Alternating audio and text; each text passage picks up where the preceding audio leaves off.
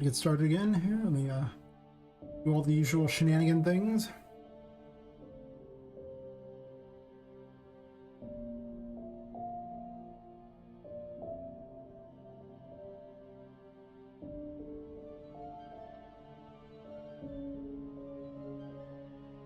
Looked at so fast, YouTube details are like, what details? And I'm like, that's fair.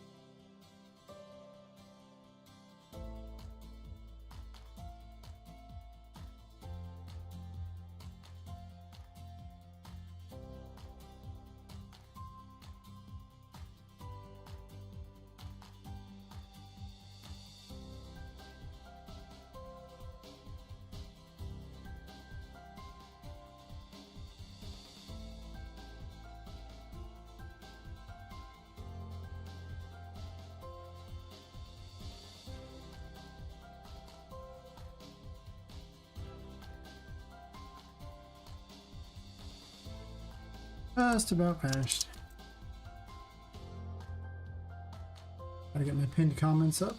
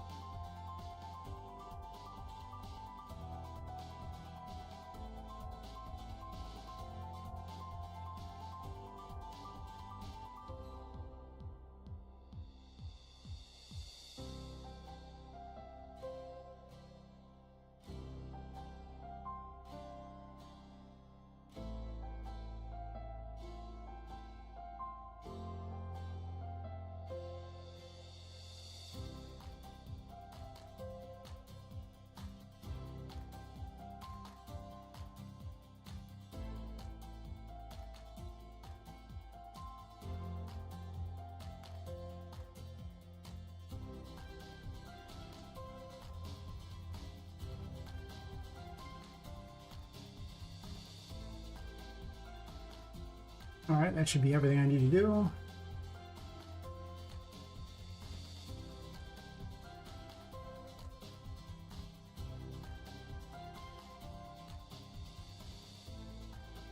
Alright.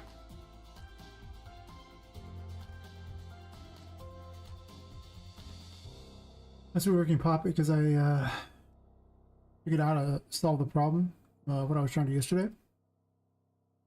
Now armed with that, I am able to basically replace a lot of these.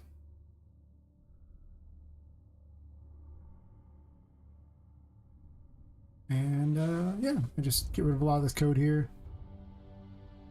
Like NPCs rescued.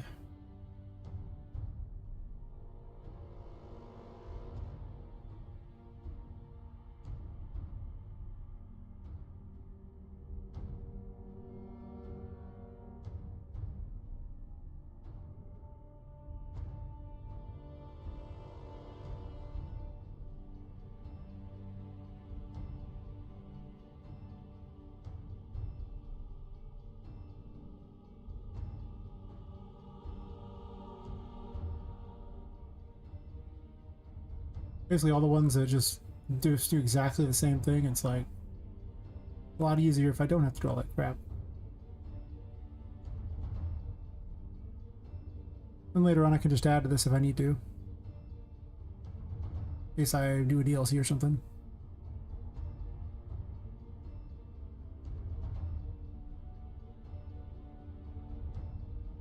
Oops, alt click. Okay. It's weird.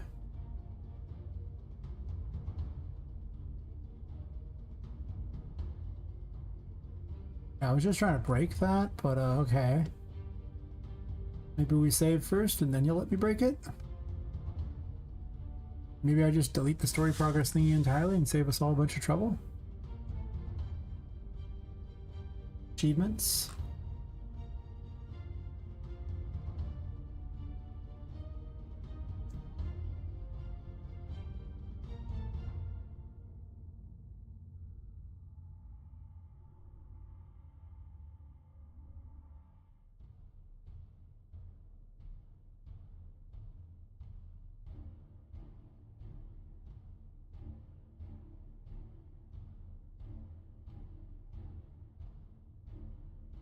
Finally.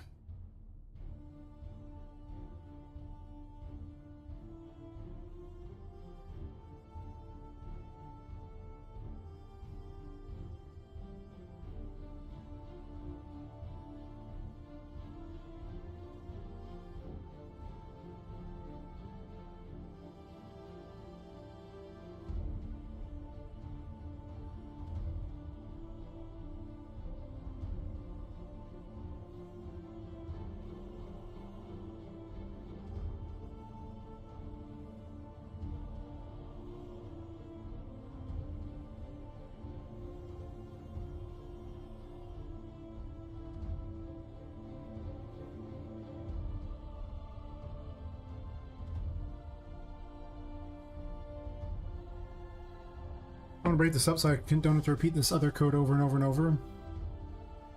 I have these things here on every single thing. And instead I just have a secondary thing from here where I just do the stuff I need.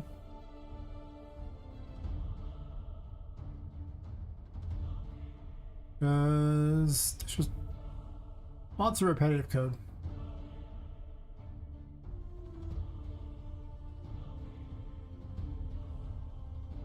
And only on the stuff that doesn't use that code do I want to do, like, you know, I guess the tarot graph I would probably just leave as it is, but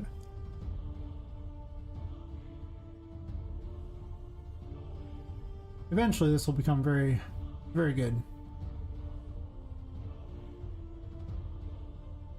Obviously the potions don't care, so I won't be changing them.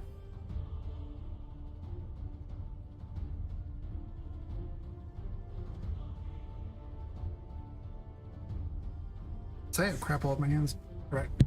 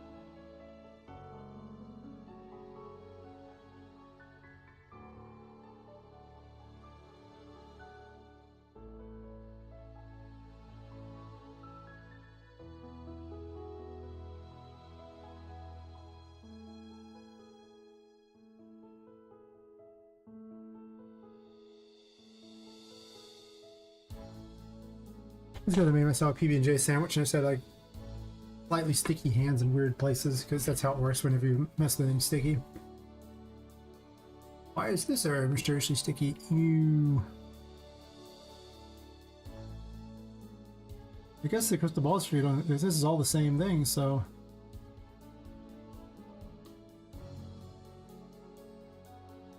let's just remove all this code here and run myself to the crystal ball there.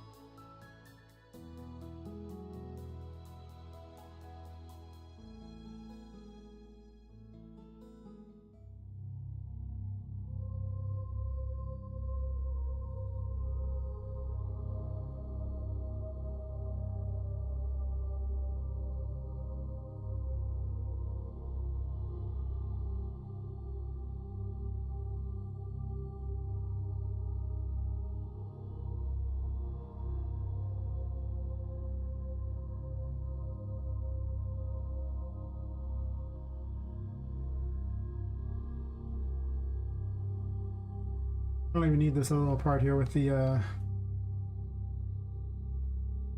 this storage the print string thing. This is just so I or the kit keys. Hey Bam Bam. Oh, pretty good. Figured out the coding problem I had yesterday. Now I'm improving my code so it's less messy. Or basically I have less iterations of things to worry about. Hard to go wrong with that.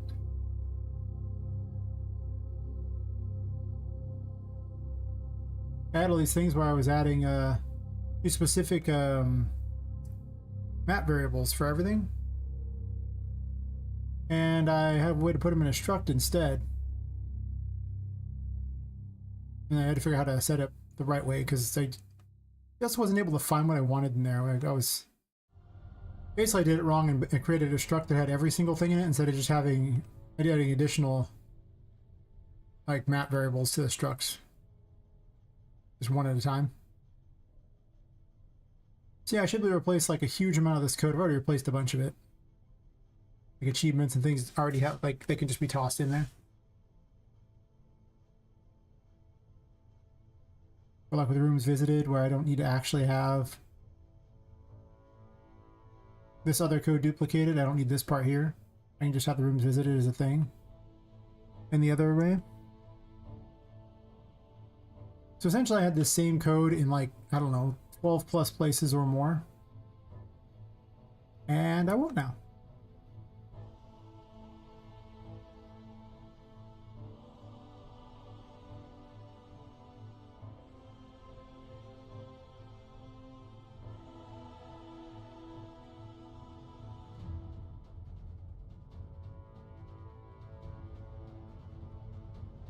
It's very exciting.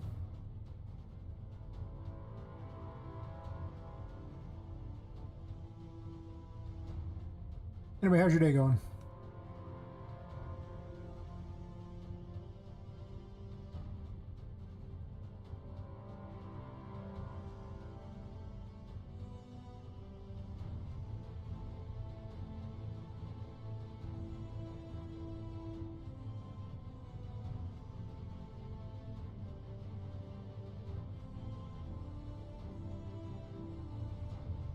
Right.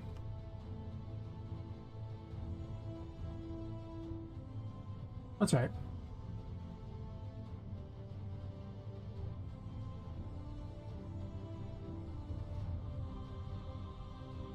This isn't used anywhere, is it?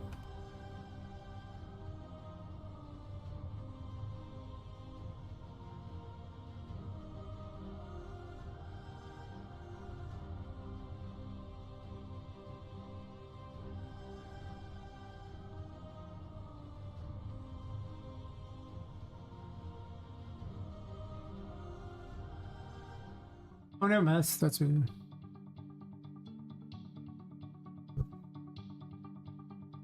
If you mind learning from a hierarchy perspective, really similar to JavaScript, in sense of object or your object in that case, that's fair. I mean, objects are pretty generic programming concept.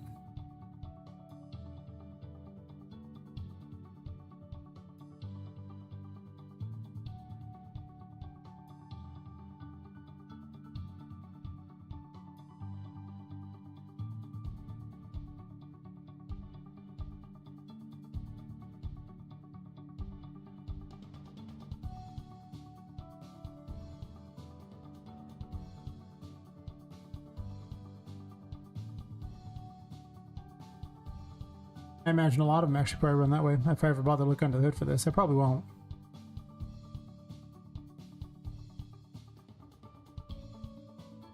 As weird as it is, I kind of don't care what happens under the hood of Unreal Engine anymore. Just that it makes my waifus, you know, real shiny. All that really matters in game dev. Yes. Yes.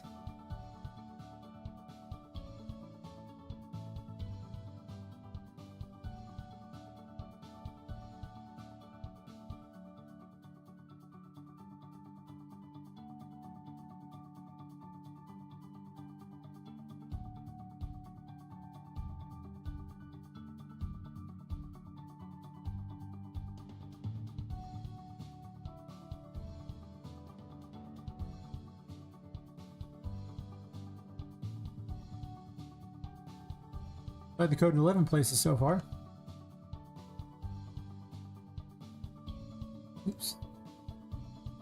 Mesh around object, for the engine, it ties to everything, tons of stuff. Watching some tutorials, things are a lot more understandable. That's why things are done the way. Oh, that's fair. When we think about JavaScript, the Windows object itself is, you know, the base object, and everything gets tossed on top of it, so it just works its way out of there. So, you gotta have a base object somewhere, right?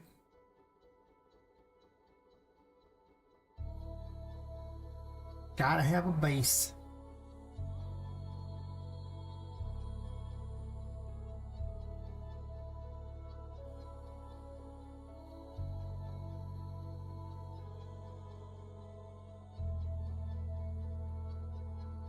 And the level upgrades use a different system entirely, so I don't care about that.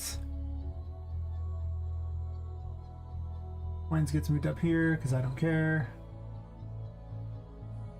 Wait, why is coins here twice? Oh, because it's the treasure chest.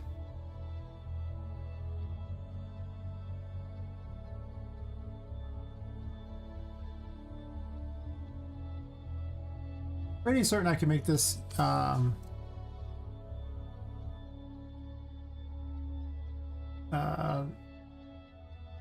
not the same one, like, you know, like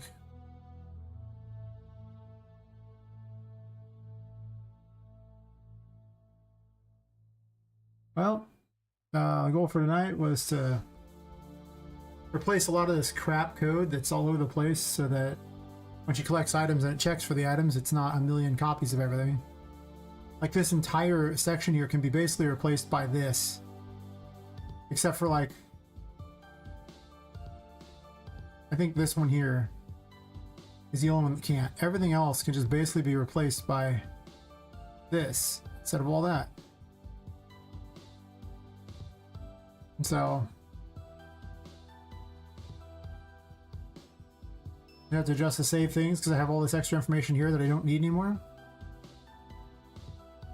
You can see where I deploy save games, how many different variables exist on Poppet just to deal with, you know, her loading up the saves, and none of this is necessary. That's what I'm doing. I'm just removing all the crap because I won't be needing it in the future.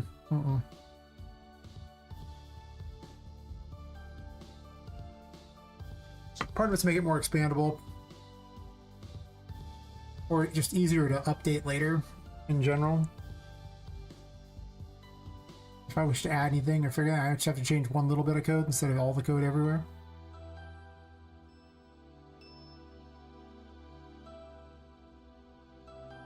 When collecting the items, it's a little different story, but it's not that much of a different story. But anything that's a Boolean can pretty much get tossed into here.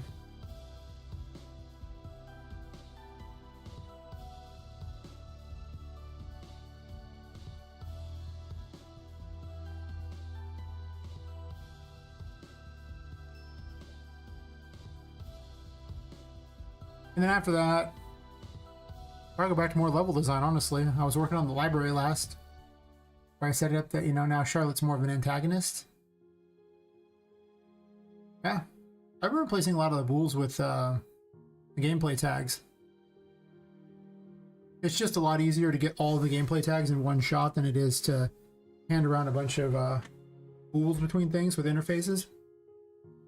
So we're just simply doing that. I just go, okay, well, I just... one little thing, one interface grabbing every gameplay tag, and I can pretty much do whatever I want. It's pretty good. Pretty good indeed.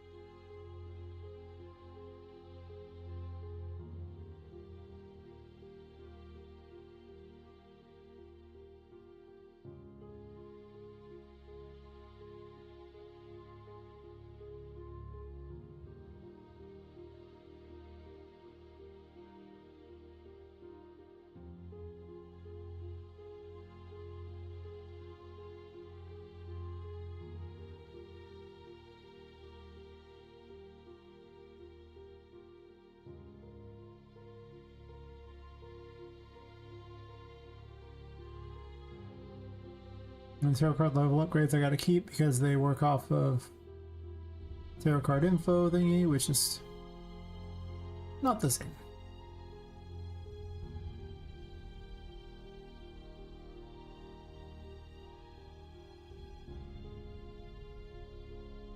I think tarot cards can actually work off this too yet. Nope.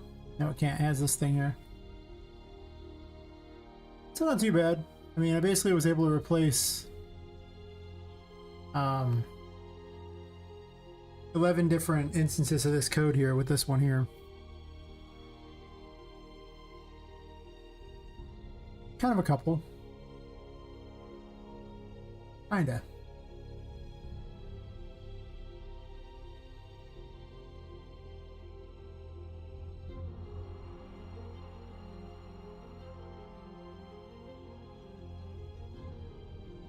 These handful here are the ones that actually run code after the fact. Most of the time they won't.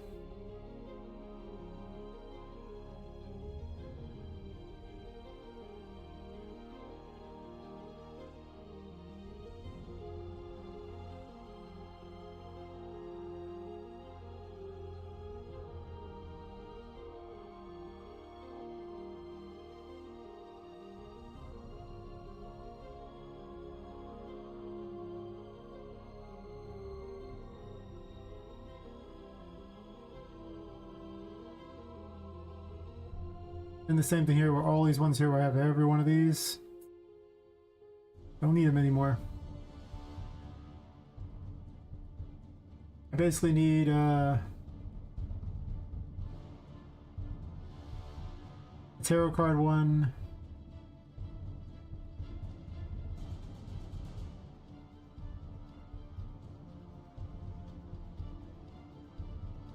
Aside from that, all these are the same. Yeah.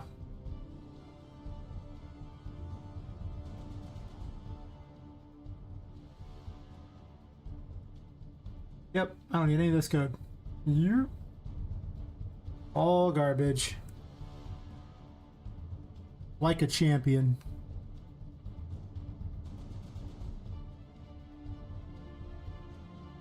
I mean, that's got to be pretty good right there.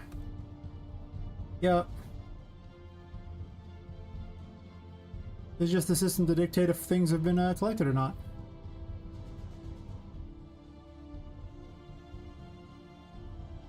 The tarot cards being the only thing that's different. It's reasonable to me. Well, you know. It be what it be. I really got tired of having a bunch of different little arrays for every little thing for tarot card things. Or map variables, and it was just really tedious to have to write 66 names for them. I did have to write 66 names in this one, but at least I don't ever have to do it again. That's pretty nice.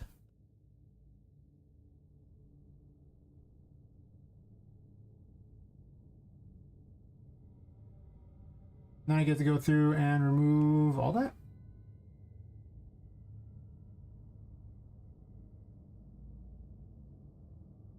And these. And that.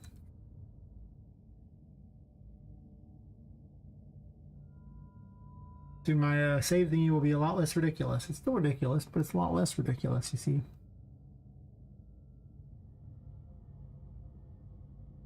You see gameplay tags is just like, well, I'm here and I'm like all these things and you don't have to do anything special. And I was like, you know, you were right. Well, right indeed. I'm actually gonna compile save first.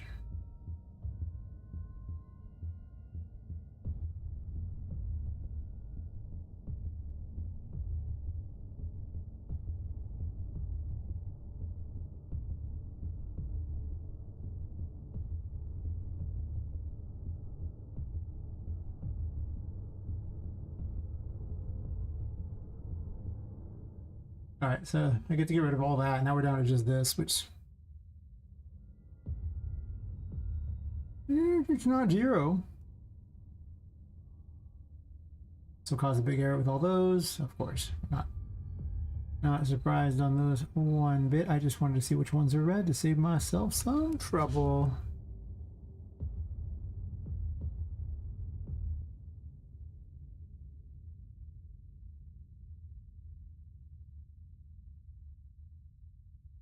All right, that's exciting.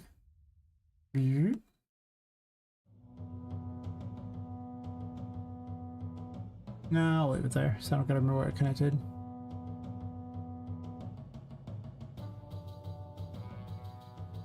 Yep, and then watch it all explode. Ha ha ha. Oh wait, that sucks.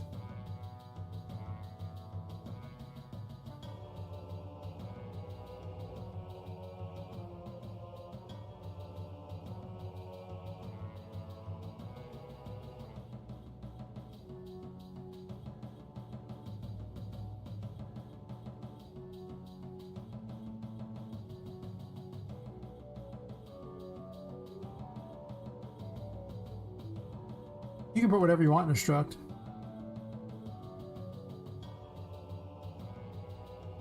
It's any number of variables. I'll show you in a second. I'm just reconnecting everything back up.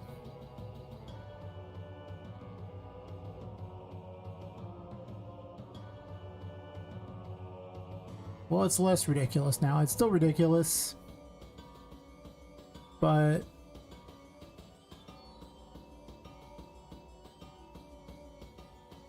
yeah, you just add whatever variable type you want. You're just like plus variable, then add anything you want. And you can be raised variables. Yeah, it's just anything you like, and then you just save it, and then anything that gets this struct or uses this struct will say you might add a variable to the character. If the variable is this struct, then it will have everything in it.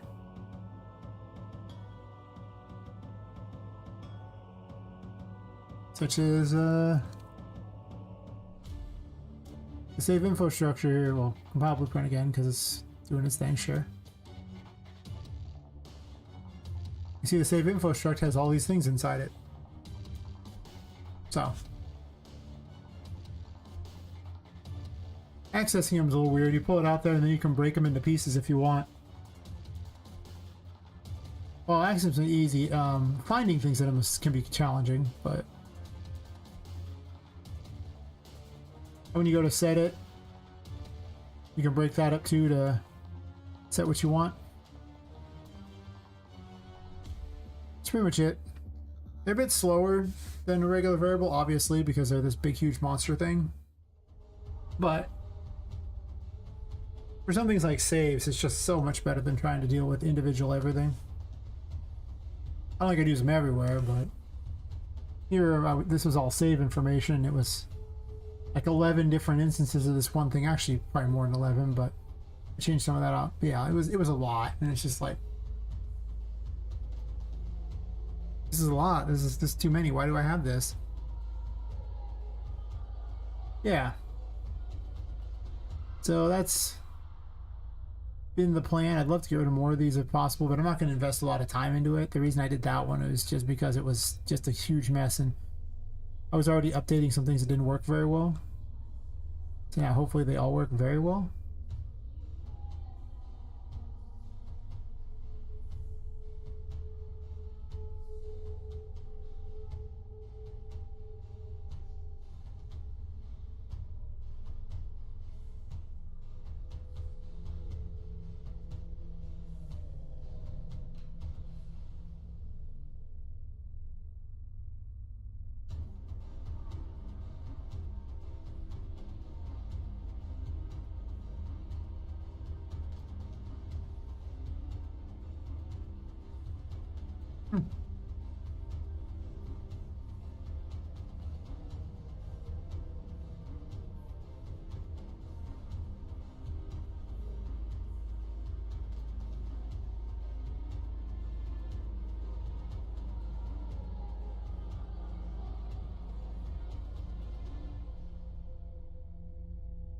Hmm.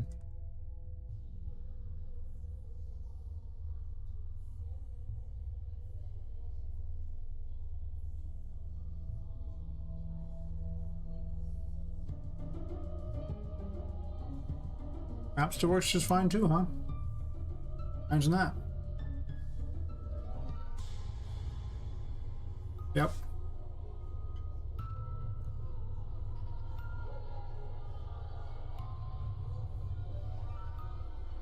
Oh.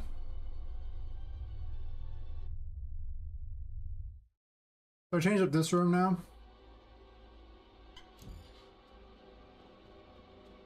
I was working on a thing here. Because I thought I did. I didn't see it trigger. Why didn't you trigger, buddy? Okay.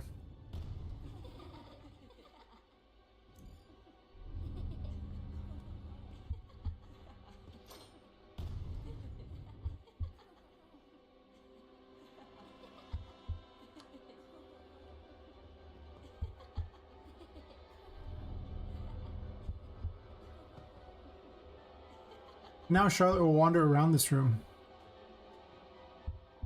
as well. If there's a nav mesh. Yep. I need to move to a different location because it's not an ideal location yet, but I was making a new sign and everything and then got interrupted by people saying, "What's your game make? What game are you making?" I was like, "Okay, fine, I'll show you."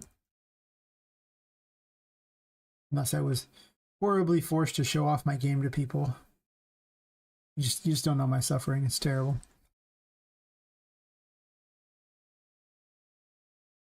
The struggle. It's real.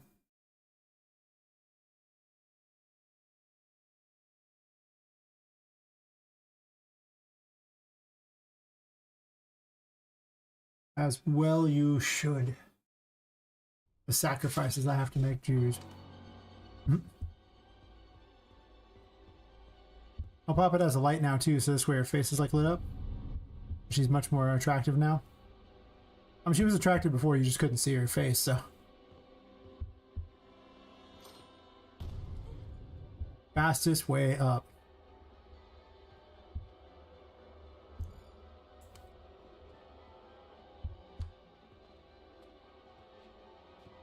Yeah, now she wanders around down there and is a threat to you instead. Don't fall. If you want the secret way, well, hopefully you find it.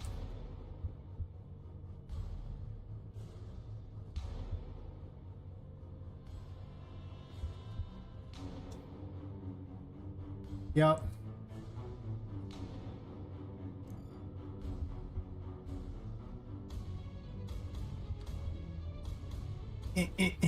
I'll shove it over here. It doesn't break when it's the ground, unfortunately.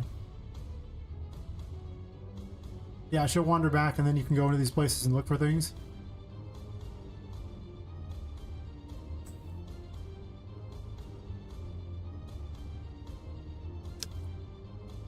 Then you can wander your secret here. Woo, woo, secret.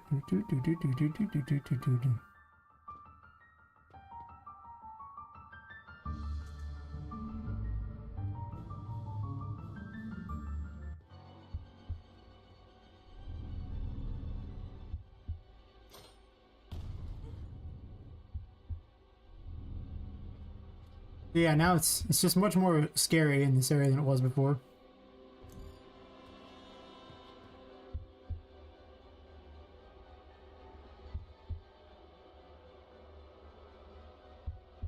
But Papa's still looking way hotter, so that's all that matters.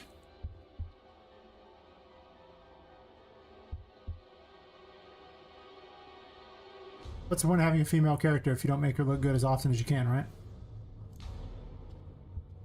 I mean, she's still tall, but I added a bunch of little areas to wander around now.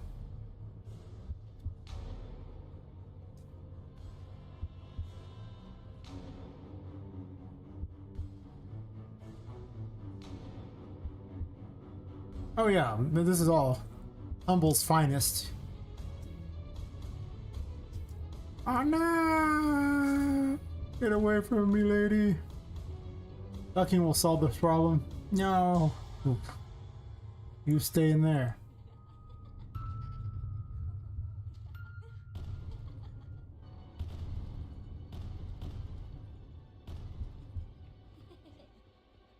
I think I want this room to spawn faster. Yep. If Humble doesn't sell it, I didn't want it. That's my approach to game dev.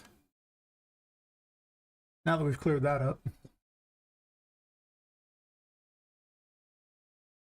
So the library got some changes too. I'm still working on it, but the thing is, I decided I wanted to work almost like a figure eight, if you will. Because I want Charlotte to chase you around the whole time, but enemies to be there too. Right. Yeah. So you can stop and fight the enemies, but you also have to hurry up. Because, yeah, actually I'm also going to get rid of this thing here because I don't need to report the information anymore. I get it. I don't need this. I'm okay with it. Ain't nobody need that.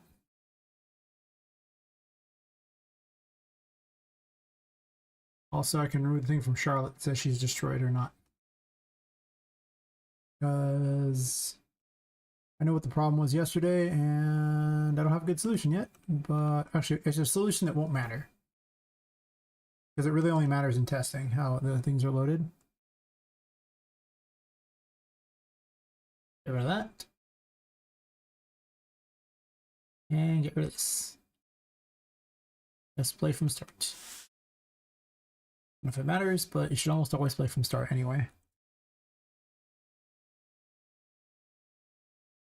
Actually, that's not necessarily true. Just playing from wherever might be okay if it's they've been interrupted on an attack or something.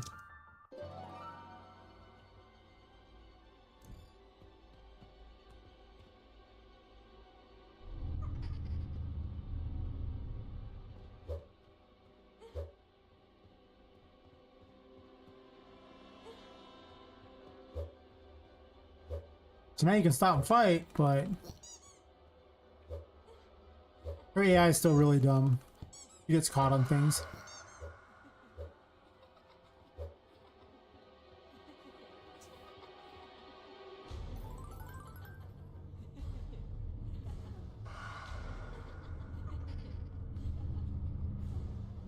I have light cubes around instead.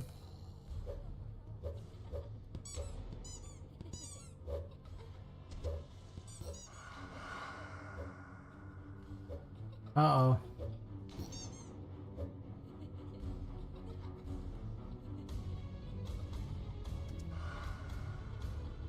I double jump on this, right?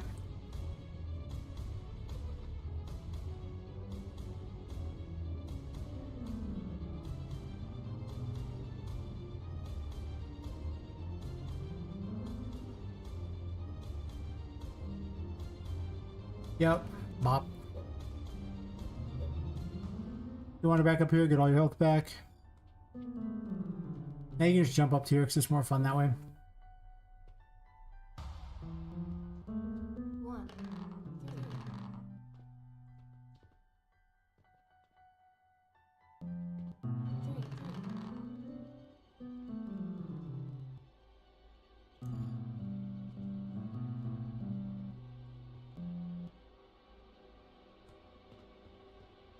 Yeah, you have to wander through the room as quick as possible, get what you need to do, and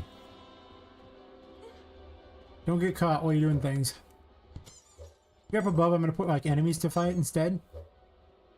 Oh, yeah, that's a Wheel of Fortune.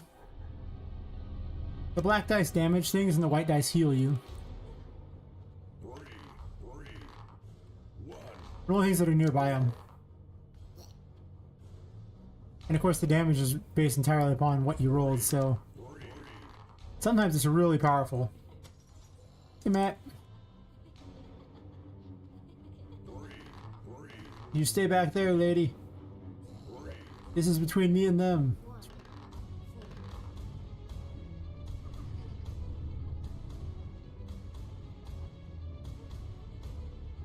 Oh yeah. I figured out a secret to refactor my code like crazy. Wait, no, run away. Going towards her. I made her quite slow, but because I want you to have time to fight.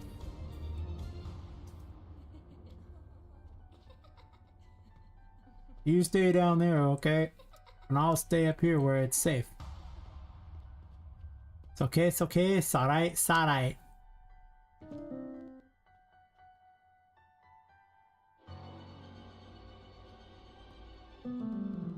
What's it like to actually get time to watch things? I hang out in people's streams while I work. Don't you have time to watch shows anymore? It's terrible. Yeah, throw dice. 1, 6, 3. Actually, the most powerful heal in the game. I'm gonna give out way later though.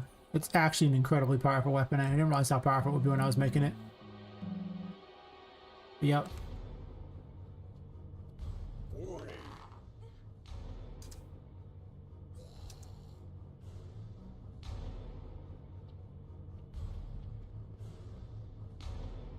Yeah, the problem if I don't stream it like all the time, like YouTube doesn't like me much from what I can tell. Like I get less views there, and even on Twitch, I think I get better views if I keep a consistent schedule. But the longer the stream goes, I get more viewers too. So really, what I'm saying is I should just stream 24/7 every day, right? And that's just the truth. I need to put enemies up here, I think. Yeah, the dynamic of this room changed a lot with Charlotte running around down there. Yeah. Just stream 24/7. That's how like what Ludwig got his start, right? He streamed 30 days of his life. And he was just sleeping on like that. He just never, I mean, obviously he didn't stream himself in the bathroom, but other than that, and he got almost instantly famous.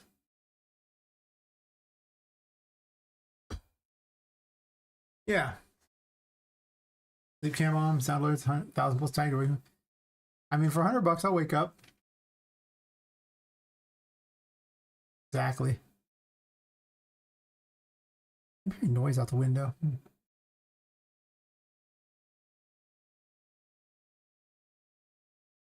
I mean, I would, I mean, I'd be happy to make $100 just to wake up. I wake up for a lot less than that all the time. Catch a nap before the stream and wake up to probably make like $3.40 over the course of the night or something. Like $100. That's insane. That's so good.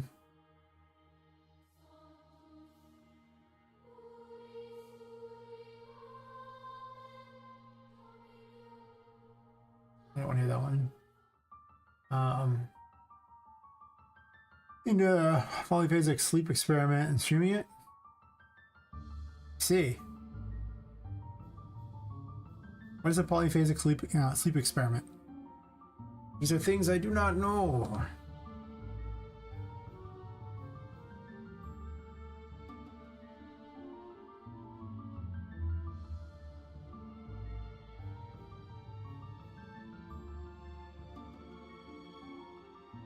This got done so much faster than I expected.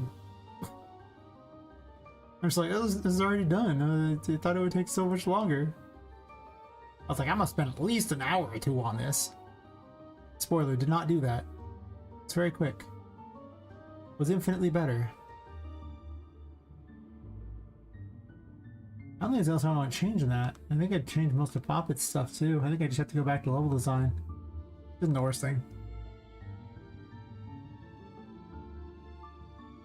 Oh, okay.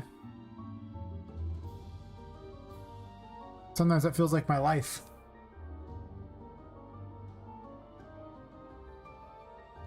Yeah, I don't think I get away with that this time. I think when I was younger I could have gotten away with it, but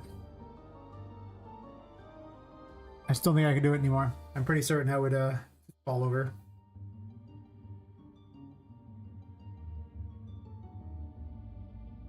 I've considered just breaking my schedule into like, you know, a 4-hour period of sleep and then like a 2 to 4 hour period of sleep. Rita has at least 2 hours and hopefully more if I can find the time for him. Because unfortunately, I end up having to work throughout the middle of the day a lot of times, and that's like right after stream. There's not many hours before I just got to be right up, and then I get home and I have like however much time before stream to get a little more sleep or whatever else I need to do. It's just, yeah, kind of rough. I keep getting excited about the YouTube traffic though. I mean, don't get me wrong, I love Twitch, I do, but if I get monetized on both, that's awesome.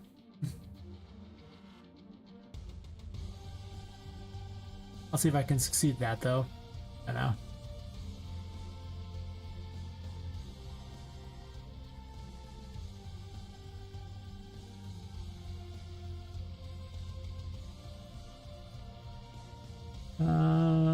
The hermit needs to be enabled.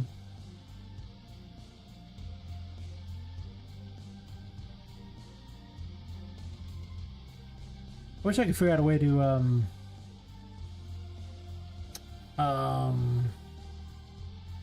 run multiple cards off the same listing, but unfortunately it doesn't quite work like that. I appreciate it. Just gotta get like 1 million subs.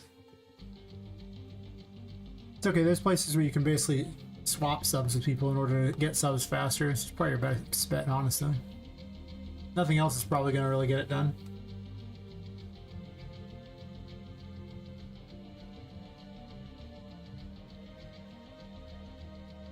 That's right, another guy, that's right. This is enabled, good, good.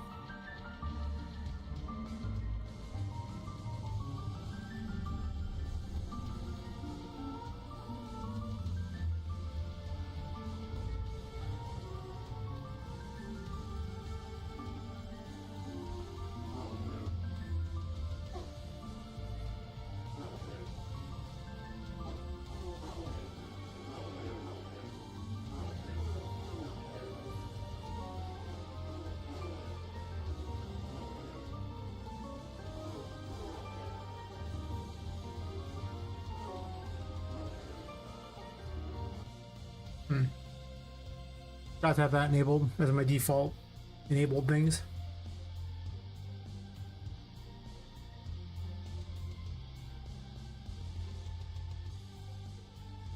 Yeah, as far as YouTube goes, like,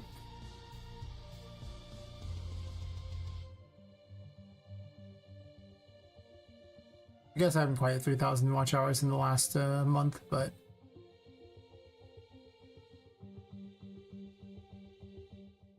you can definitely see the spikes going on here, right? Where there was like 400 watch hours there. Like, you know, these ones here. And I don't, it doesn't even include the last day or something like that either, so it's probably why I'd be a little higher. But 80,000 subs still. It's just been spiking up.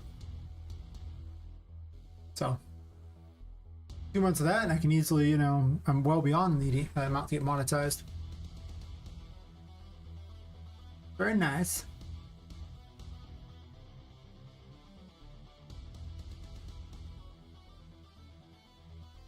Oh, there's something else I want to do on Poppet. I don't remember what it was.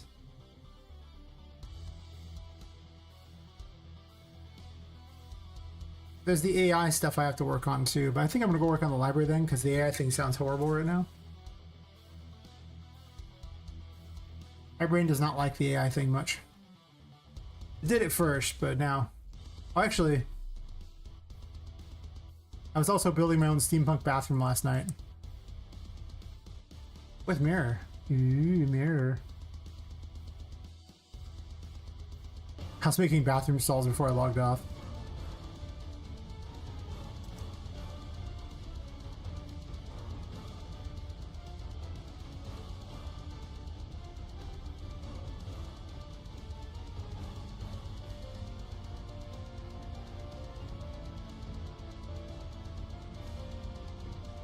I need to put a thing on the ground so you can climb up over those, because Poppet really can't get in here very easily. Even though you'd think she'd be able to, the way the jump works, she really can't. So you have to like do kind of like that. See, no. I don't know if I can get in. There you go. Yeah, you have to do like that to get in. Yeah, I was making those stalls and everything, so... in case you want to do that sort of thing. It has really exciting music because this was like a battle arena I was using to test all the AI stuff before I added in all this crap.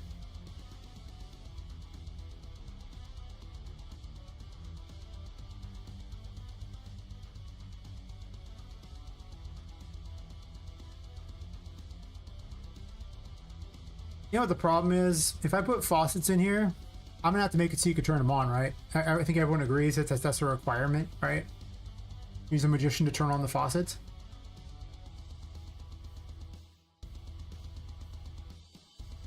Pretty much, yeah. I can get behind it. I even have pipes holding them up. Very important. These toilets from this asset pack are really weird. I, of course, recoded them with, you know, my favorite metal because I figured everything steampunk needs to look that same brass color. Or copper, depending upon what you want to use, but still not great. This wall is actually one of the oldest assets in the thing right now. This one wall. Because it was actually, there was a room called the escape room. Before I let you out the windows, there was actually a throwback to the story for the RPG Maker version where she was trying to get back to her window, and going back to her window would cause you to lose the game. So I had a room where it was largely leading up to a window, and it was the only window in the building, and you could kill yourself by jumping out of it as an homage to that game. But I took it out because I let you go outside and just walk around on the thing, so it didn't make sense anymore.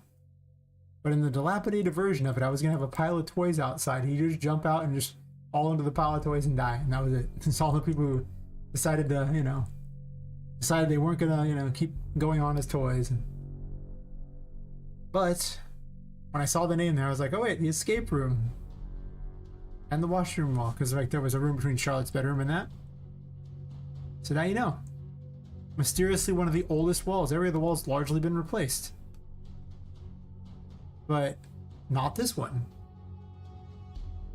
It's just there, doing its thing. It's also got this wallpaper because I was originally going to wallpaper Charlotte's rooms. Or Charlotte's room. Not going to anymore. I don't even need to replace this wall necessarily either.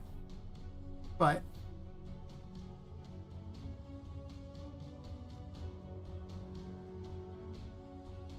now you can opt to kill yourself anywhere you want by just jumping you know, away from the pipes and out into the world. No problem. I got you, bro. You want off the character? No problem.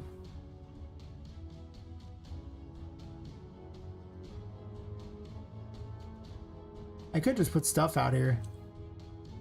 Unfortunately, the amount of interesting things you can do with such a small space is not very high, right? It's just a really long corridor with basically not much you can do with it. So I really don't like that very much. Oh, and to be a troll, originally I gave out the double jump card right before the window, just in case. I mean, you're supposed to go there to get the double jump card, of course, but I don't remember which card it was at the time, but you're gonna take a dive, you might as well double jump. That's true, it is a secret corridor, you're right.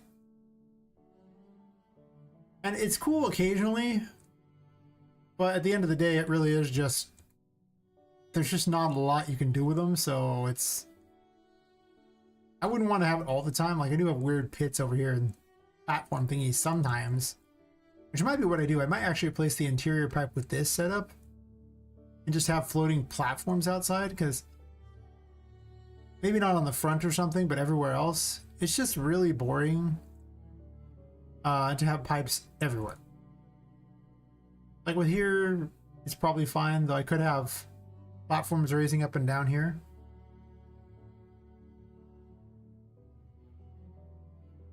And just put goo everywhere.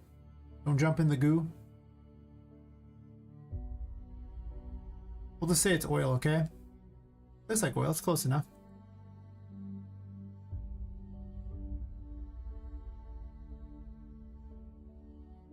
I mean, on the lower levels I could do something different too, but there's actually not a lot of area you get to go outside, because I took out, this doesn't have outside areas.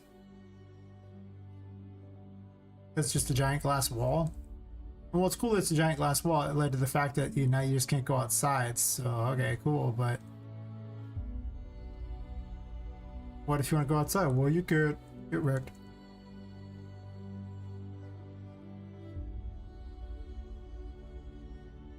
Also, this should probably connect all the way up to the wall here.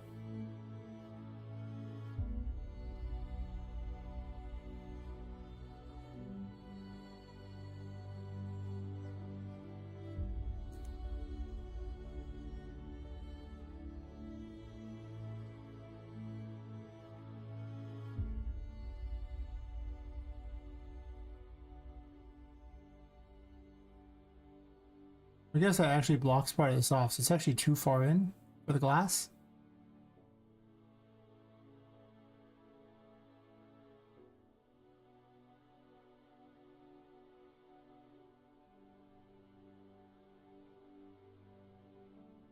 Hmm. Hmm.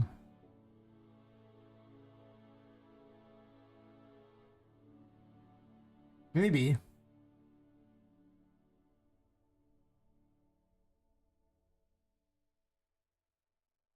I'm so torn because I want the building to be like a functional building,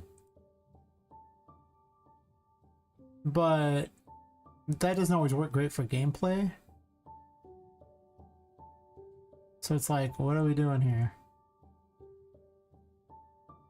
The answer is, I don't know yet. Besides making certain this wall actually connects to something. And then I probably need to reduce the size of the Empress Mushroom here or move it over or something.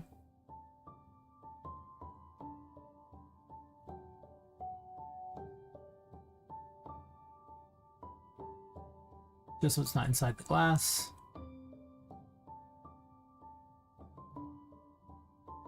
As it likes to be.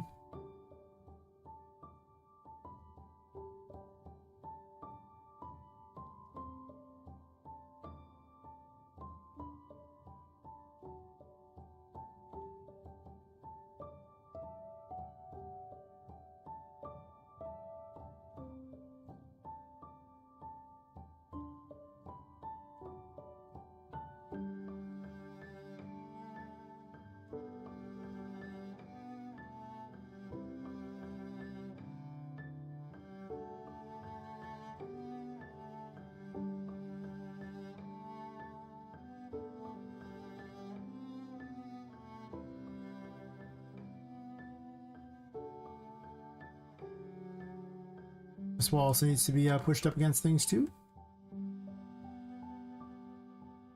Or is it already?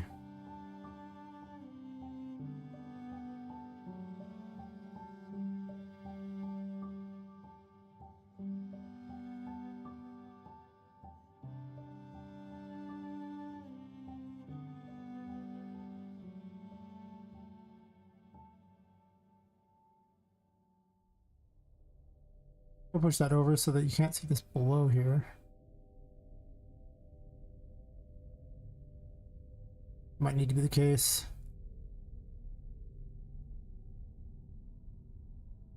Push it over a bit.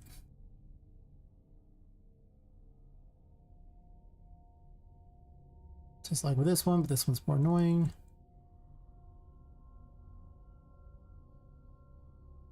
Because of that.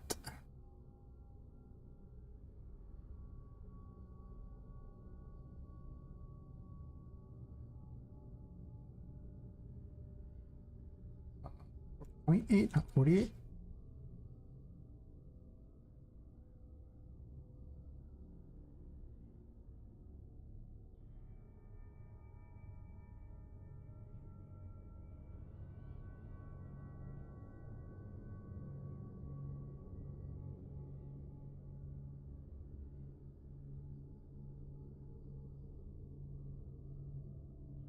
Yeah, most of these rooms are pretty good, but this one's still a little not great, but whatever.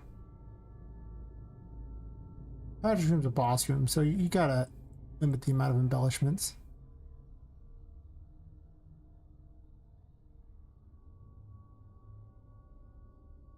Actually, hmm.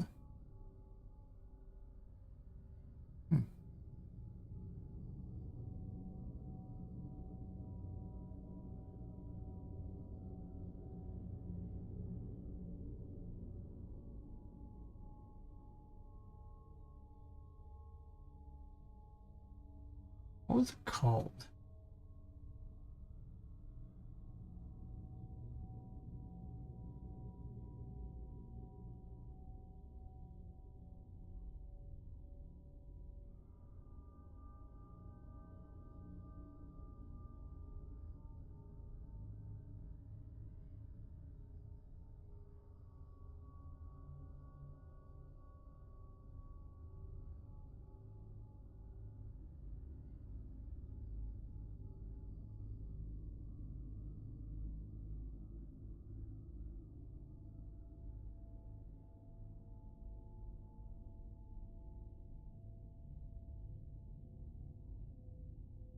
making a weird doohickey.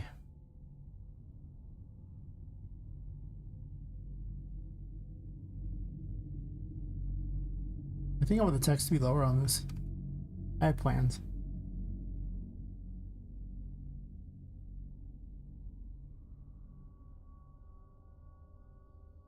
Let's get rid of the nav mesh too. I don't want to deal with that right now.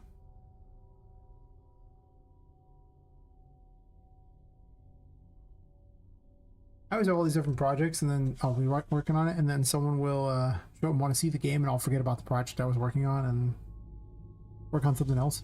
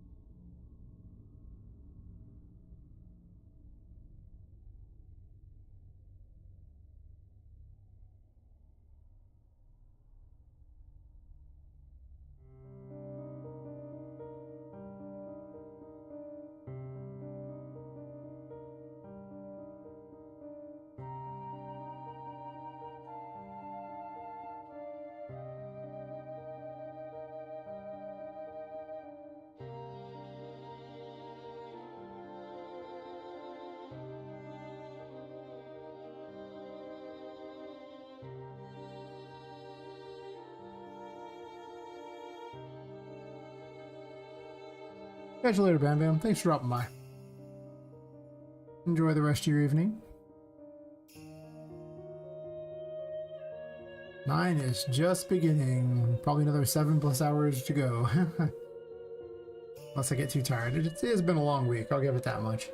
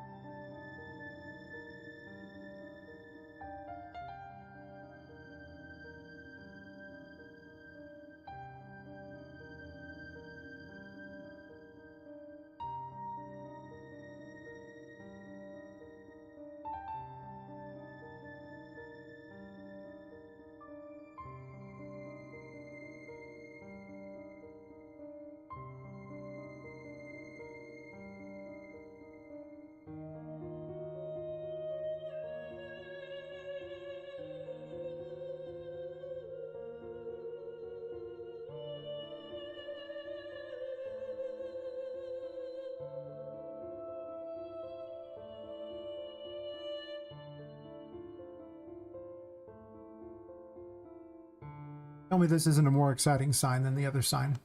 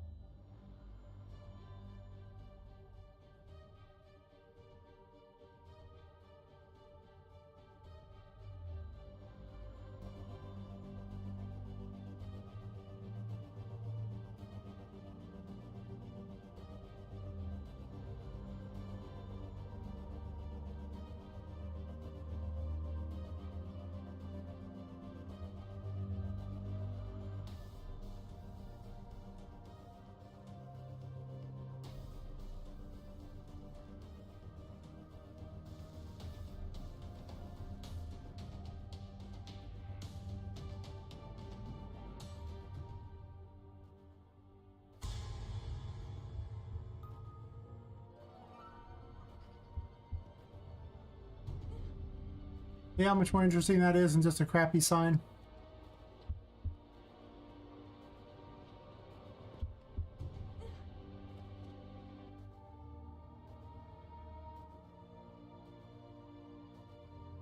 Hmm.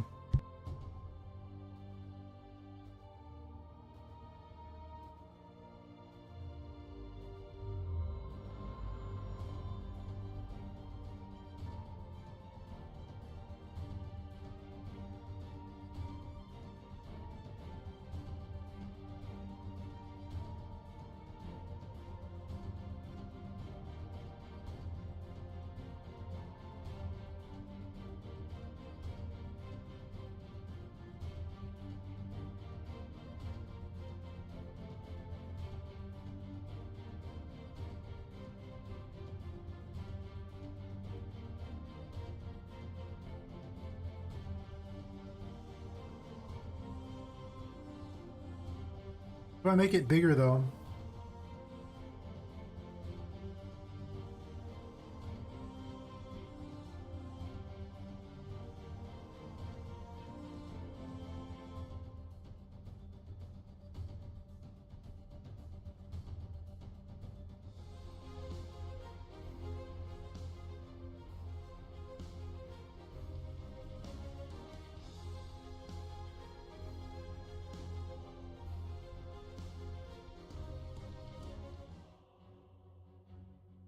Hmm.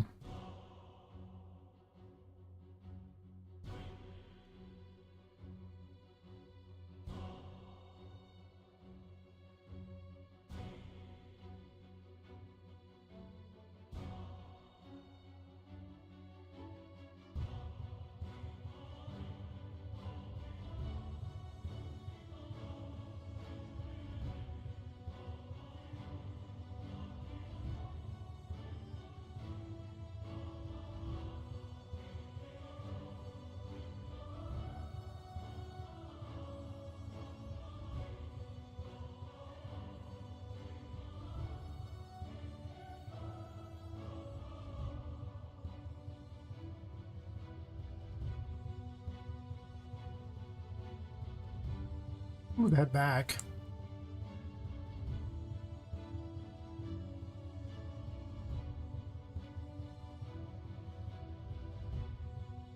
Not really.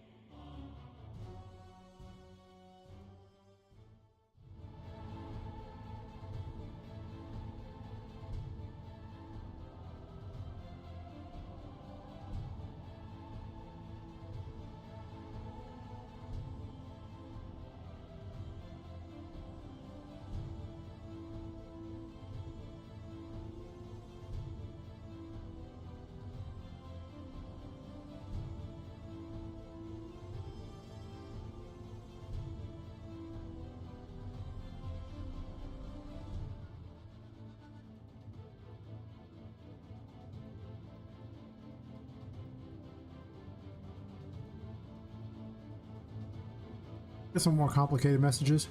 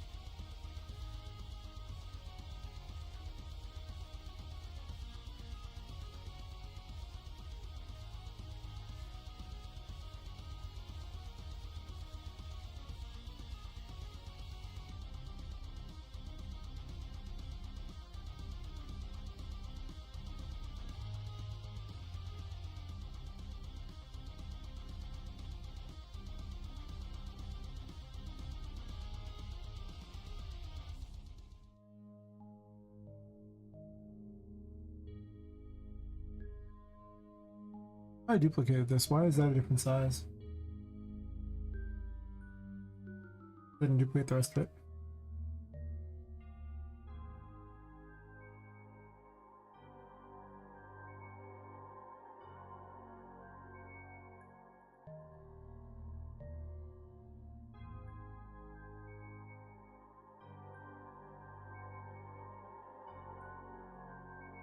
Oh.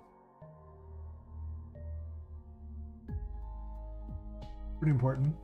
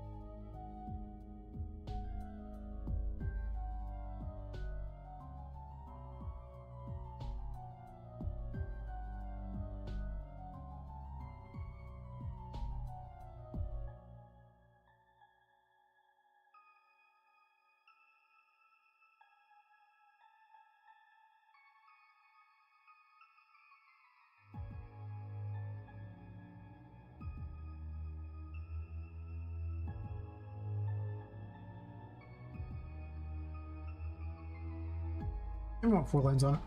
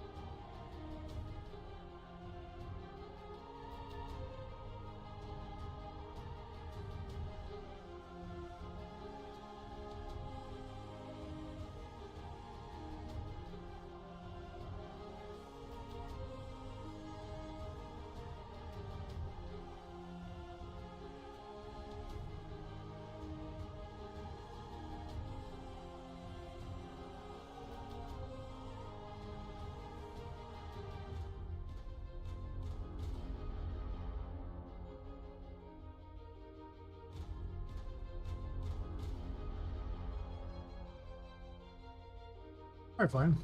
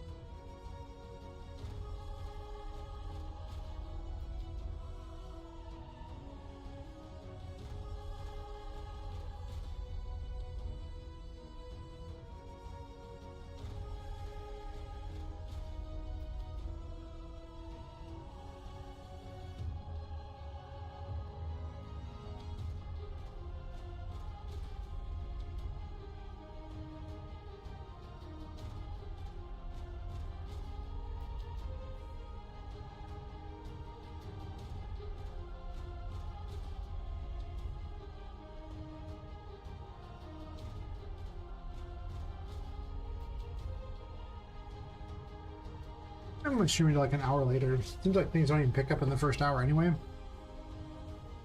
Might also encourage me to stop streaming, 11 hours and only stream 10.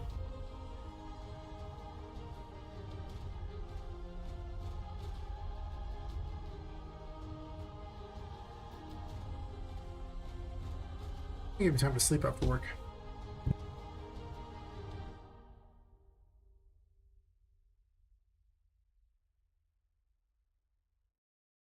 Maybe. It does feel like a weak hour.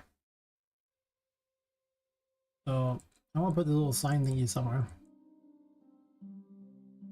Weird stuff like this is usually way more memorable than this other crap. Plus it adds unique stuff to my game.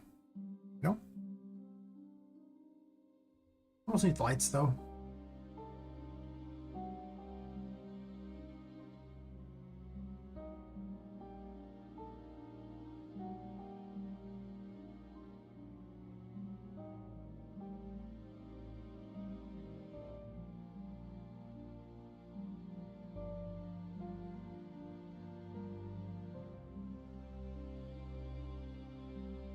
Orange jelly sandwiches really make a mess. What other text do I want this to say?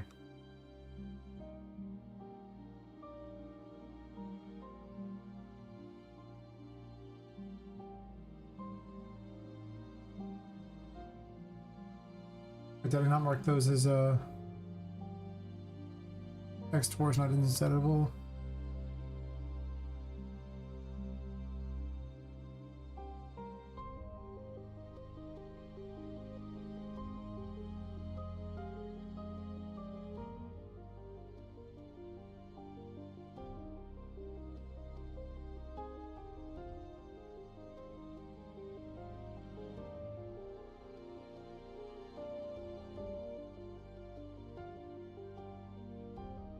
That's much easier.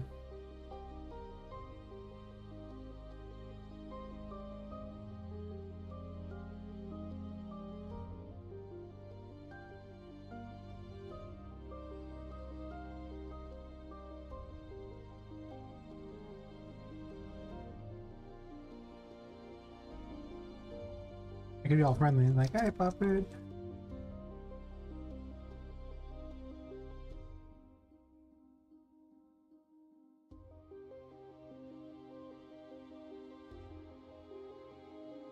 Like she's writing a letter to a friend or some shit. Hell yeah.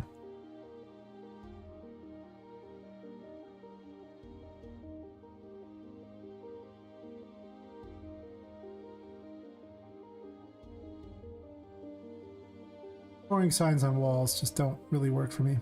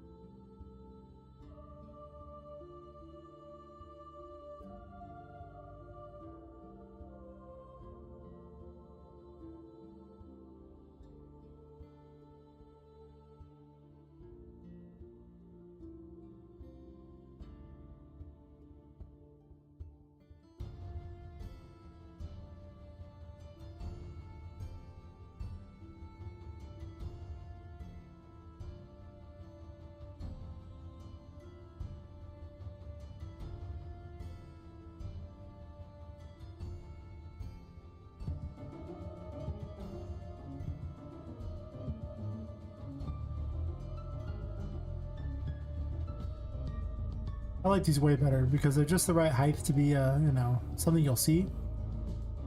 They're not this huge monolithic thing over here that I basically would just run right by. Now you basically will see it as you run here.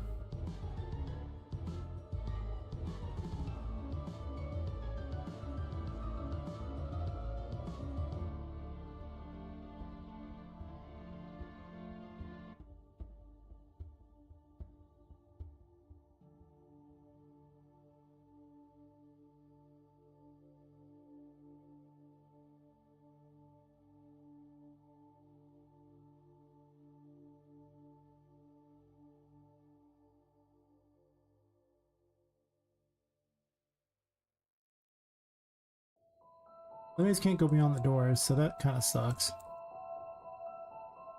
You can expand out if I want, for some reason. There's not much of a maze down here, though. I'll have to think about this room a bit. You definitely use a glow up.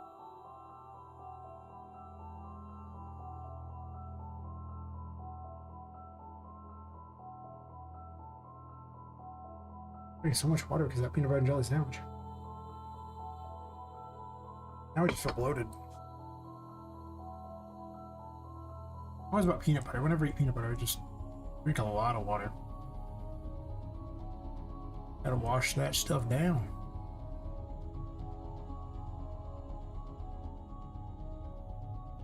It's probably fine. This one kind of falls over.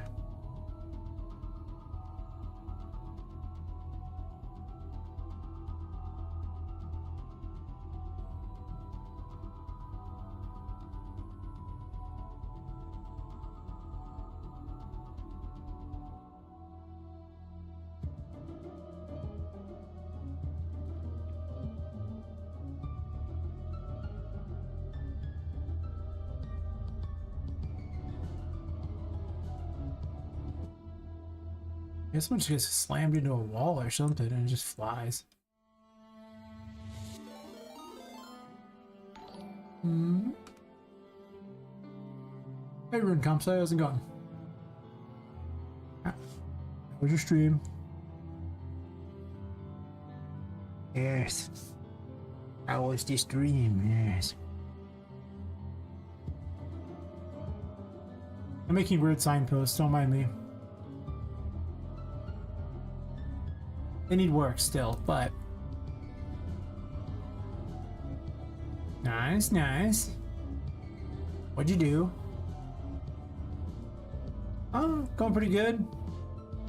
So I just decided that I needed signs for Charlotte's stuff and everything like that instead of just hanging things on the wall. So now I have these. And I'm currently building them to be more interesting than, well, a sign. It's pretty much it. So when I entered this room here, I could, warn the player that Charlotte's gonna play hide and seek with them. But I want her to seem all nice and wonderful.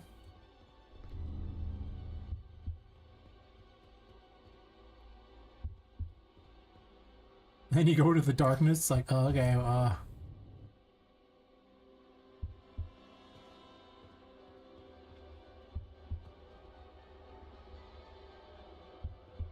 she does wander around too, though I don't have a nav mesh down, so she can't move at the moment, but...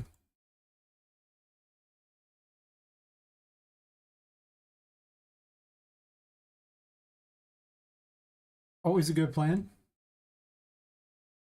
Making the game more fun, never bad. Optimization also not so bad. I hear lag sucks. It's not very fun. Nah, man, nah.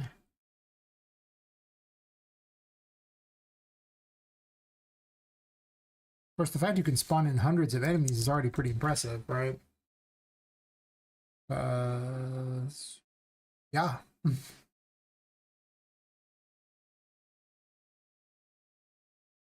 Just the AI, the computation on that's pretty bad. So you got that many working and working well. That is impressive. I was happy when I had like 40 plus. I was like, after all the changes I made, I was like, 40 plus, that's nuts. That's so good. But hundreds is a lot.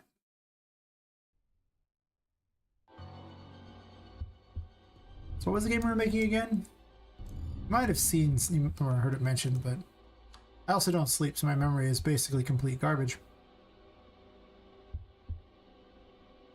I would sleep if there was more hours in the day. Yep, she wanders around now, chasing you in this area.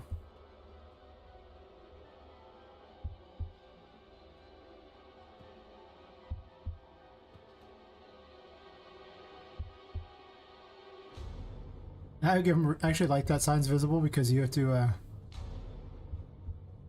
go down there in that.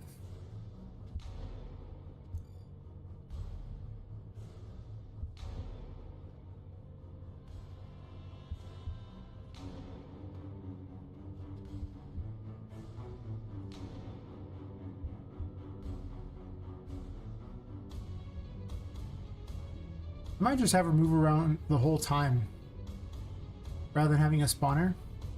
I think so. I think the spawner is lame. Let's just make her a legitimate threat the whole time.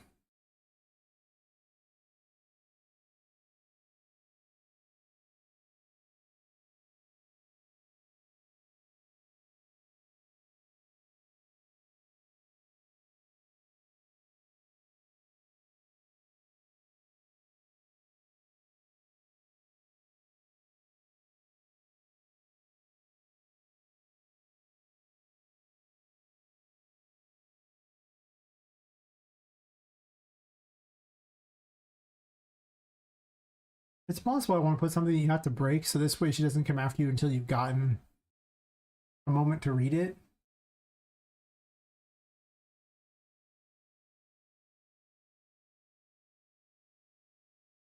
The problem is this door blocks this off, so unless I move everything over a bit, can't really just have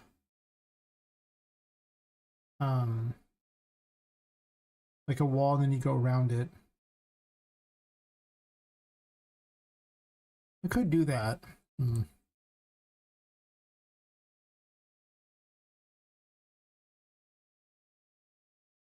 gotta try it.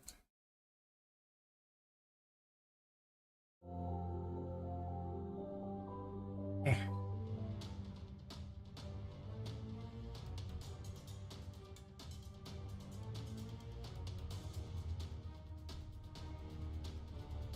I forgot to shout you out.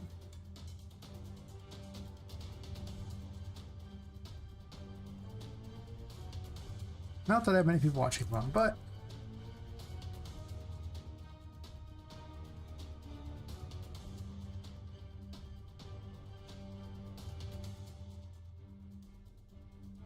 wish I could shout out from YouTube. YouTube has better viewership than Twitch for me these days.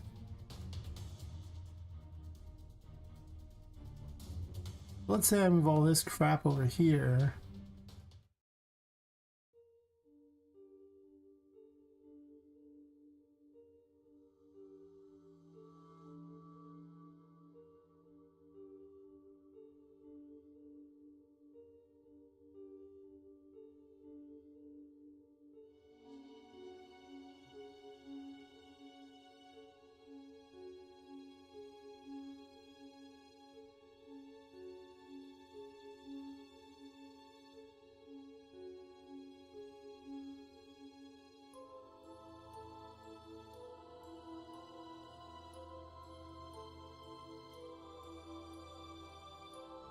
Move this over here, right?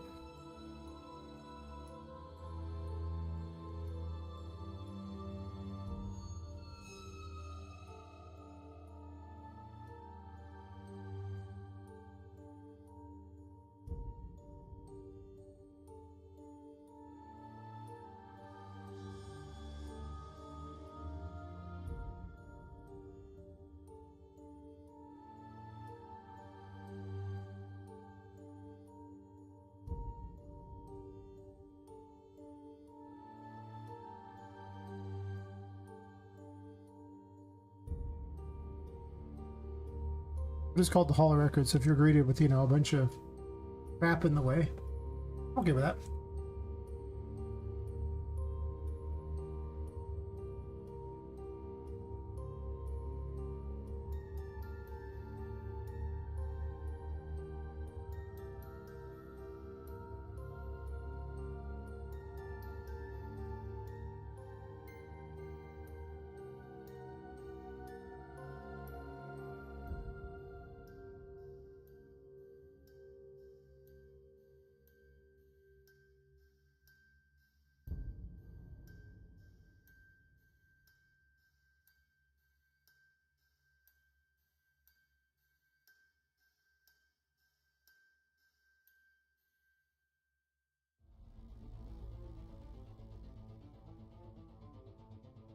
I capitalized everything else, so.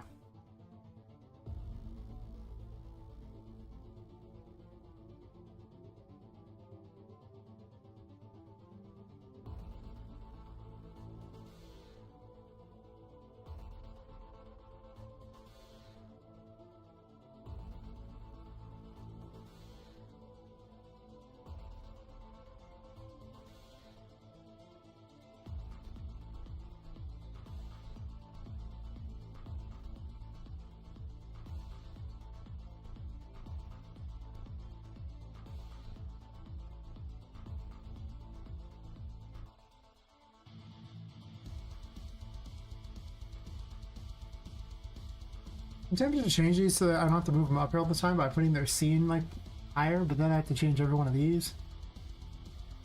That's kind of sucked I made them that way. I'd say time in the future if I did it a different way.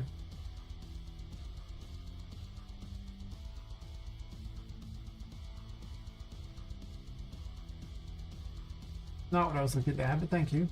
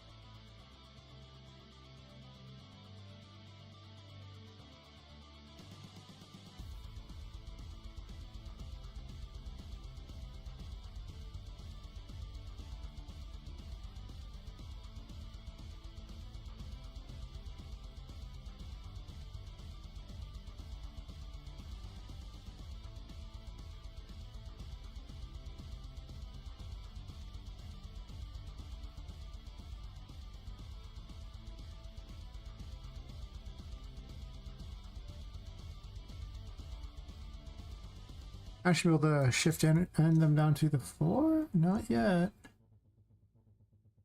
Close though. Having them auto place on the floor would be really nice.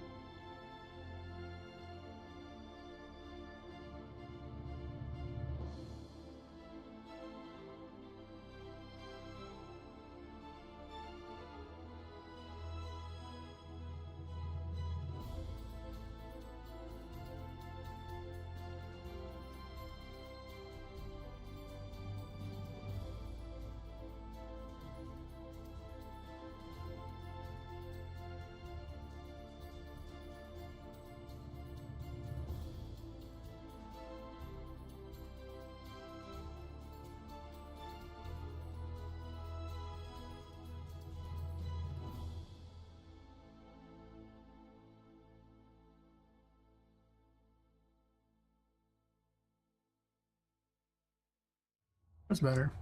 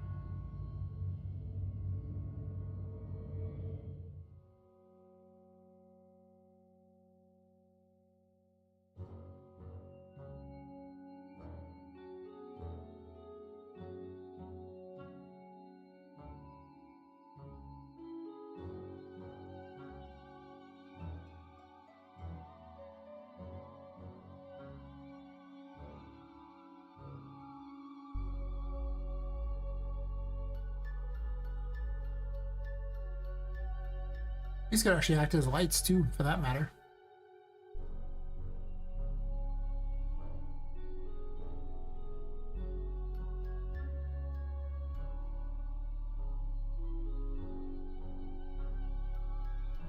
Hmm.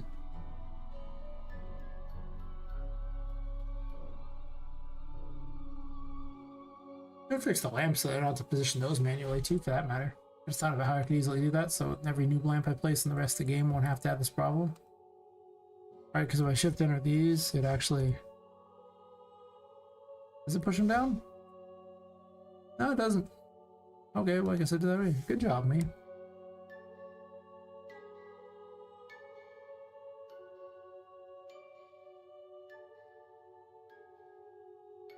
Hmm.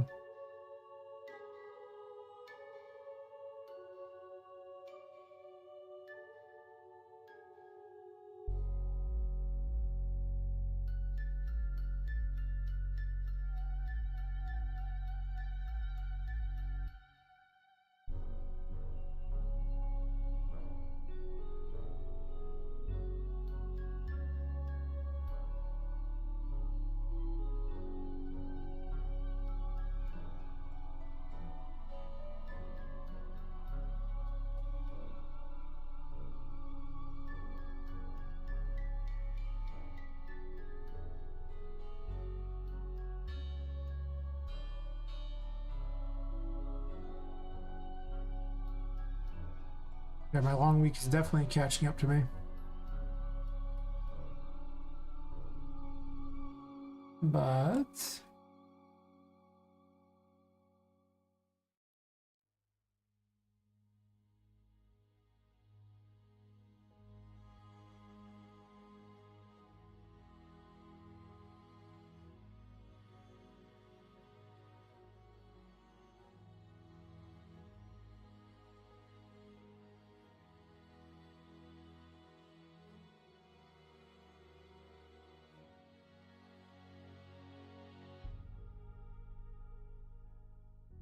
hmm.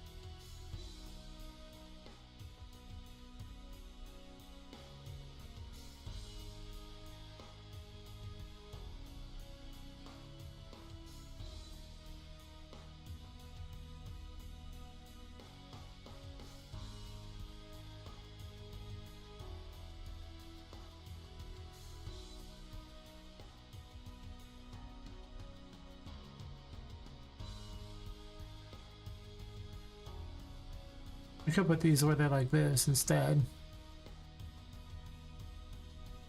I'd be like little feet for it.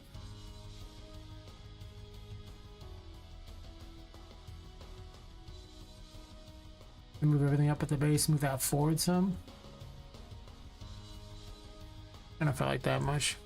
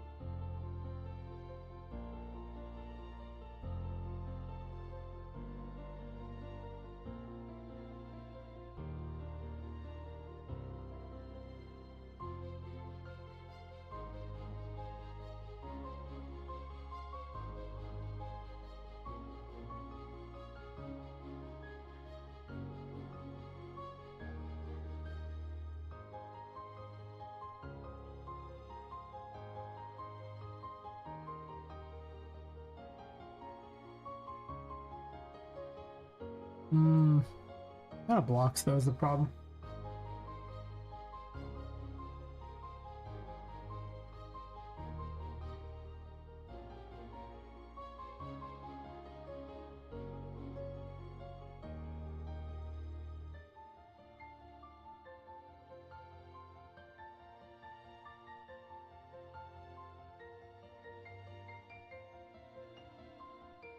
They could not have lights too.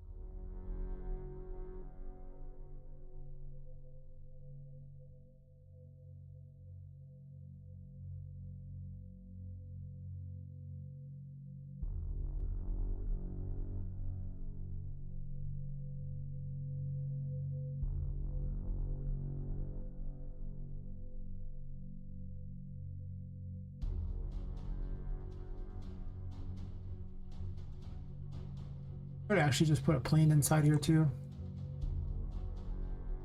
I think I'm gonna do that. I don't like these much.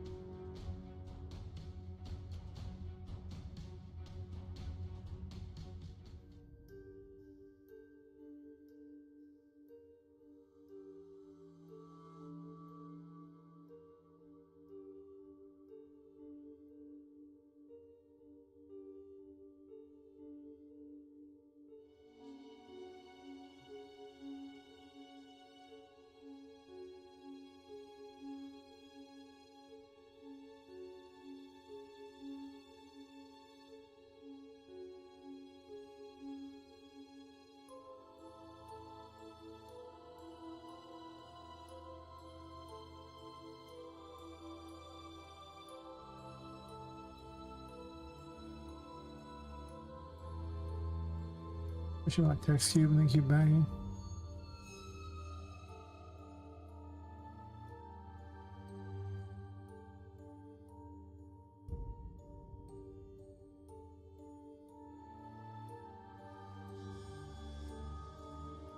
Oops.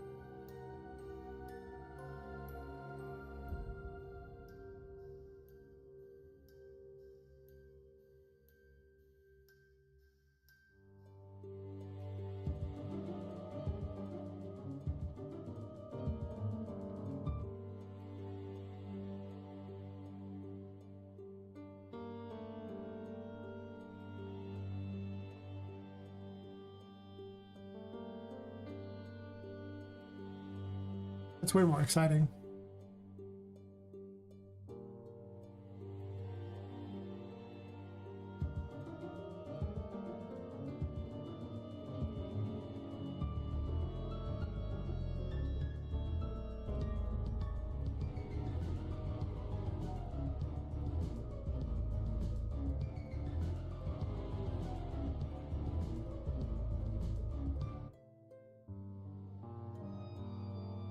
Almost too bright.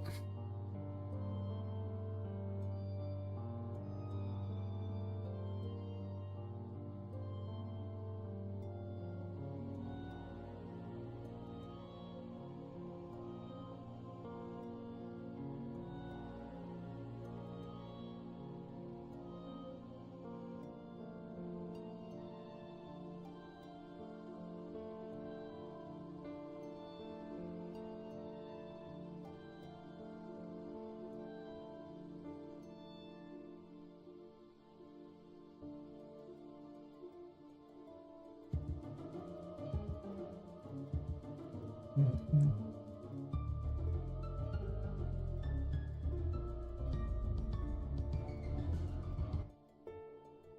Seems so bad.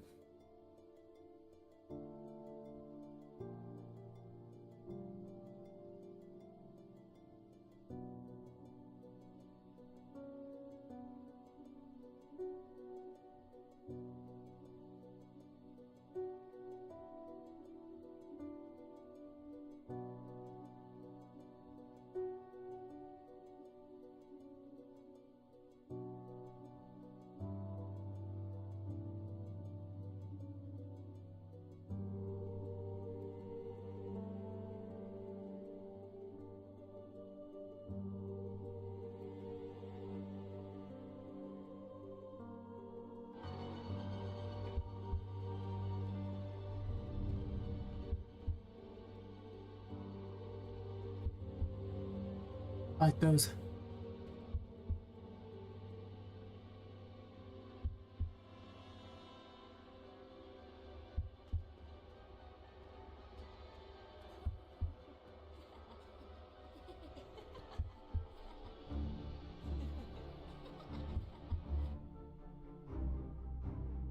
Should have pounded caffeine before the stream.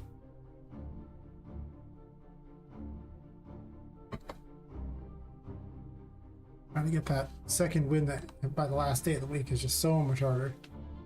Streaming, but you know. Yeah.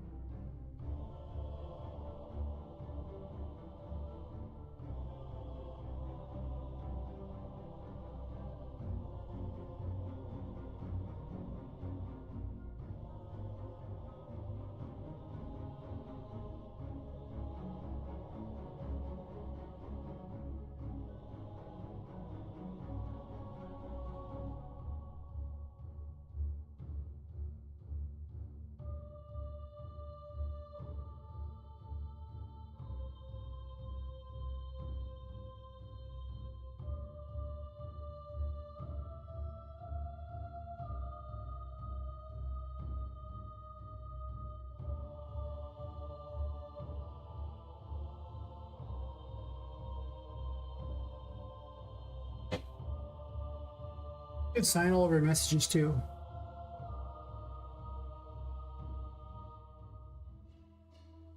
I figure rather than having like actual dialogues, having little signs places or just things so you can communicate with them by simply the stuff being in the world is probably better for my strategy than actual cutscenes or things like that, right?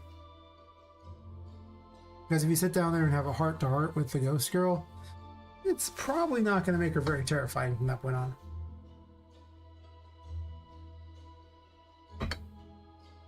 If all you ever get from her are these signs or, you know, her whispering things at you as she wanders around, that'd probably be a lot better, I think, as far as the game goes.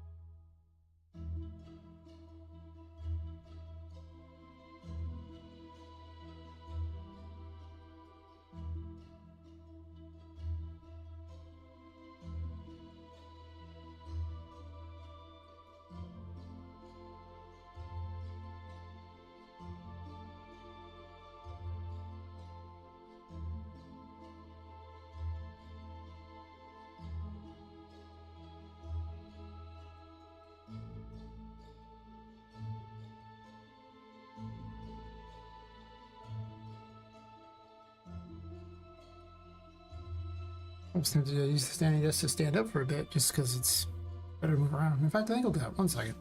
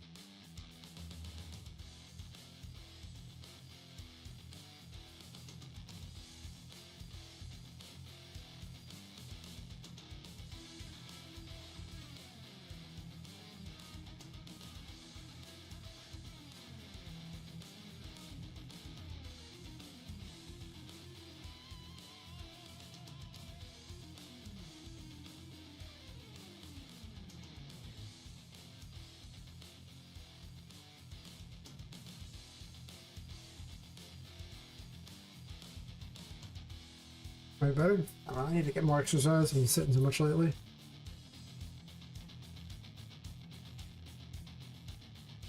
See how long I want to do that though.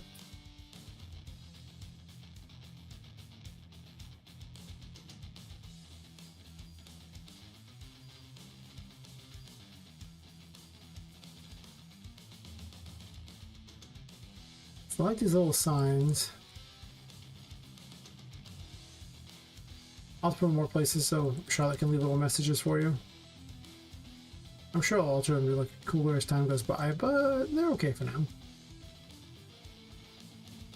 Kinda.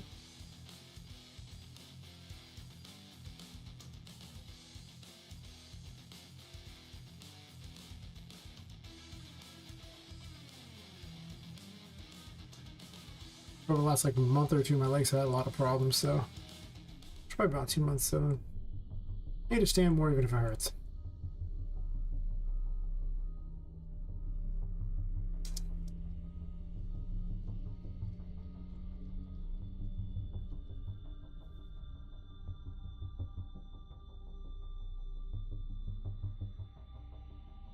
Or attempt to.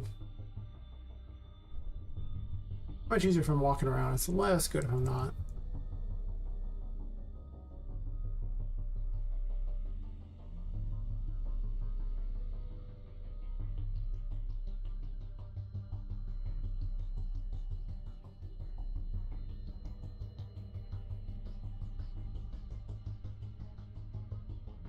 Well, things need to be connected. If they're not completely connected, then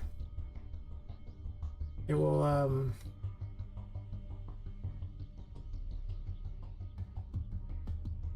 the enemies won't be able to go anywhere, so it'll be kind of worthless.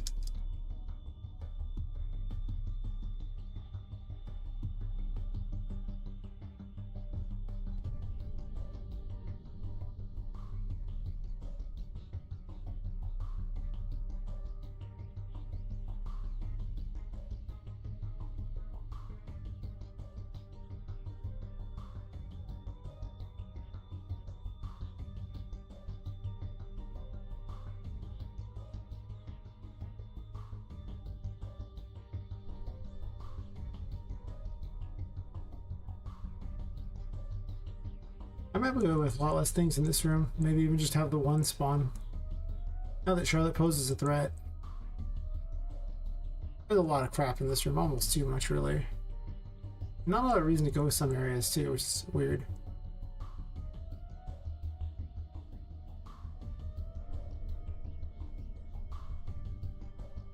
Maybe standing was a bad idea.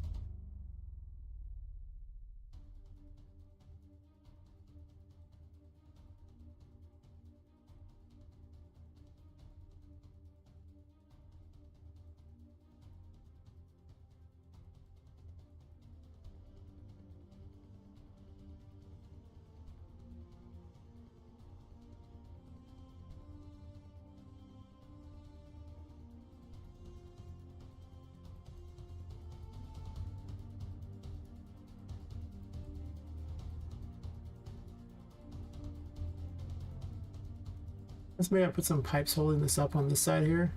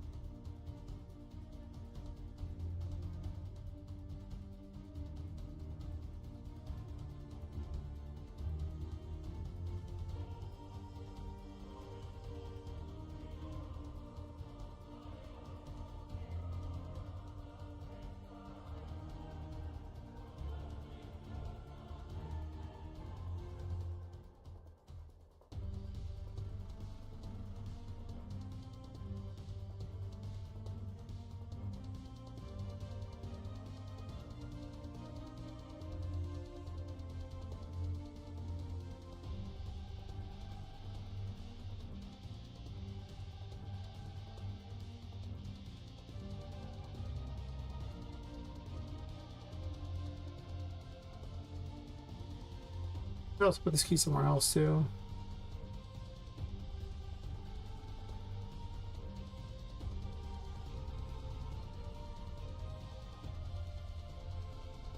Somewhere a little more hidden and more interesting than currently where it's at, which is really dull.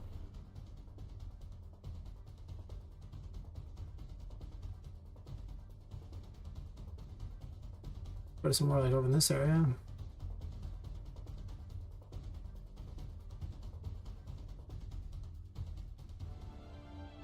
I might just get rid of this because there's a cube right there now too, so I don't even care anymore about having this particular thing. It used to be true because it was a place to go around, but lights at that height kind of suck because you can't really tell where they are very easily. You just look at the little indicator and that's kind of crap. When we get technical, it's pretty crap.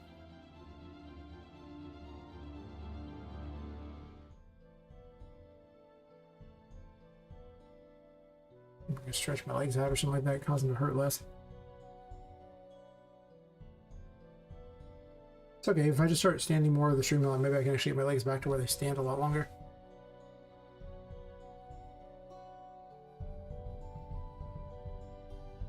Still no idea what causes all my problems.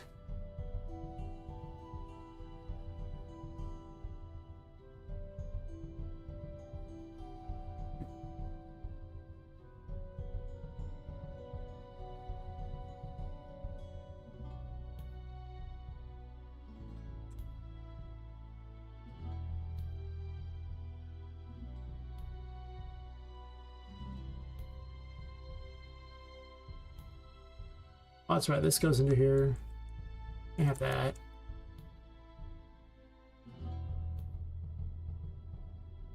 Click off that, click on these, because there's a weird issue with splines.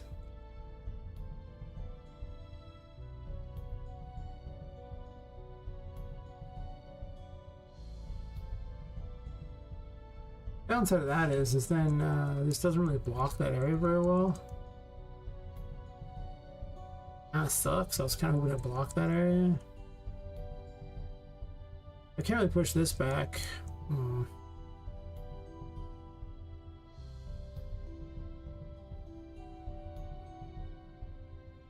Well, what I could do is, well, these are too tall, right? They go higher than that, so.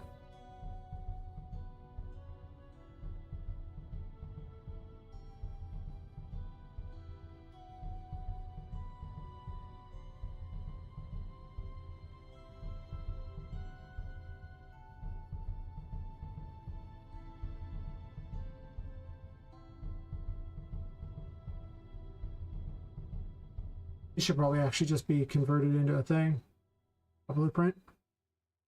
Then I gotta keep moving them all around. It's not like I'm using nanite anymore anyway, so. And it wouldn't mean that I wouldn't have to have a bunch of stupid little ones everywhere.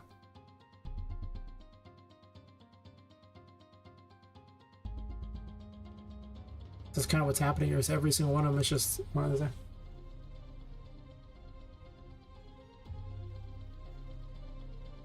The best I currently have is like an itch.io page you can look at. I haven't put it up on Steam yet. I can show you some gameplay if you want.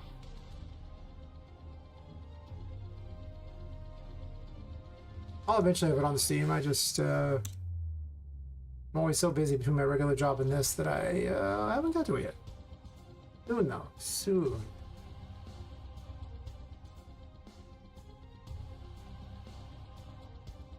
Yeah, as far as the itch.io page, is that one there? Alright.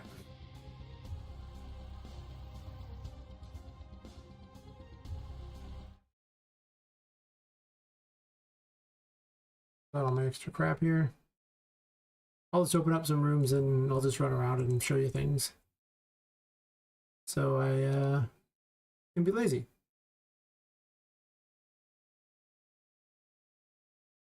A quick tour.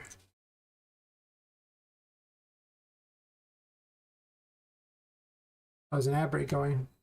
I guess I'll wait till the ad break's over. Just wait. You have a. I don't know if you have Twitch Turbo or not. So it says 40 seconds for the ad break.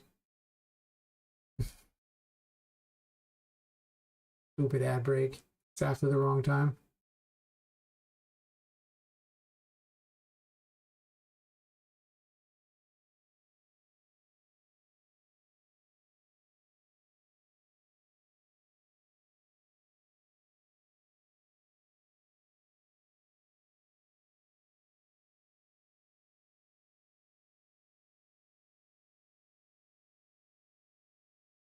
Ten seconds. Blah blah blah blah blah.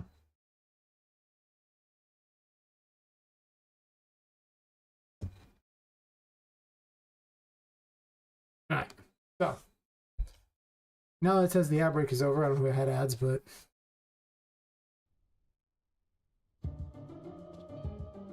alright. The game's called Poppet Quest. This is Poppet.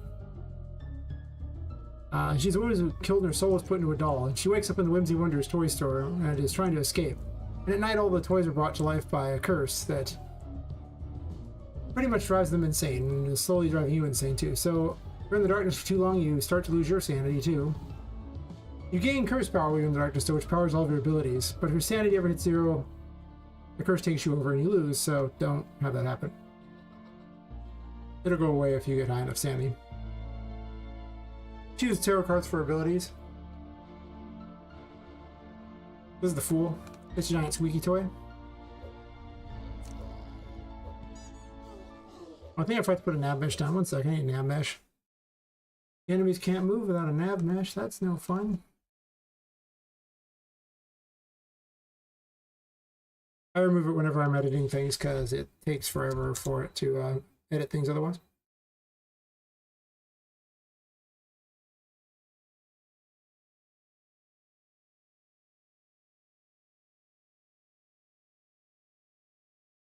Okay. Let's just continue.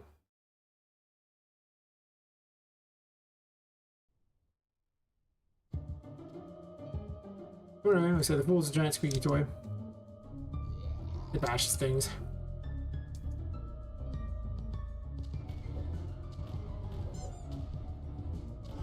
I fell off, I'm terrible.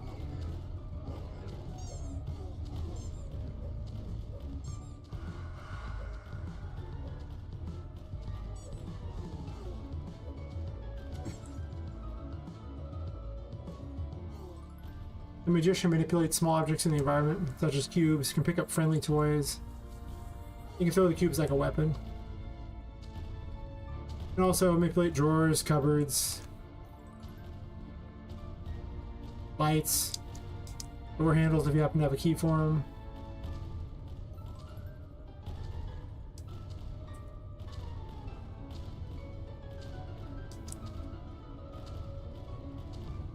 Those things just fire way too fast. I need to fix that. I changed the whole AI in the game, so you know. It's the Empress that makes explosive mushrooms, amongst other things. Well, it should. I take a beating here.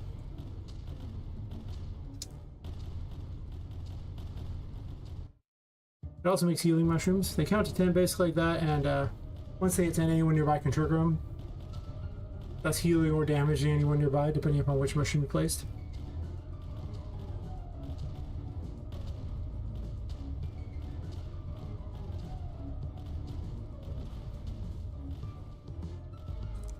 Good, clean, wholesome fun for the entire family.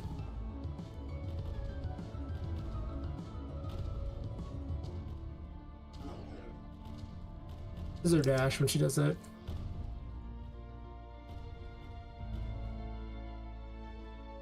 This is a Wheel of Fortune. It throws dice, right? And the black dice deal damage to anyone nearby.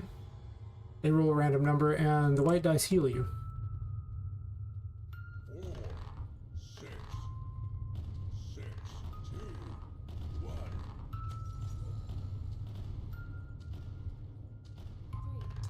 3, 1, 6.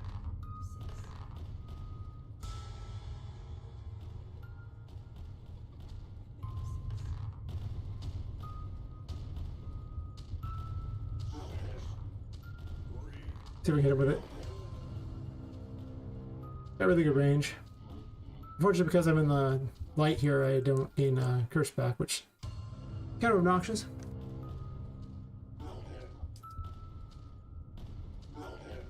This is Temperance. It's a bubble wand.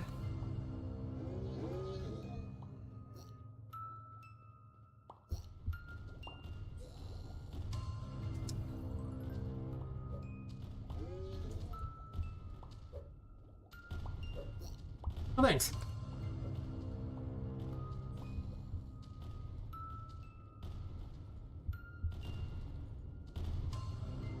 I'll use some traversal abilities here. I'll blow this thing up. The moon makes clones of you and can blow those clones up too to do damage to things. The enemies will attack the clones. You can see. Those are the clones there. When changed, yeah, these enemies got really fast and now they're really hard to kill. Actually, I guess I could go. Is this door open? Oh, I just left it open? Okay, good. It does make my job easy.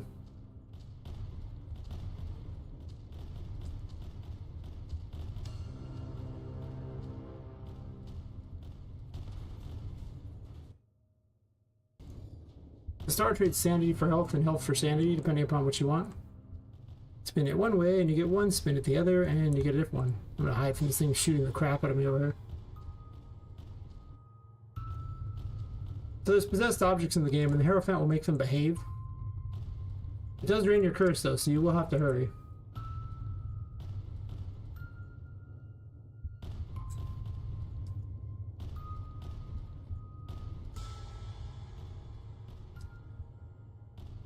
I have double jump enabled, which I'm not supposed to have at this point in the game, but I'm cheating, so.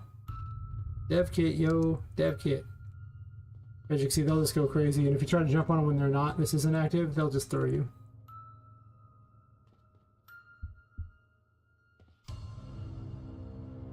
The jump was terrible, but that's okay. I just failed to jump things. Whatever.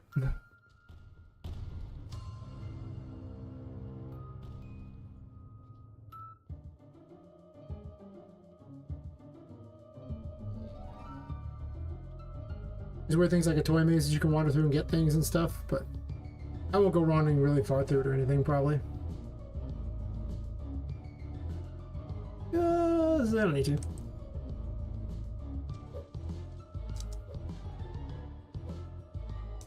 But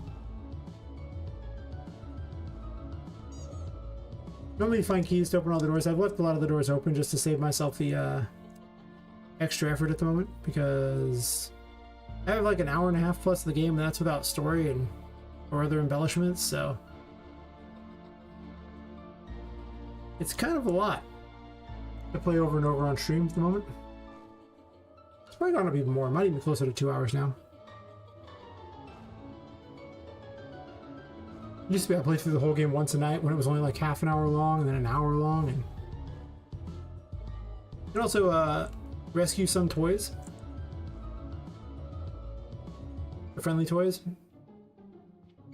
You take them to this, well, I'll just show you what we take them. I should probably test to make certain this works. I did a bunch of changes to the code to make it everything more efficient. And I haven't tested a lot of it yet. So, a lot of women were killed and their soul tones were put into dolls, but One of them still got stuck in the paintings, so she floats around between the paintings and she lets you use them to travel to the painting world, which is kind of like a liminal space that connects them all. And you can rescue toys by bringing them into the paintings. Very Mario-esque here.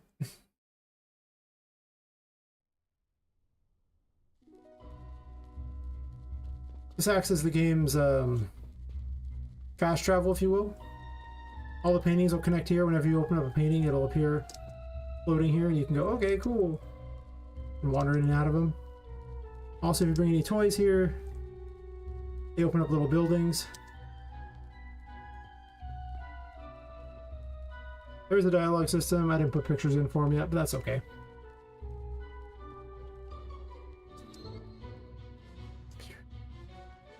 Alright, you save by jumping into little toy boxes. I do have the entire menu system and everything already made, so you can just kind of do things.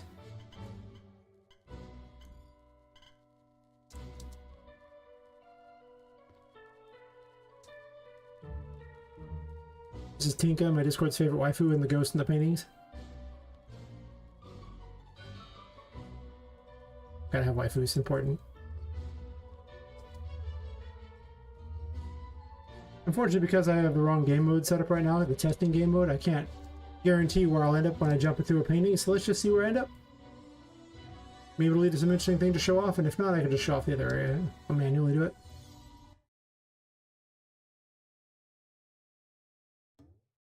Where am I at?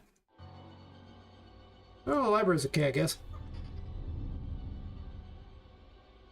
Especially because I left the door open, so that's actually perfect. So there's actually a ghost girl wandering around. She's like the de facto ruler of the place. I don't know if I have a nav mesh down for that. Oh, yes, I do. I might have to leave the room and come back in for her to spawn, though. There was a bug with her earlier that I was trying to fix. I'll leave the room real fast.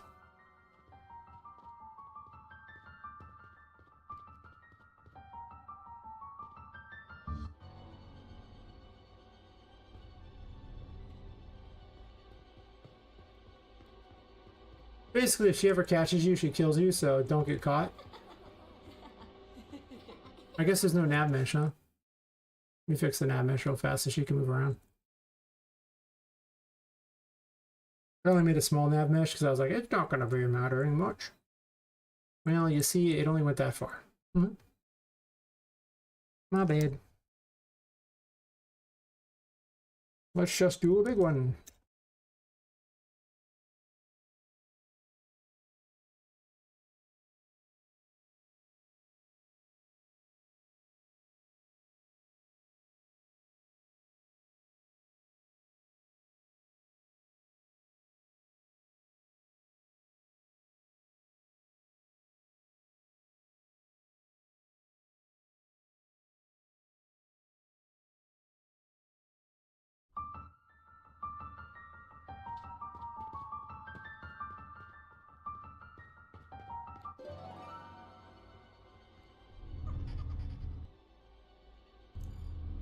Yeah, you can't hurt the ghost girl, and she's an instant kill if she catches you, so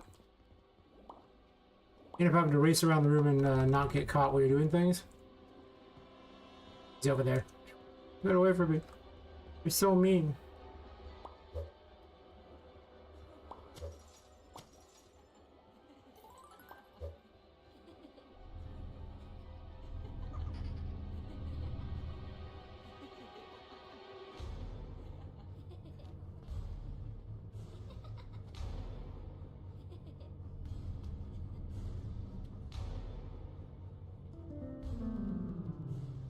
Working piano, very important.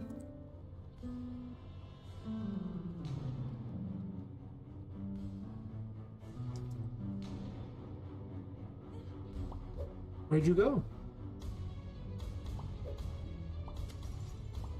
Are you shy? Oh, she got caught on that. I just moved those. I didn't realize she got caught on them.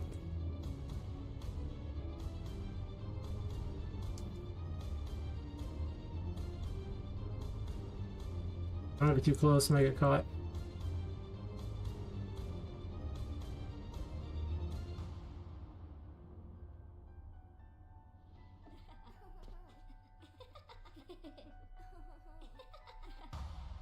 Embers can also grow and shrink plants.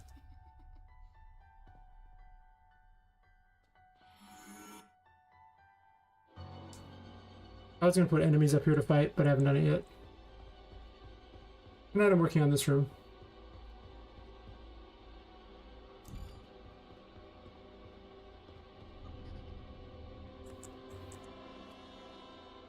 Out on something.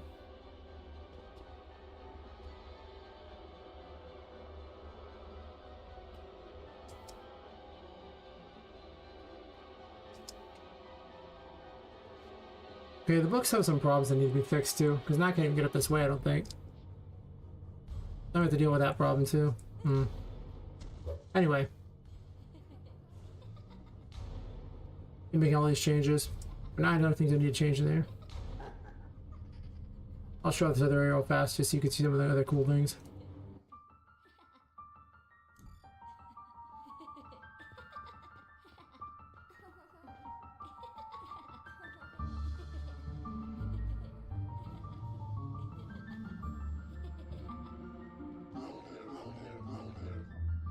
My sanity back up again.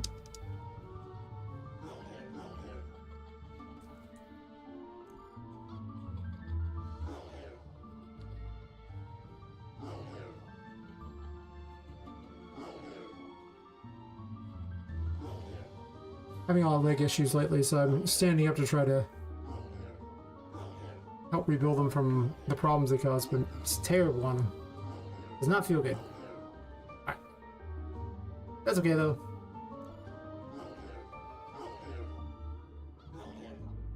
Get myself up. So the hermit makes little paths behind you that you can, actually, mostly little bubbles, honestly, that you can detonate in order to hurt things. Not super far along in what it does yet, but get an idea.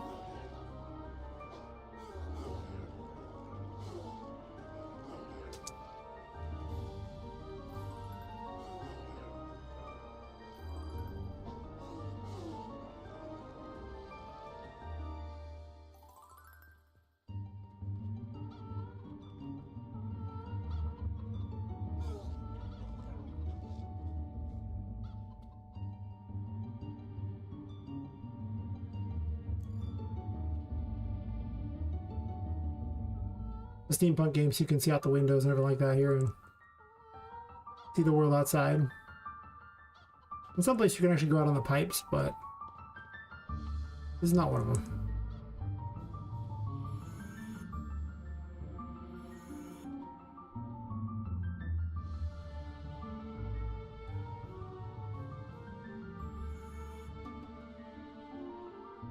Maybe I'll go back to sitting after this. Like half an hour of standing, my legs are just like, well, why? It's fine if we're walking around. Yep. Yeah, but that gives you kind of an idea of what the game's like.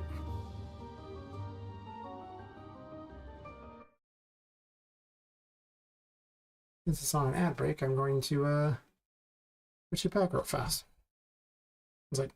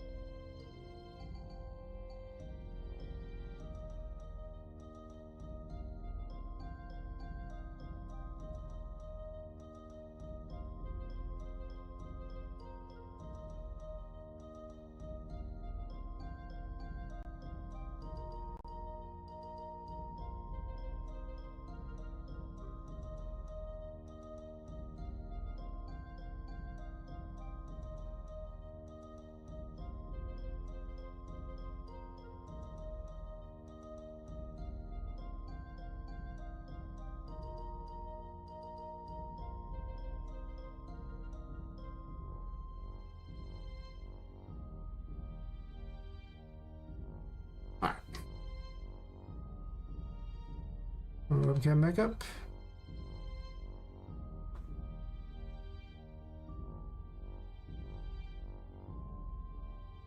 Yeah, it's been a long week. It's like, yeah. Work a regular job, then work this stuff too. Well, I do it sometimes, but it's fun. It is tiring though.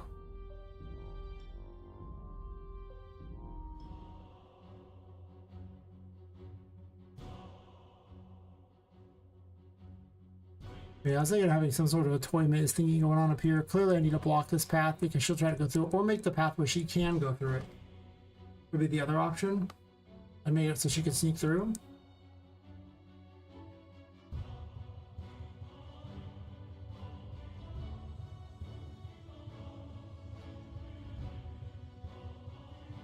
This isn't really a big enough distance in between, I don't think. Because I really wanted it where it was basically an entire walkway through, like a doorway at least to pass through. So this way it's not ridiculous.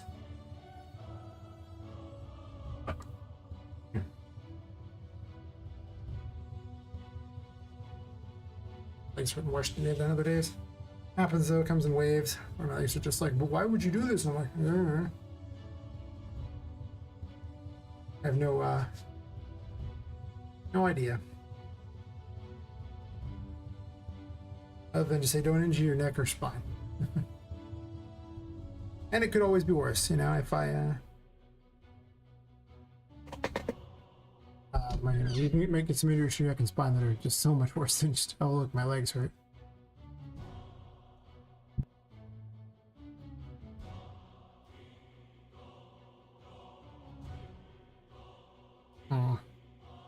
I mean, I guess the most logical thing is just delete one of them because there's really just not enough space, and however I look at it, there's never going to be enough space.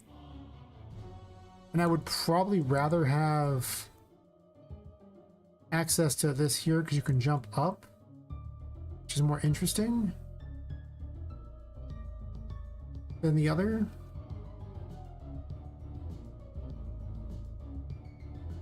But I kind of want this to have more ways to go, like a pipe maze that has other ways to go in it would be kind of neat.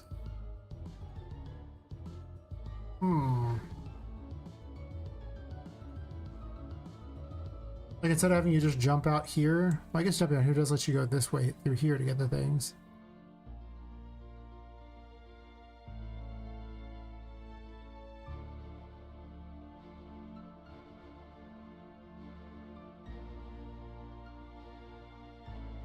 And this pipe maze is better than the one in this room because the one in this room is kind of a shenanigan one. It's like not great. It's fine, but it's not great.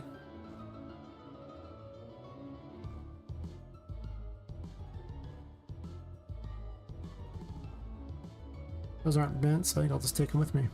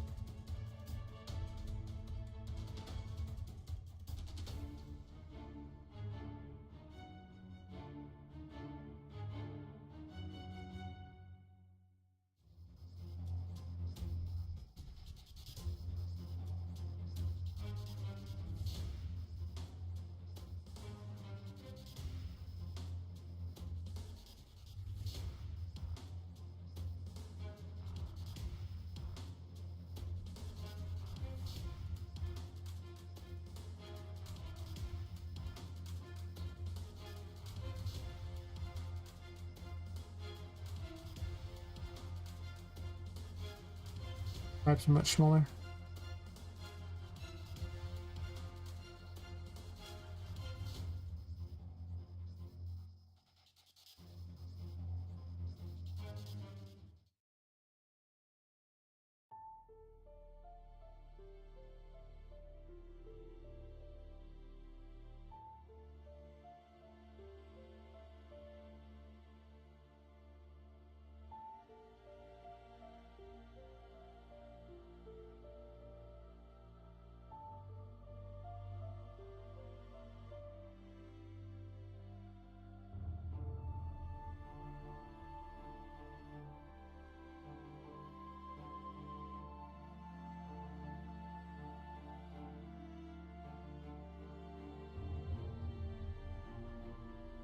Got switching between splines is a real pain.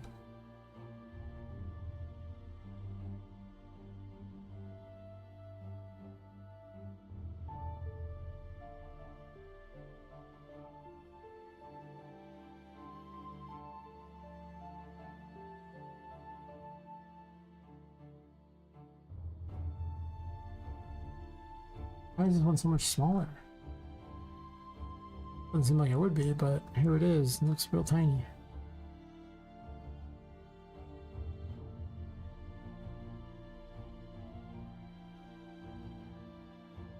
Oh, I see.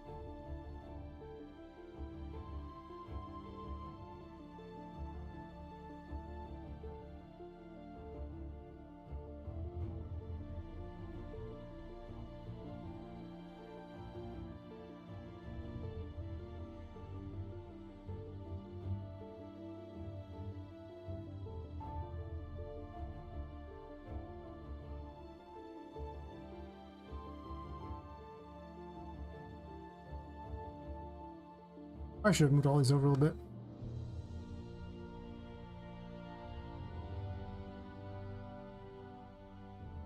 Like right on top of this.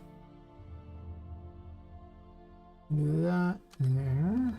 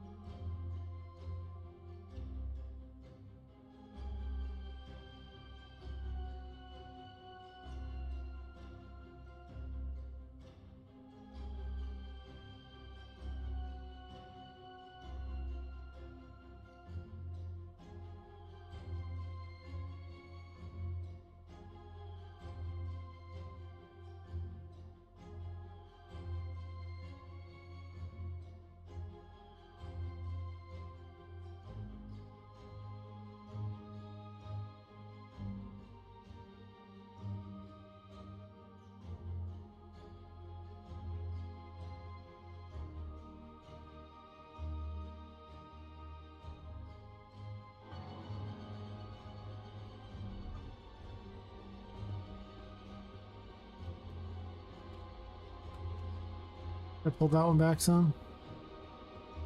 You seem pretty good though.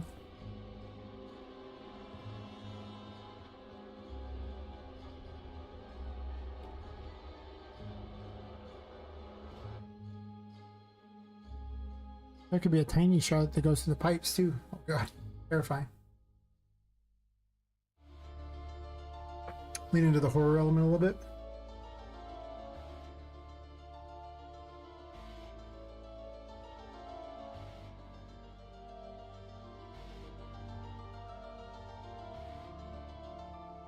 I'll add to my notes.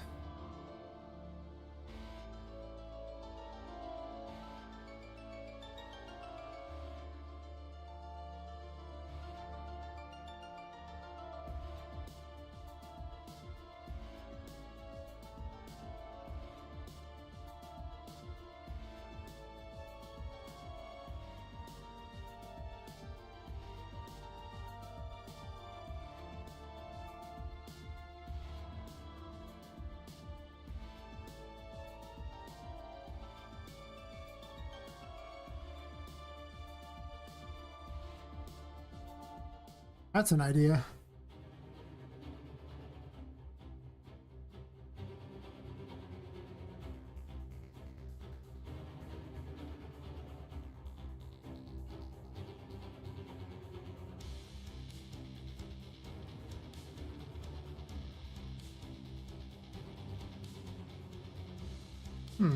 Maybe. I could build this area with the belief that she'll wander through the room.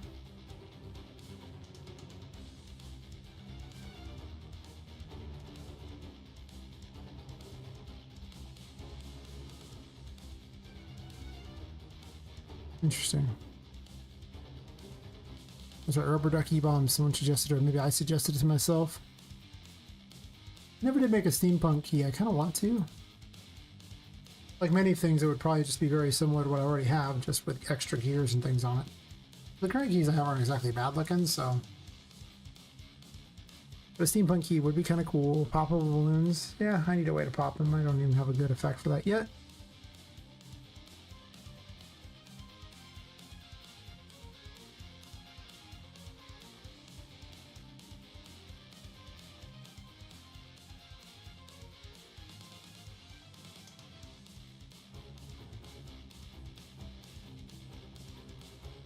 Am I gonna have a doors and paths only visible with low sanity?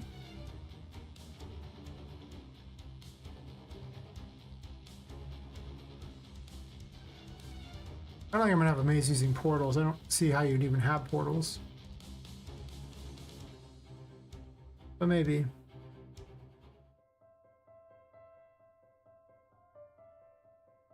Yeah, I don't know how I can make a doll his hair grow and then have it attack people. Unless you have animations specifically for that, but it's not like there's like Sindel animations anywhere or anything. I did see a really funny thing where they replaced all the characters from Mortal Kombat with Disney characters, and for Sindel they used Rapunzel from Tangled. Which is pretty terrifying. I was very impressed.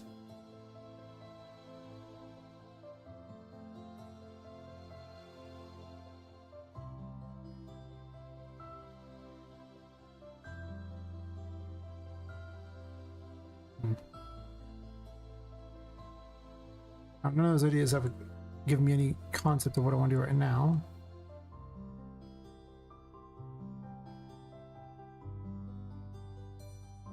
Splines are so weird in later versions of Unreal.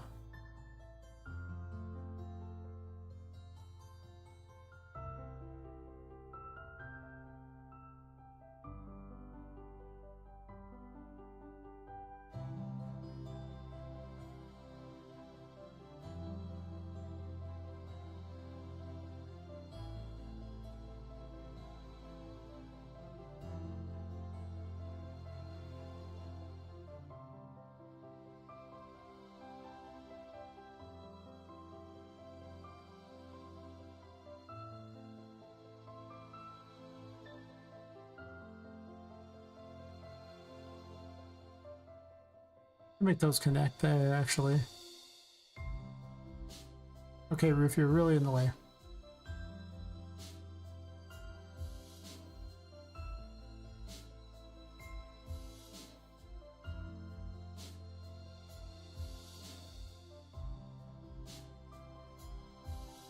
Hmm?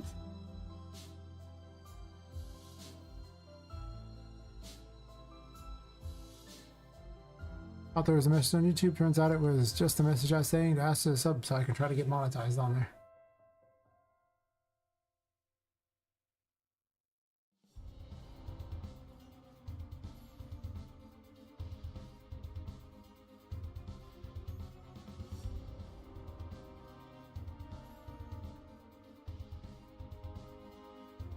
Just lay low, me doing my thing.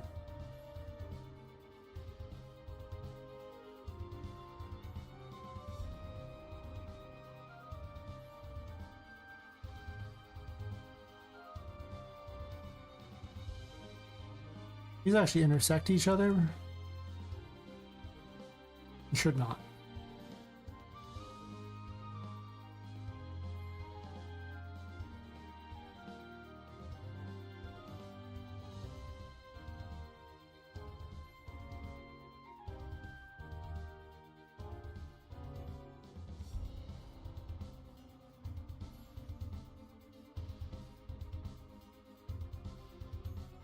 Hmm.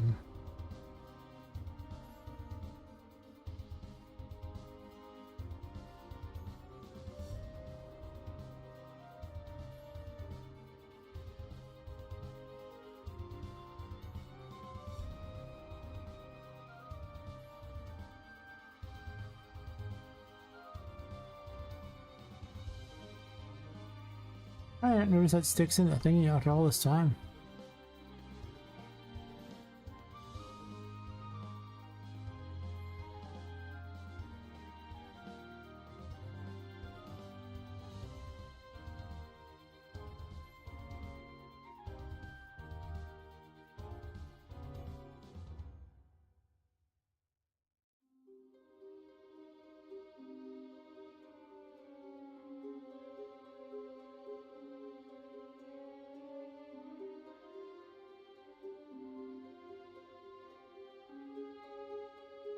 These actually intersect each other too.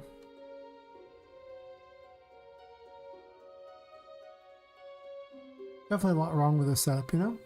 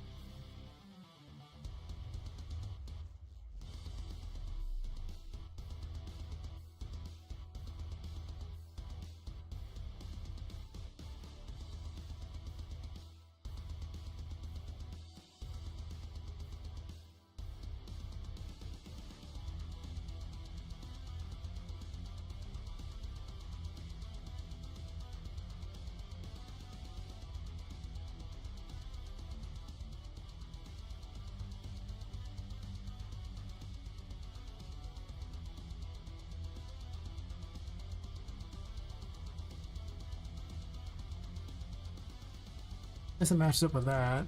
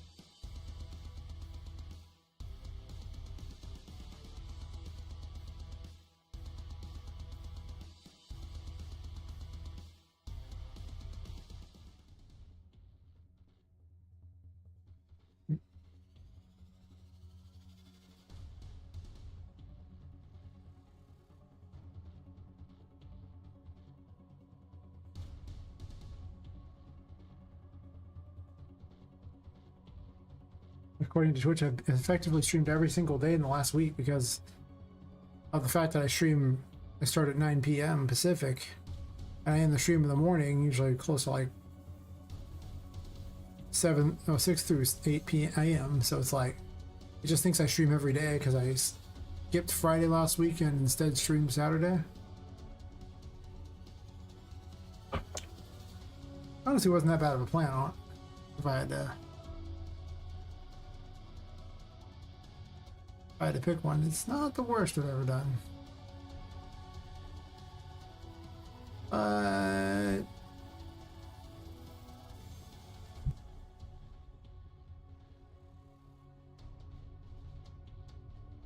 oh, it's a little weird skipping Friday and just streaming Saturday.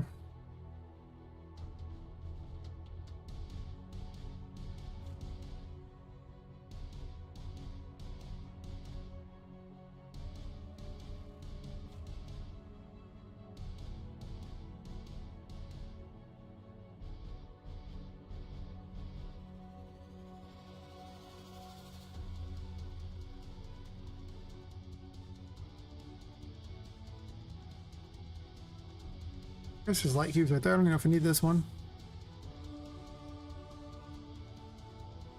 You can move a light cube. They're the most movable light.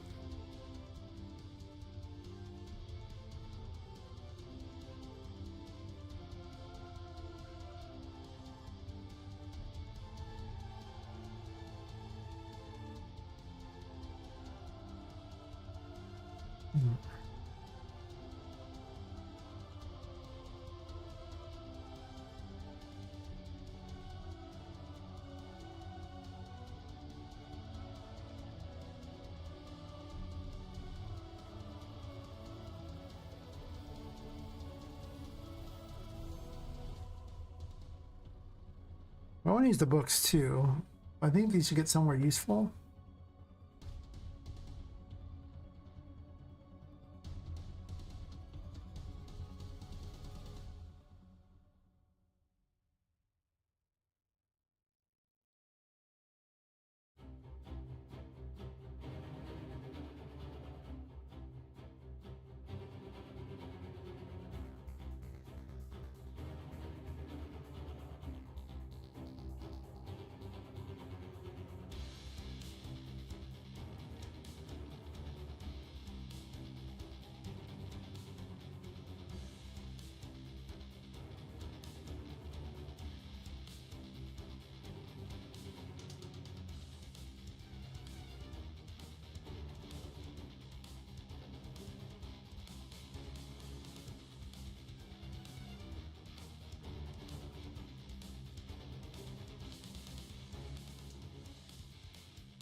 Writing came out of the shoe.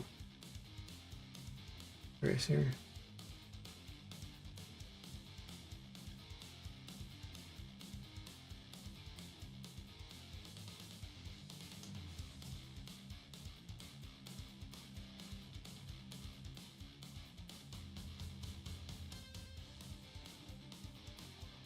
Whatever, I'll deal with them later.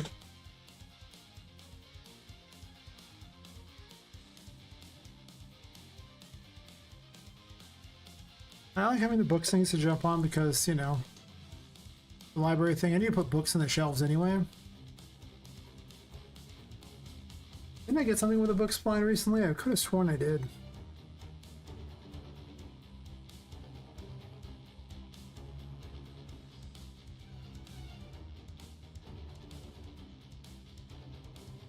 I mean, it's a book thing, but all the things are empty.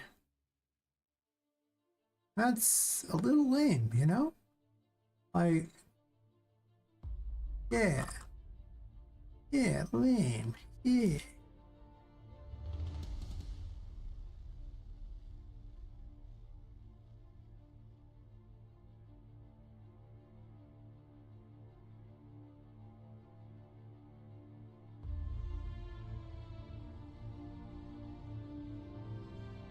Book generator. What do?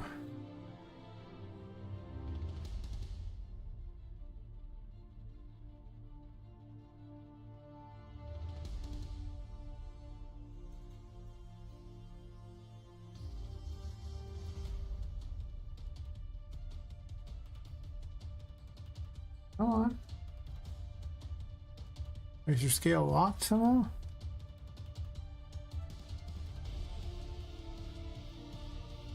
Oh, I see.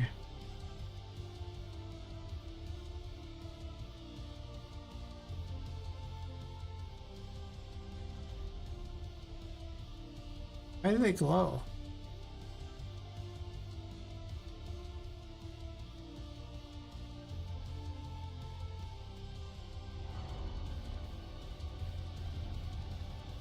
That's horrible.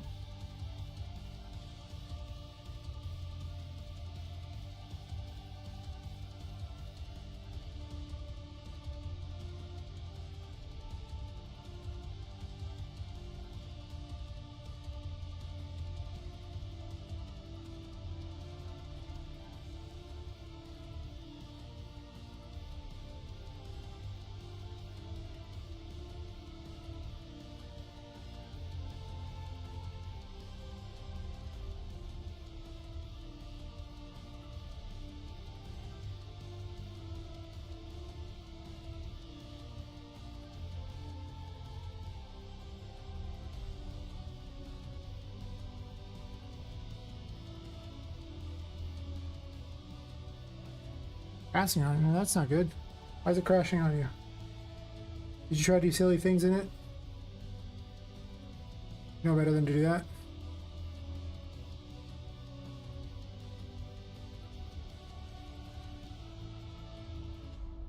Silly things consist of using it, opening it, you know, all these things. No.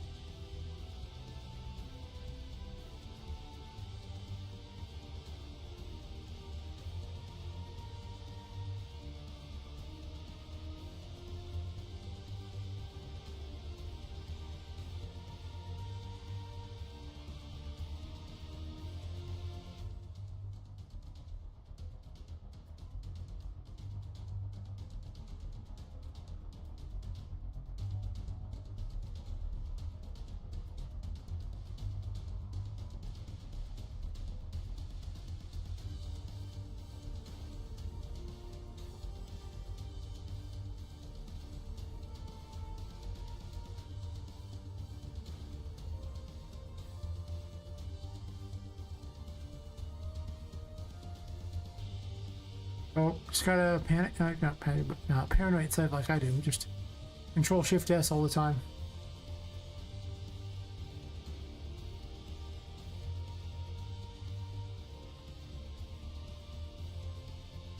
That's a little better.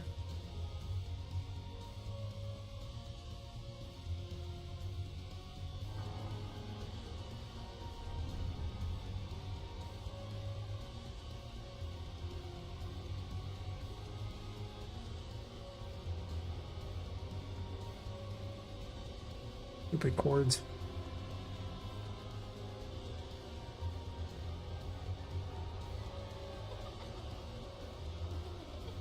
Those aren't bad looking. They have no collision though.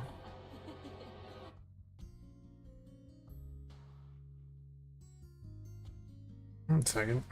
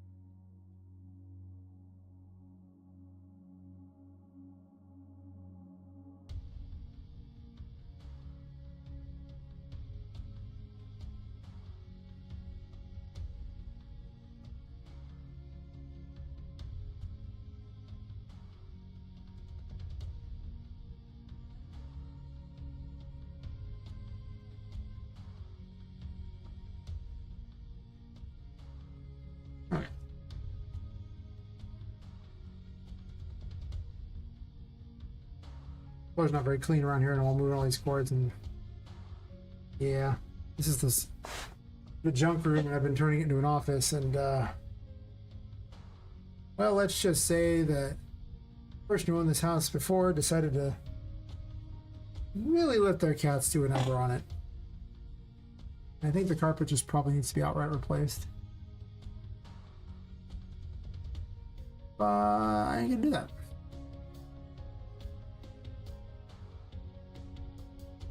Because I don't own the house, so I ain't doing anything of the sort. The book generator has errors. I don't know what's wrong with it. I don't even want to try to figure out someone's random custom who knows what. Because that just seems like a lot of work.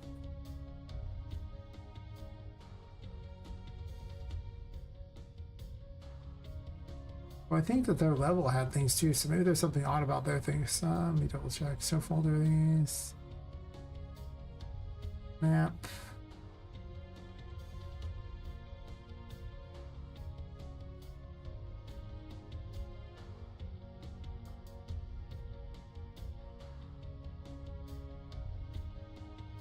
Beautiful level.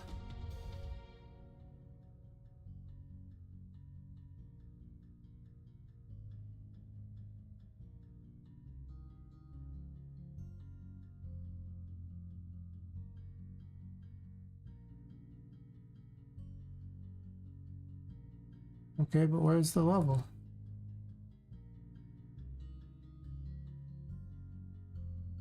There we go.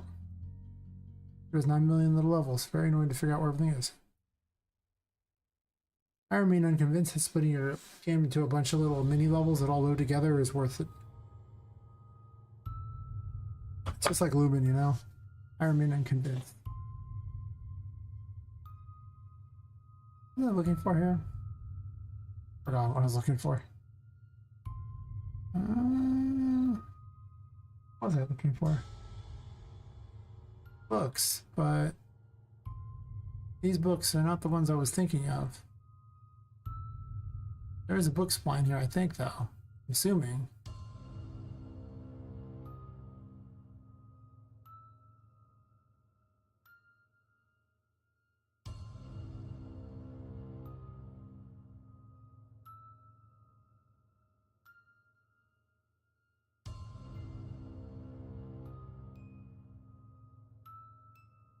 Oh, they already merged them.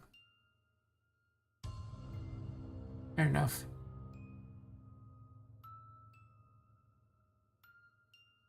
How many bugs in your old logic? I've been there. I think I started out today making my new a version of my code that's so much better than the old one, but it took way less time. And I was like, well, what am I working on now? I was looking at the various book options that I had to see if there was a good book spline that just kind of did it all for me. Because, you know, that would make my life easy. This one, they've already merged all this stuff, and this, I keep getting errors with their little things, so I don't know how I feel about that.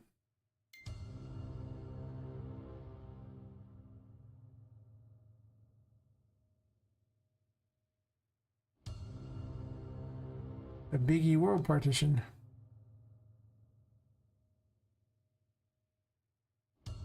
Overall, there aren't too many more assets I want. And most of what I want. Now it's just make the occasional unique thing. Usually by cramming together stuff. I mean, everything's going to be a variation of a handful of things, right? Because it's a lot of what steampunk is. Plus, I don't want too many unique meshes. If I can't use it for something, then it's kind of crap.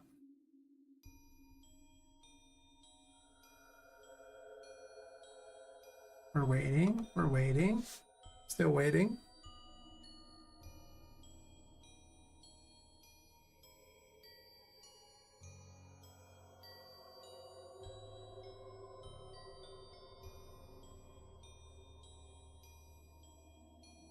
I know this had books in it, so I'm curious to see if it has like all the books already set up or not.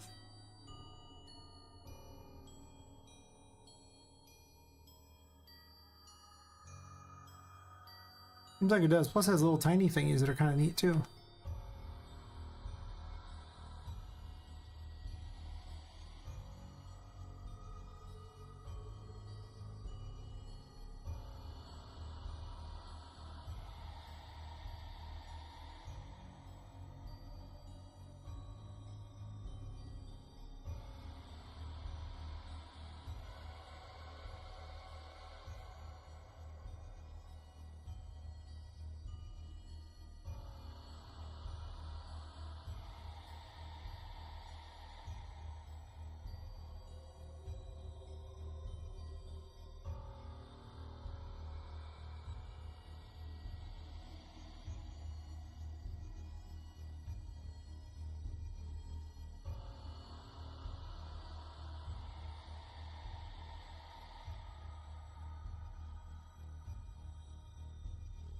That is awesome.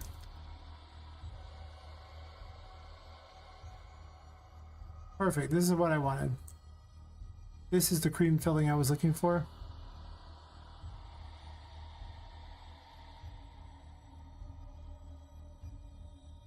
Not bad stairs, actually. Don't know what I would do with it.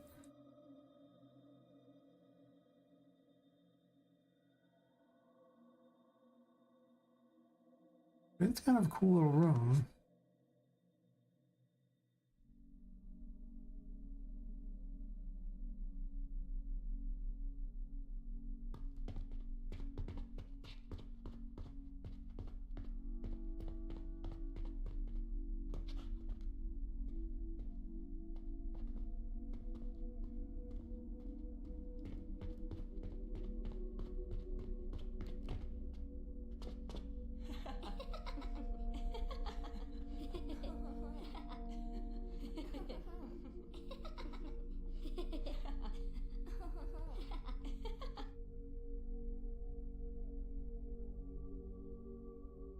I could save myself a bunch of time on the books. That's all I really wanted.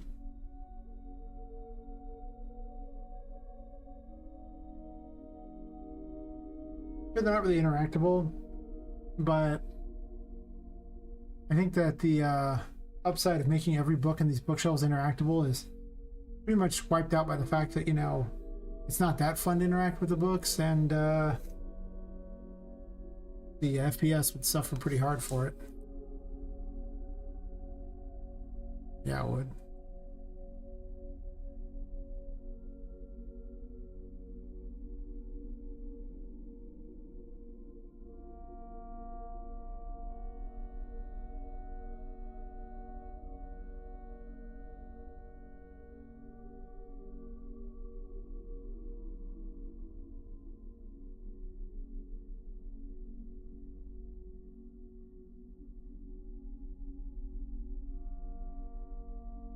They're not next to each other. That's weird.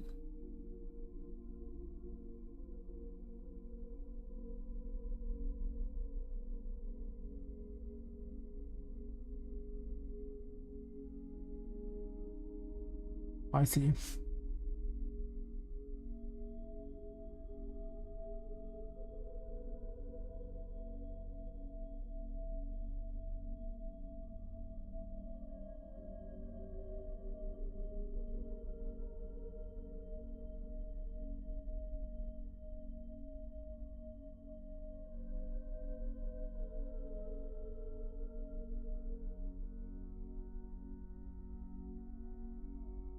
None of these can be clicked. That's weird.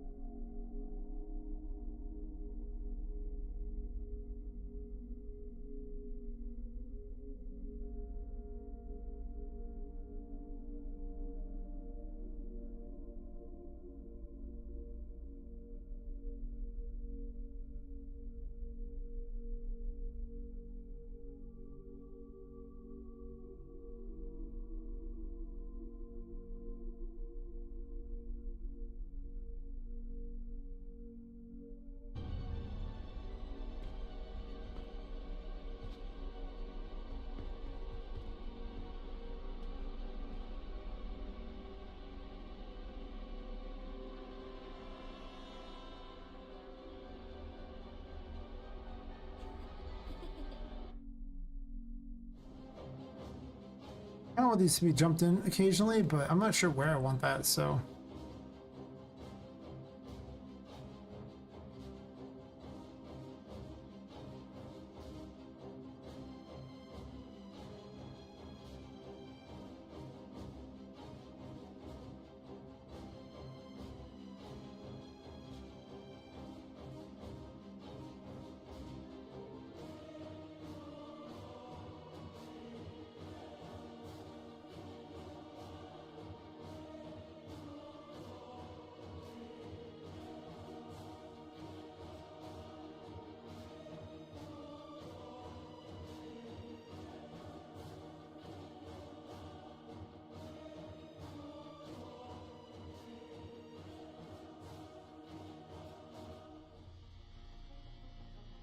What a great asset.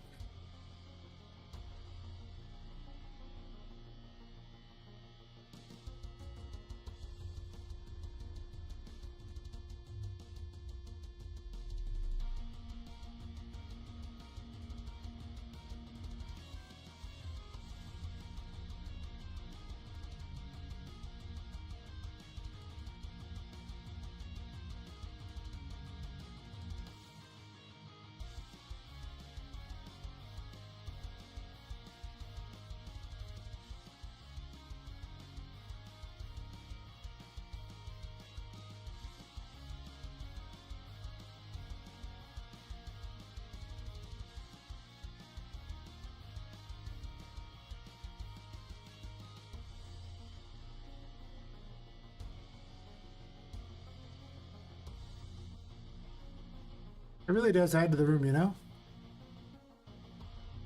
I mean, it was supposed to be a library, and here there was like no books.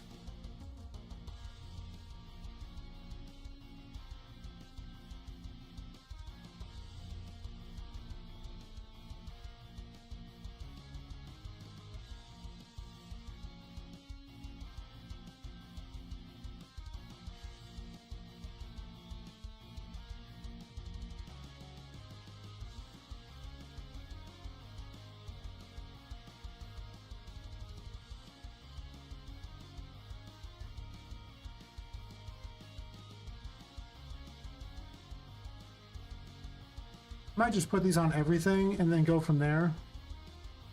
This way I can just change them out later, like, you know, if I want to put a puzzle there or something, but at least then it'll look like everything's finished. 'Cause I don't know where I'm going to put everything yet, but I don't hate this idea because it just looks nice to have everything kind of finished.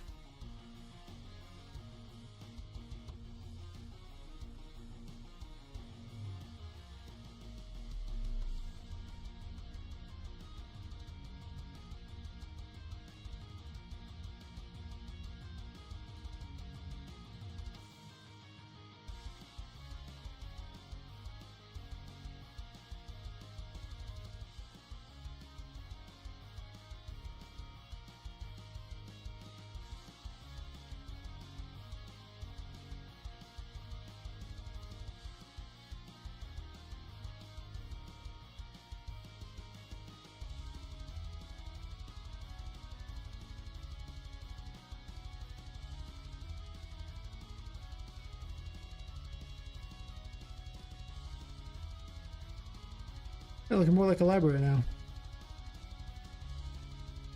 Instead of just empty shelves everywhere.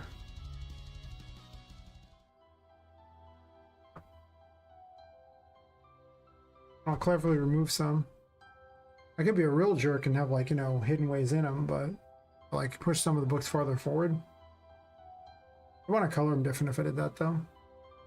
That's what I do is I just want to put books in every single thing look normal, and then go back and I'll do some different colored ones if I'm going to put some sort of a secret there. This way there's an indication to the player that something's not quite right. And they don't have to look through every book. You can just look through the ones that are, you know, clearly the chosen ones.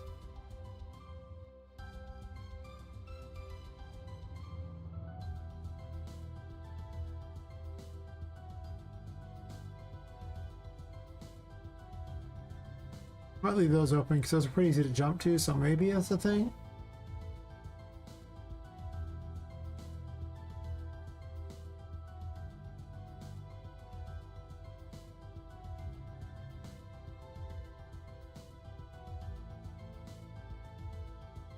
Gotta think up for those free assets, yo. This was from the last free for the 2 weeks, I guess. Which, I mean, if anyone hasn't got the stuff from Valve for free this time around, you should.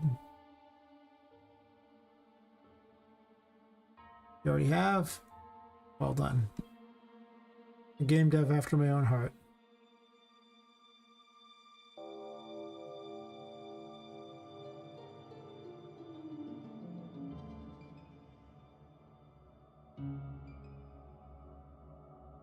Imagine individually placing all these books. It's horrifying.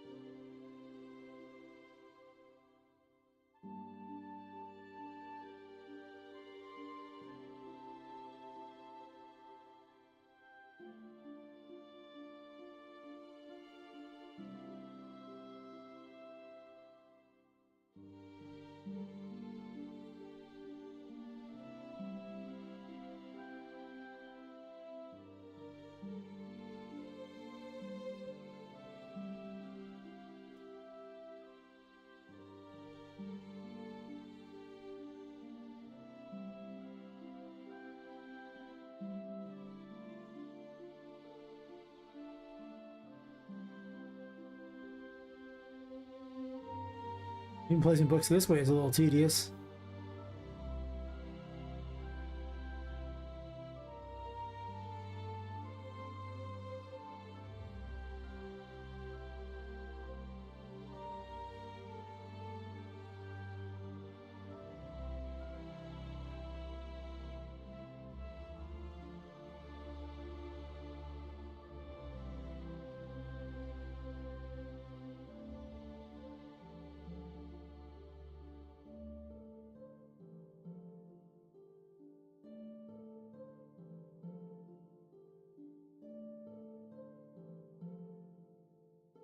I'll move around a bit just to wake myself up. Usually I'm going to start to get tired. I just kind of move around a bunch and then I'm golden again for a little while, and then I get really fascinated with something. I also tend to have a hard time sleeping, but I'm not fascinated with placing books, so you know that's not going to be fascinating. But I've been holding off on doing this room and the other room for a very long time. And it's just got to get done at some point.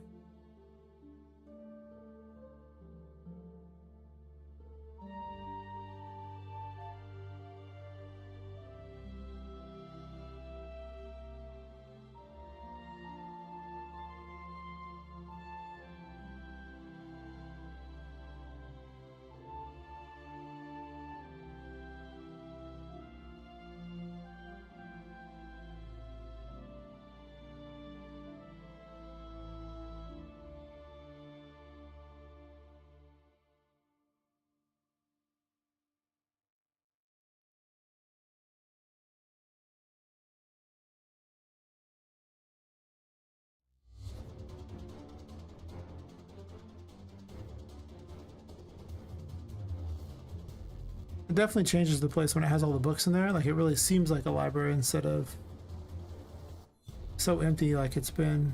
But that's nice. I like that.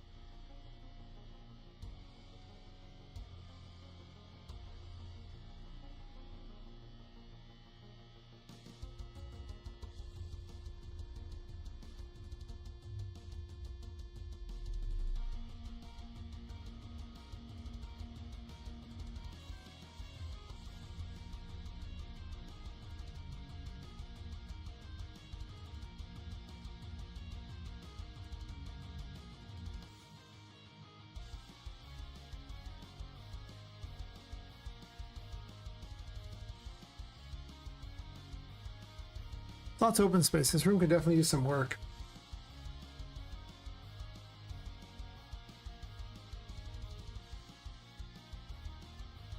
So I'm really envisioning having you chase around by Charlotte on the ground and then up in the air. There's some toy fights as well.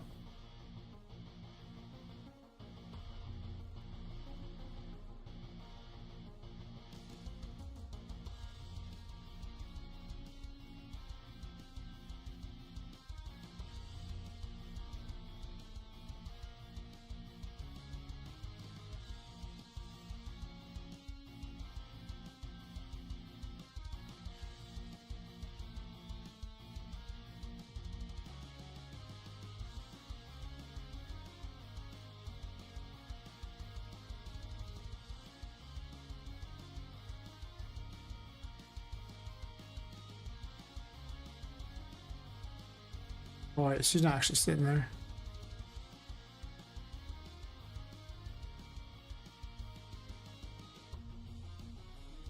I want a size comparison here for a second when I think about something.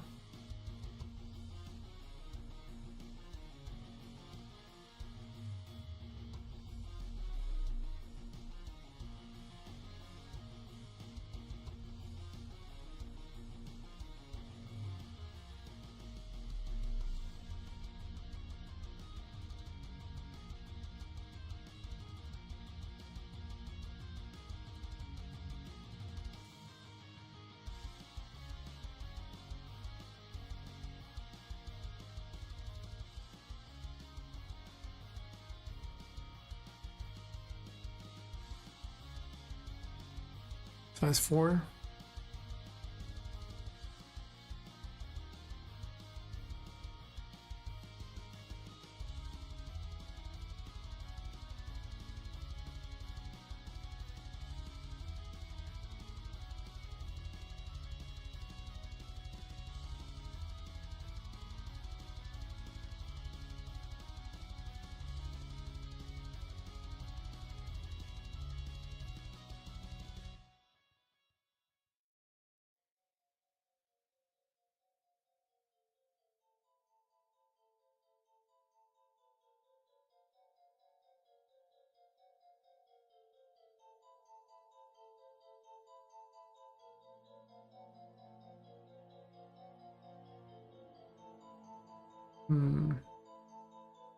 Maybe I have a chase ship. I don't know. I'll get move around for a sec. I'm just tired to fall asleep and just sit here, and this comes from not sleeping enough throughout the week, but if I move around some, I probably can shake it off a bit, you know?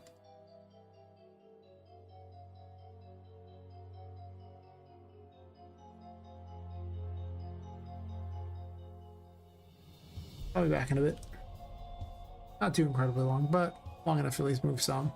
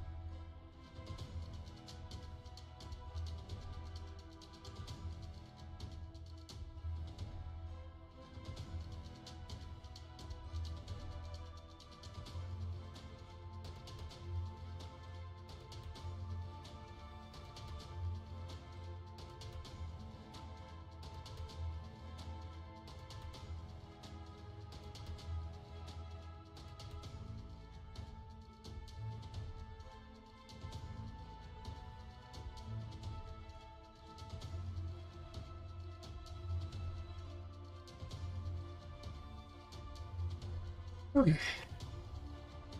Wash some water with this. Do what I can to wake myself up here a bit. Sometimes I just get that second wind and I'm just golden, but it has been a long week and I have streamed a lot of hours this week. Far too many, I think, because I didn't get a lot of things done I should have probably got done. That's true.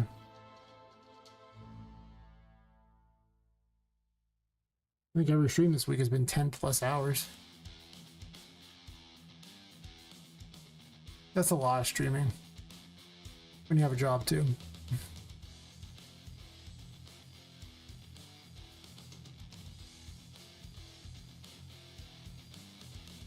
Maybe I'll start working out where I just skip Friday and stream Saturday or something. So this way I have like a day in the middle of it where I can kind of take a break from those and get a little resting before they're right back to it. Wouldn't be a bad decision.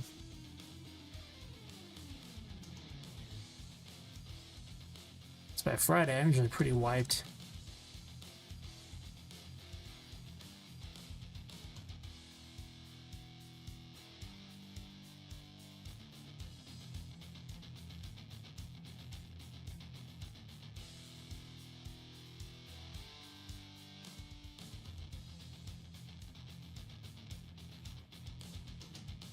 I love this randomizer. Person's a mad genius.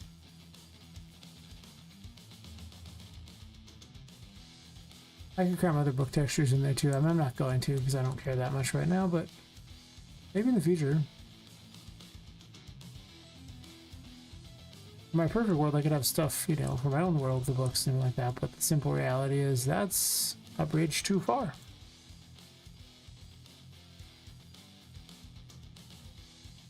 At some point, I'm also going to need time to work on story things and stuff. I don't know if I could successfully do a bunch of writing on stream. I doubt it. I'm so easily distracted when writing. It's terrible. And I lose my train of thought. It's not my best. I'll put it that way. It's rough. Boy, this one should be up here.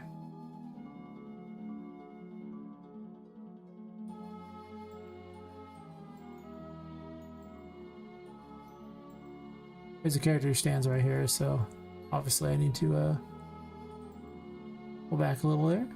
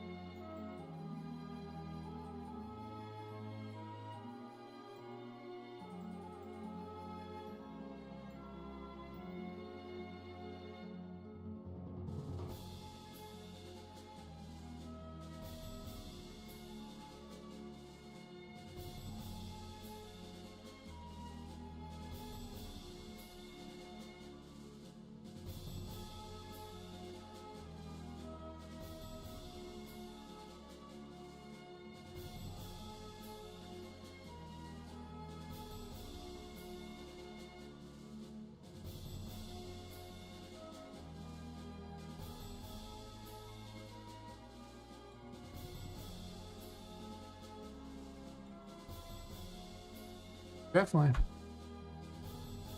Mostly it's just the work plus that. Like if I just streamed, it wouldn't be a big deal to me because working 50 hours a week is child's play. I'm used to that. It's the two jobs combining for like 70 to 80 hours a week where I'm just like real tired by the end of it.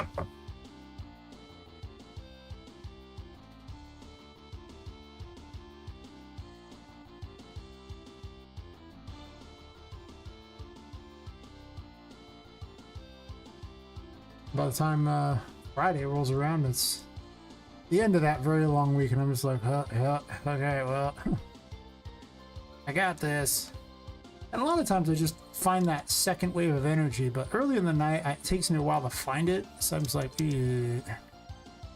That's when I stopped streaming yesterday. I actually stopped streaming not because I was really so tired. I mean, I was tired, but it wasn't like exhausted tired. It was like, well, I should sleep, and I do feel a little tired. It's more like exhausted, tired, where it was like, okay. But when I started out yesterday's stream, I felt about the same way, and I got over it after a bit.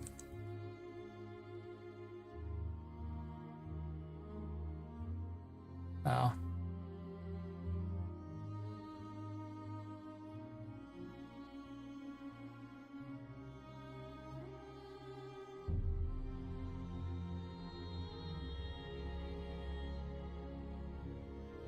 I have a secret area back here for some reason. That's kind of weird. Like a secret real size room? But yeah.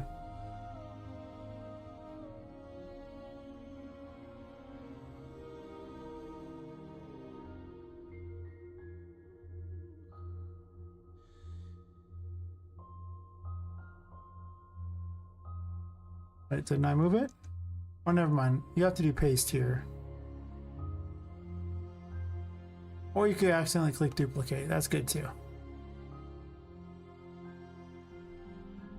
Well, this room's coming along nicely. I mean, I'm not expecting it to be done soon because it's such a big room that, just like with the Safari room where I kept going back to it over and over and over to achieve what it is now, this room also gets redone a fair amount.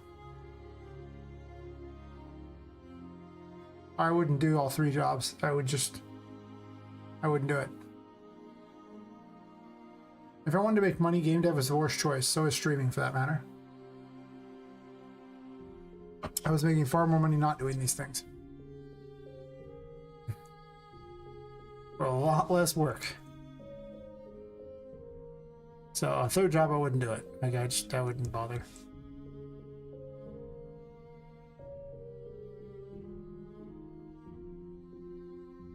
Hate to be that guy, but I'm already doing like 70 to 80 hours a week. And I threw kids on that too.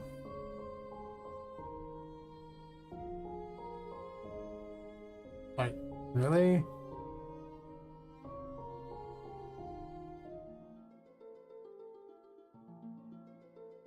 I remember there's 168 hours in a week, right? So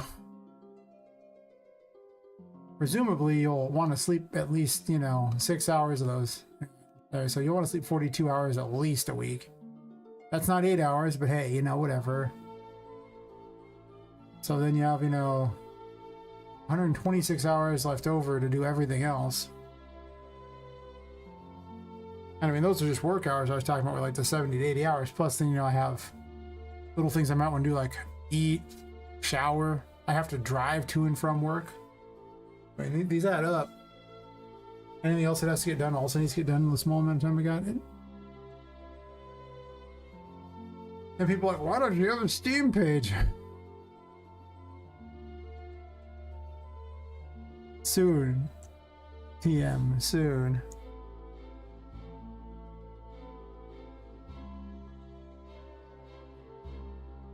Leave a few of these spaces open. I did manage to get an itch.io page, but that also didn't cost any money, so I didn't have to have anything particularly good for it. I just tossed something up. Because I went to Mezu's stream and she was, she's like, well, you should at least put an itch or something up, and just have something to show people. I was like, okay, fine. So like, right after that stream I did that, because I was like, okay, well, oh, she made it was 2 days. No, it was the next day, yeah. And when I read it next, I'm like, I have one right here. Haha. Otherwise, I hadn't planned on it. Actually, someone else I rated said that I should make it at least an itch page. And Mezu wanted one to show things to the stream, so that the 2 combined to that, I think, is what happened. I like it better with all the books, I'm not gonna lie. I'm considering having her crawl after you in the pipes. And every time, like, you go and find she's just back here in the room waiting for you. But then you find her other places, but then you find her back in her box. The problem is that makes her like a Charlotte character.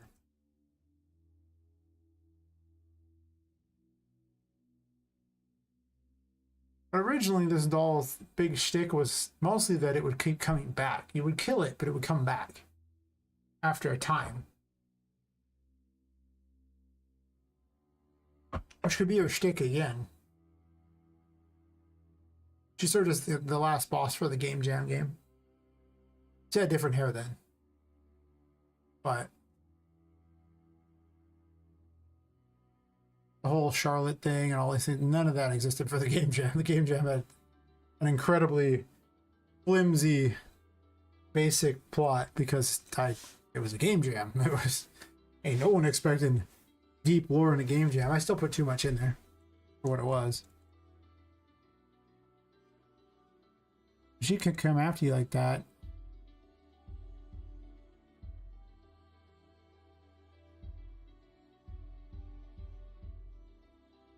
Yeah, that really does add something to have all the books and the things. Now it feels like a library.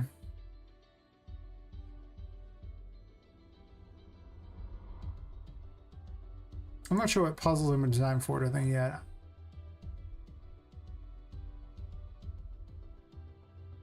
There's a lot of bugs. I've been there. A lot of code that I've done, and I come back to them. It's like, well, why? Especially the older the code I have in here, the worse the code is. It is like the earlier stuff from this project is atrocious. I actually went and redid a bunch of old code, and it wasn't even the oldest code. I redid the item collected graph.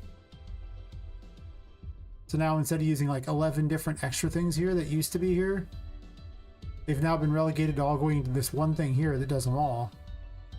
A struct that had them all instead for all the collectible things.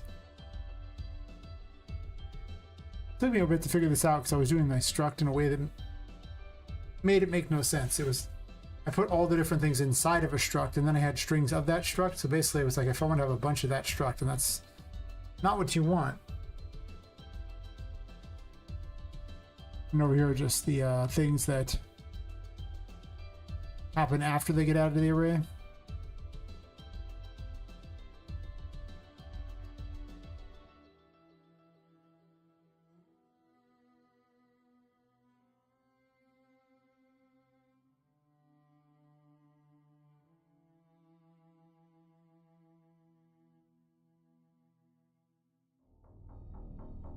They were actually in order.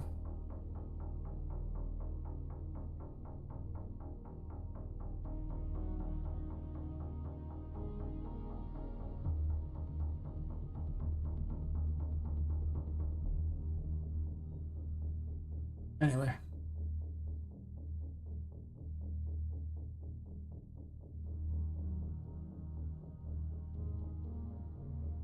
Why am I not just using item collected and then just recycling the same code for both treasure chests and coins?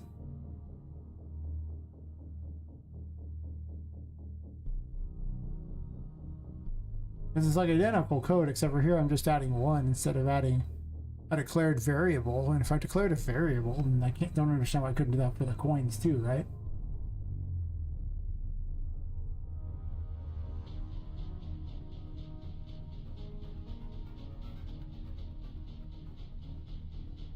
They have a variable amount.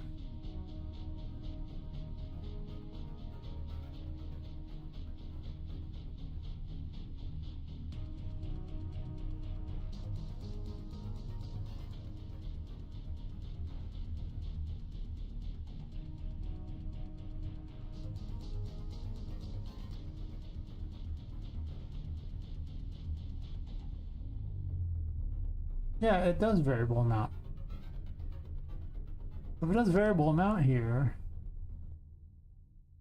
and variable amount gets yanked into this item collected variable amount because I had variable amount somewhere else, then why in the world aren't we just using exactly the same as the one for the... And why don't I just call it like treasure instead or something? Why call it a coin even? Why differentiate at all?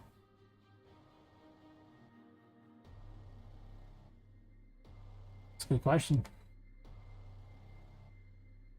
There's probably some other place where the coin matters though. But because it's using the same amount,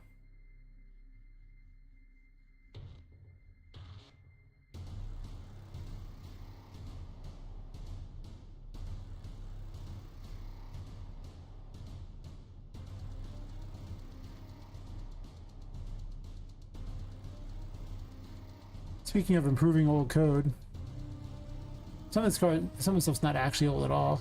Actually, a lot of this stuff is actually surprisingly new. Because I just messed with it today.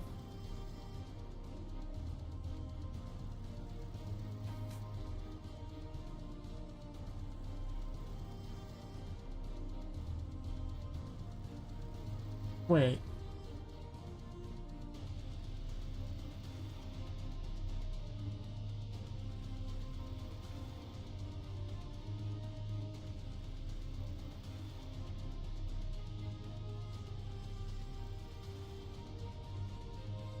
If that name matched this name,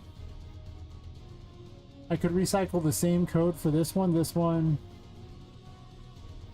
but mostly for those two.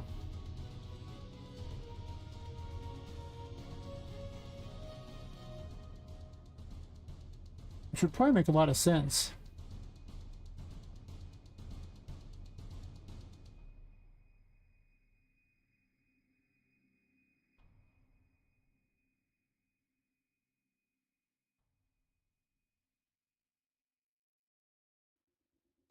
Why can't this treasure chest be also considered a coin? Like, why call it a treasure chest at all?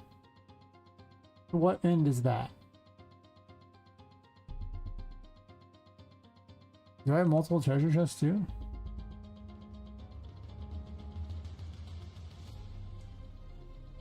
Yeah, just call these a coin. Actually, let's call it coins because on the other one there, and then this one too, we'll call this coins as well.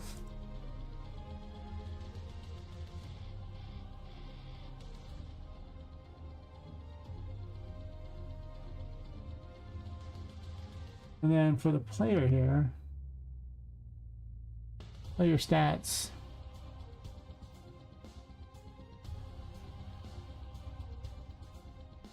It's already listed as coins, and well, crystals isn't even in here. It can be though.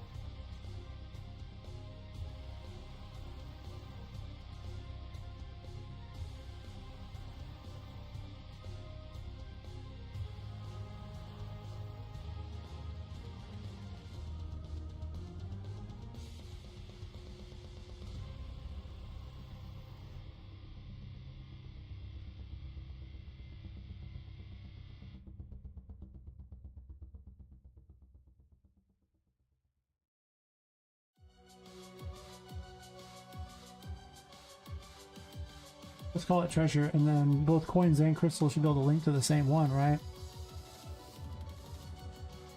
And treasure chest no longer exists. That's eliminating 3 different code thingies that are all ridiculous and weird for one code thingy.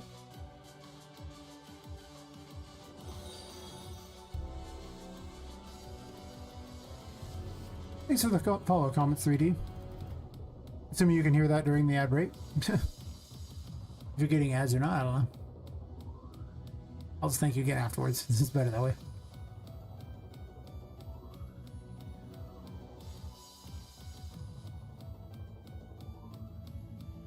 Alright, the ad break over. Thanks for the follow comments, 3D. How's your night going? Or day, whatever it is for you.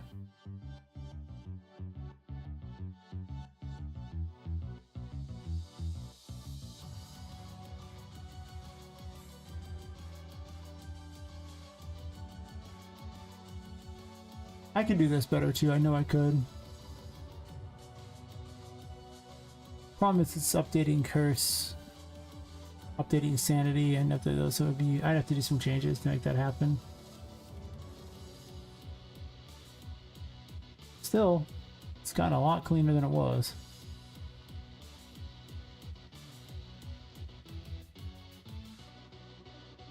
Don't get me wrong, it's still a little messy.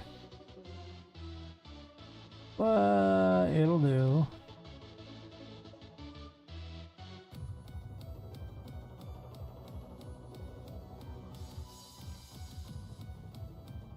Maybe I'm more of a coding mood than a level design mood right now. I really waffle because I mean I gotta do that, I gotta design more enemies, I got just sound work to do, VFX work to do. Mostly content left to do at this point. So much of the system's already designed. I still have a bunch of abilities to design for Poppet, so that'll be like programming for the system, but definitely have a lot to do there.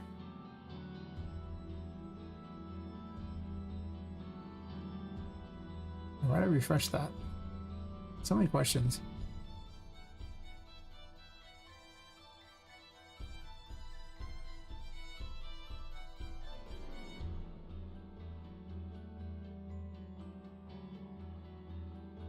So this should be pretty good. I don't plan on changing anything else here.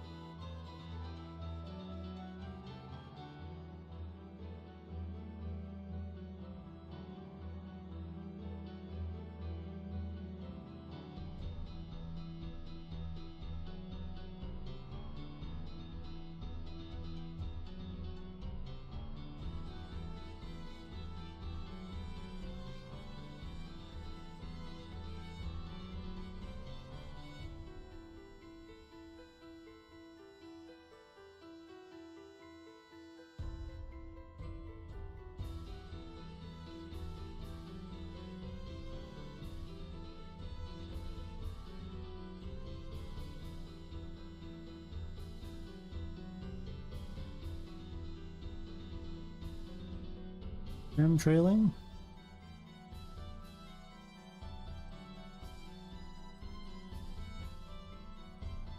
It's just white space though. I was thinking I could actually make these, all three of these hit the same thing, because the only thing I need here is this stat here for all three of them. Well,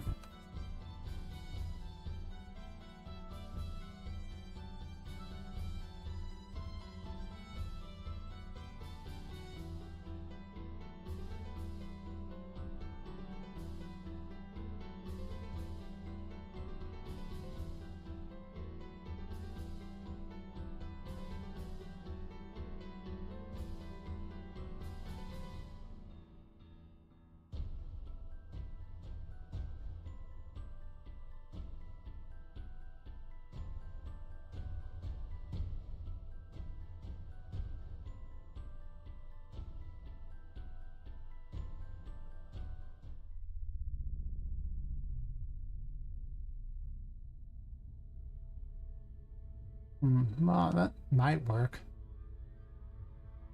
Do I care?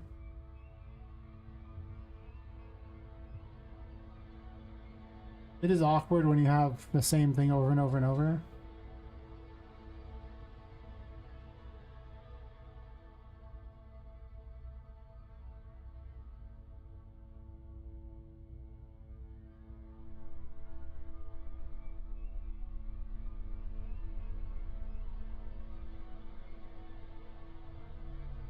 I could set this variable as that and not even bother to truncate the thing.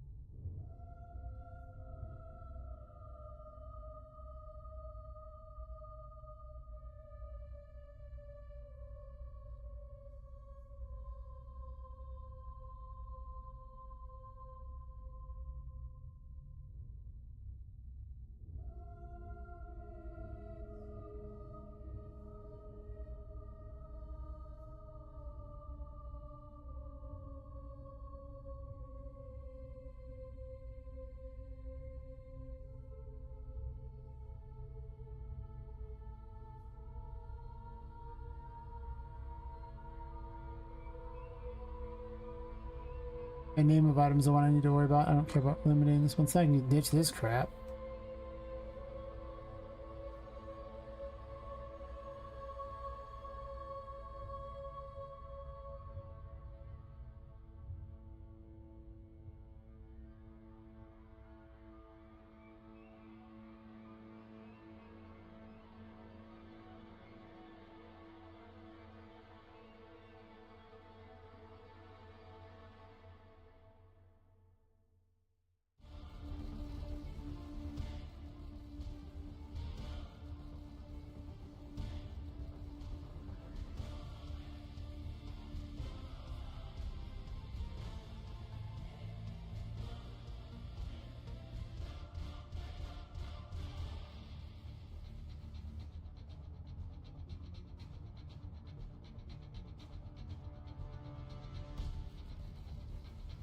That'll work.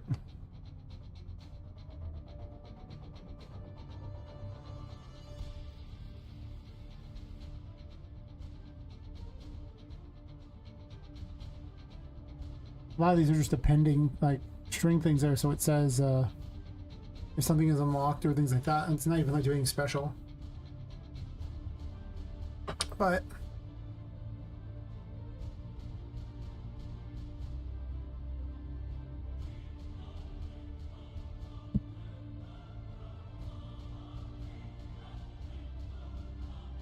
gotta happen.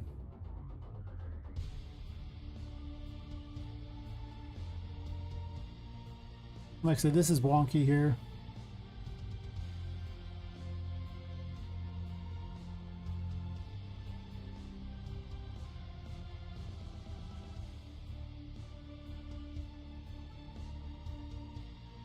Unless I make an update function thing, it's not a big deal. Increase stat does them all, but update these things don't.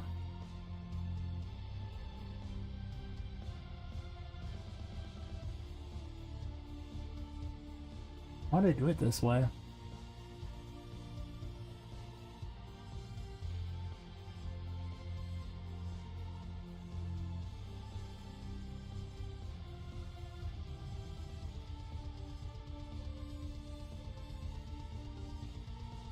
Oh, I know why. So I'm pretty certain I know why. Let me double check.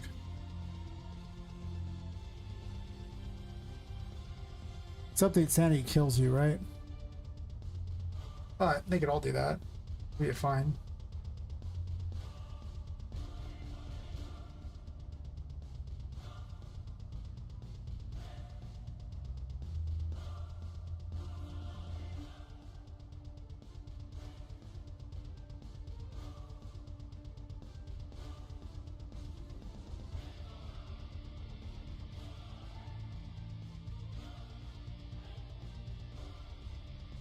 Um,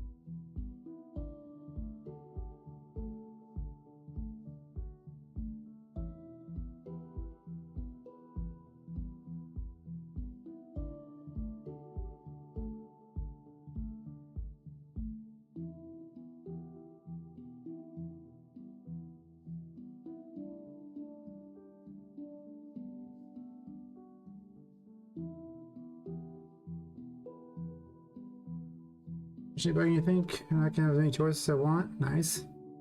Any normal choices or persuasion checks for bribery? Nice, nice. Sounds like things are coming along nicely. Pretty soon you'll have to sell your dialogue system on the marketplace. Make it better than everyone else's. I believe in you.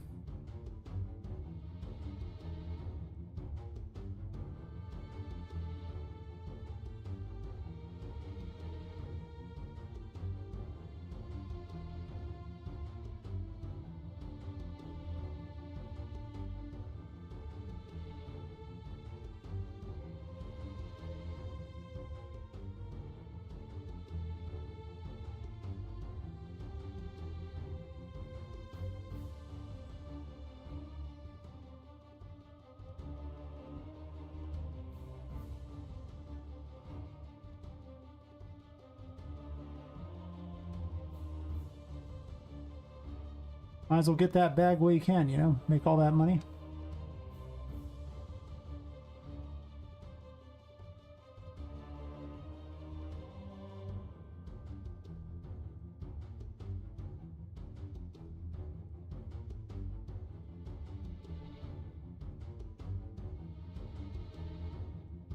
Bag's not going to get itself. It needs your help. I believe in you. Make all the money.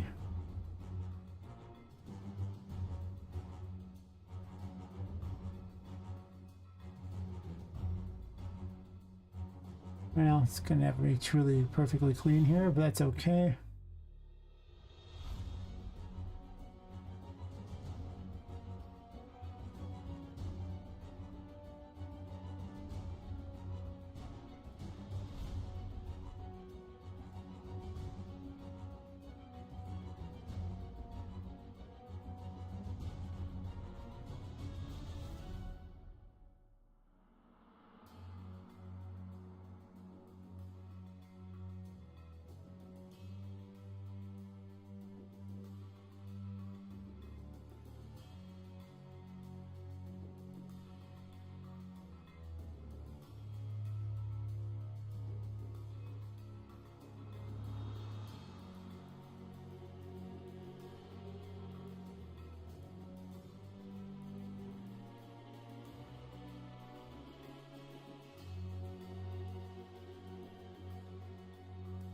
I'll see the same dirty trick over here.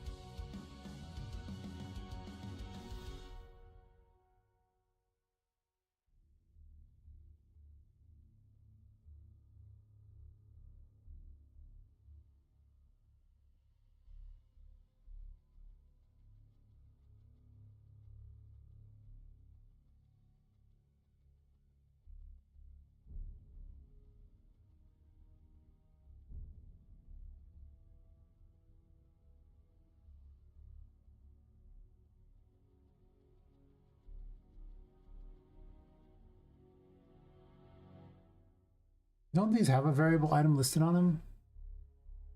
Did I make this in some weird way that's dumb? Because I have like different versions on each of these and they all have variable item on them, right? Yeah, variable amount. So if they're all setting variable amount, why have I put a number on them?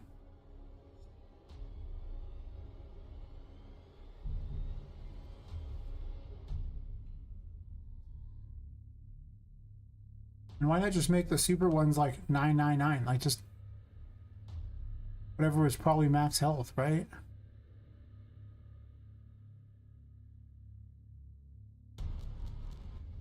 Yeah, why not make this like, you know, 9,999?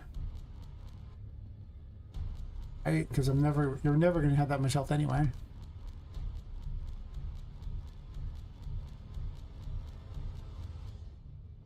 Move this over to the side so I can read numbers real fast. All potions like 10.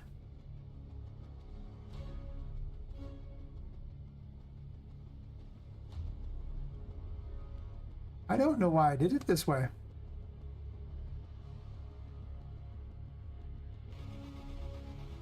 '50's correct. That's the small one. Be like 100.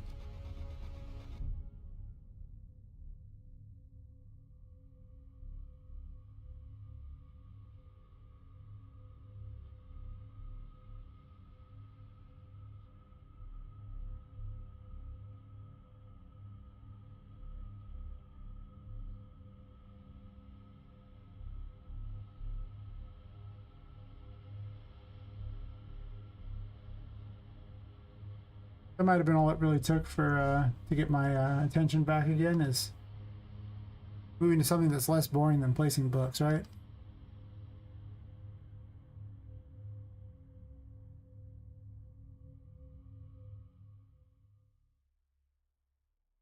It's fine.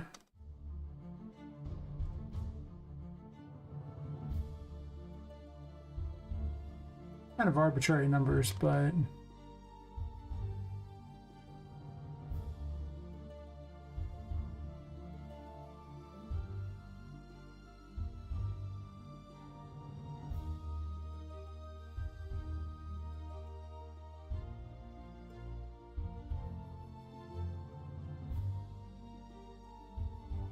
medium ones are always correct. 100 on this one. A variable amount applied. Me just doing 999 on those things because that's effectively like full health. I don't even care for that. Like, it might as well be full health. I don't think I'm going to be doing more. I guess anything's possible, but I don't believe so.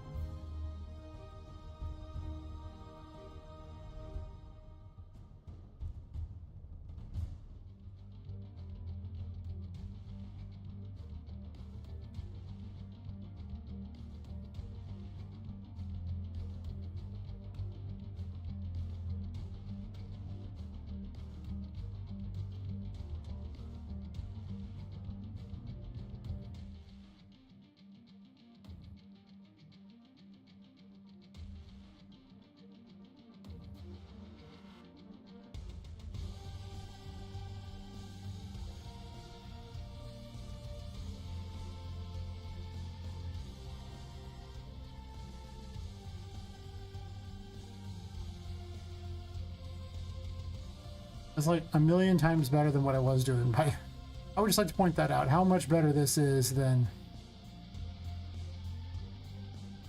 all this garbage. That, oh, I do want this at the end though. That's true. I don't want it to say the potion thingy. I think you just get health increased or whatever your stat increase. Well, not increased, but it's healed.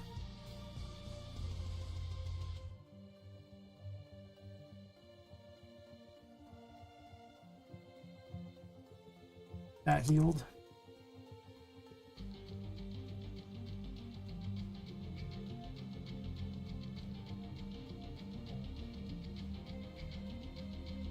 It became such a less of a mess by the end of this. It's crazy how much less of a mess it is. Most of the rest that I'm actually pretty okay with.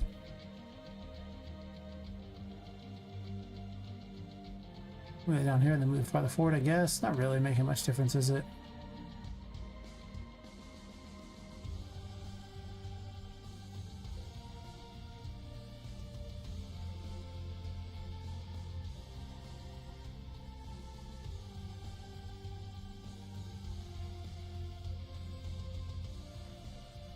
Yeah, variable amount gets collected.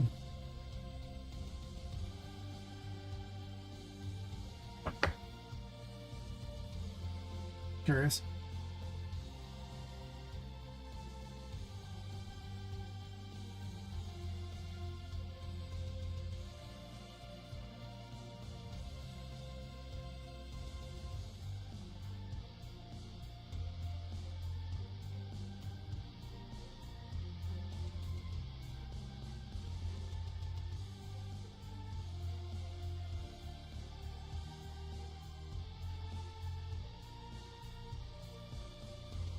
Does this do what I think it does? It might. I want to see if it does, because if it does, I can actually avoid having a million little dumb nodes naming things. And just get the name of this thing and just trim the end of it. Instead of having to set it manually, which I guess doesn't super matter. I'm just curious if this is actually what it does, though. For future reference, it might.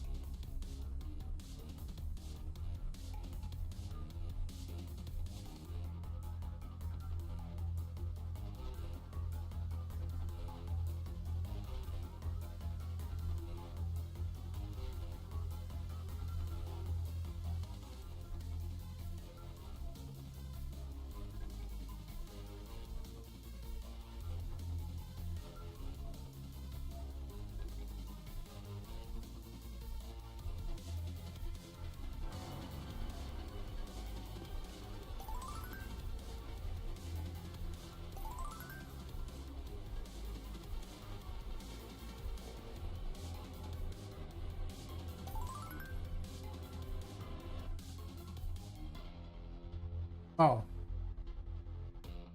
This is why I'm a goofball. It would have to be before these, because if it wasn't before those, it wouldn't work. Because I just set it to nothing there, so 8 characters would just eliminate the whole word.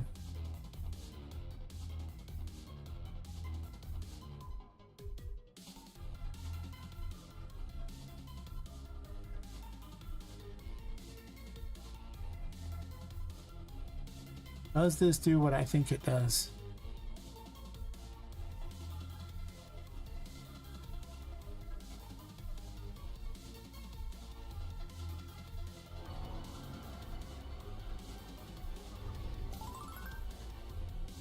Not really, no.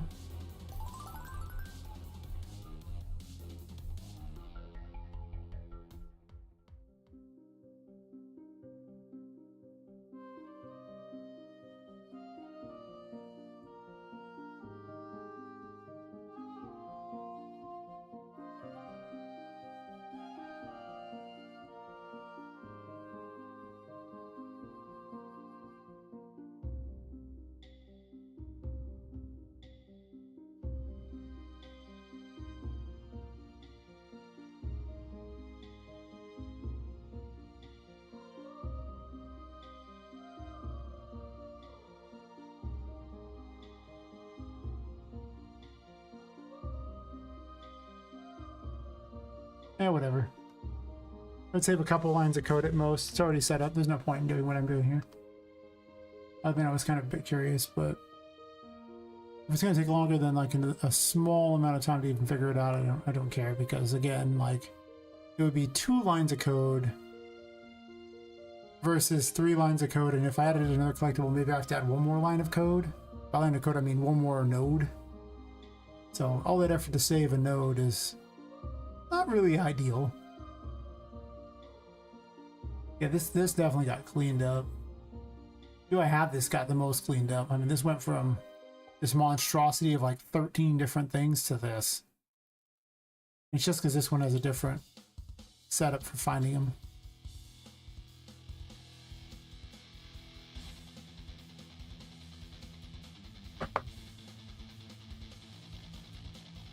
I'd consider putting tarot card info into the same thingy, but as the struck collectibles, yeah, I don't want to do that to myself. I'd have to retype that again. I'm doing that.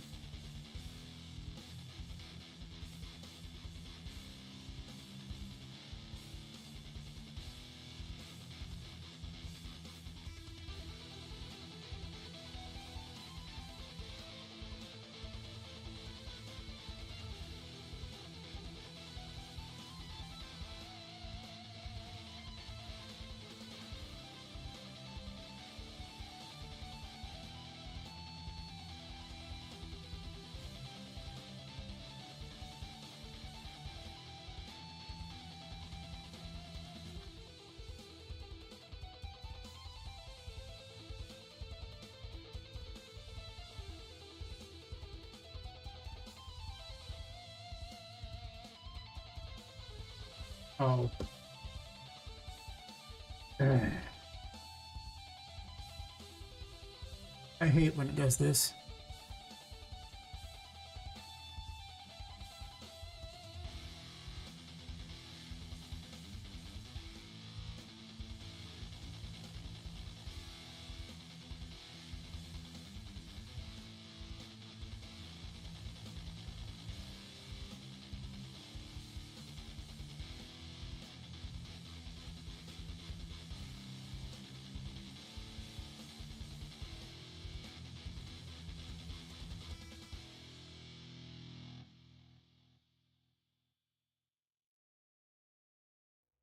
You just added stats update on there. Ugh.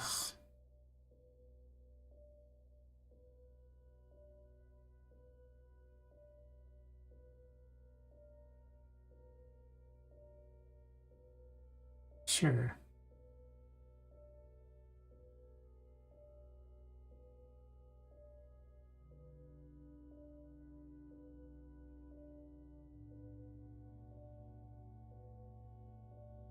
If you drag it in there, it does a reference one, and then you can't just, you know, put what you want in there. You have to do it the other way. It's kind of dumb.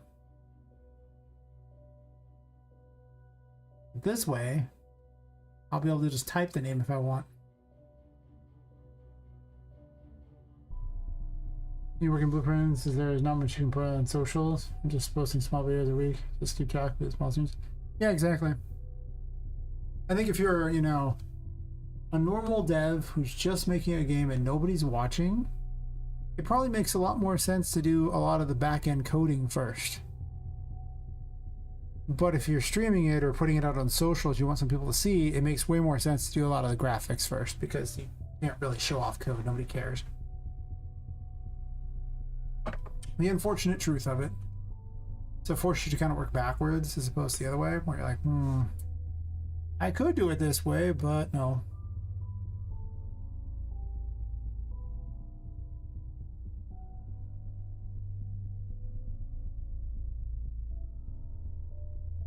I keep telling Fox to put waifus in his game so he has something for people to look at and build like a singular map so he can, like, you know, test on that map, because it's difficult to sit and watch just someone code something where I have no idea what's going on. You know?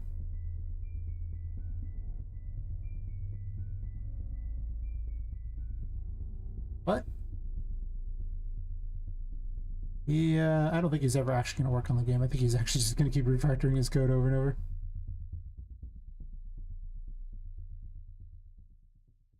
Which you can do if you want. This is totally a thing, but yeah, you know.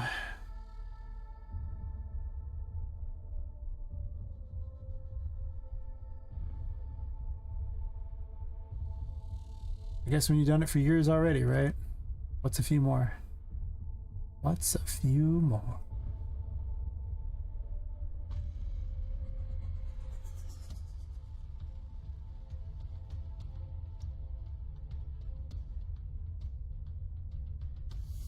Personally, I want to get this game done as soon as I can. That's why I'm constantly working on things. Though I have been going through and fixing a lot of my code. Like I say, a lot of this code is very old.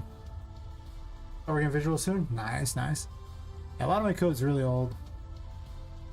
And it kind of worked. Kinda. But not really. Oh, it worked, but it was very unwieldy, with a lot of things that were duplicated in ways that made it just pretty nuts to mess with. Such as having 13 different instances of code that's very similar to each other on 2 different things. That's a lot.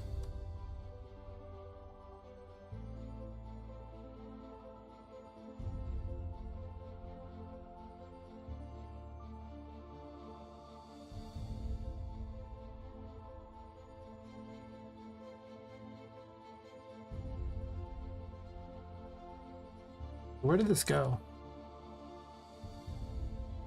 Right there? Okay.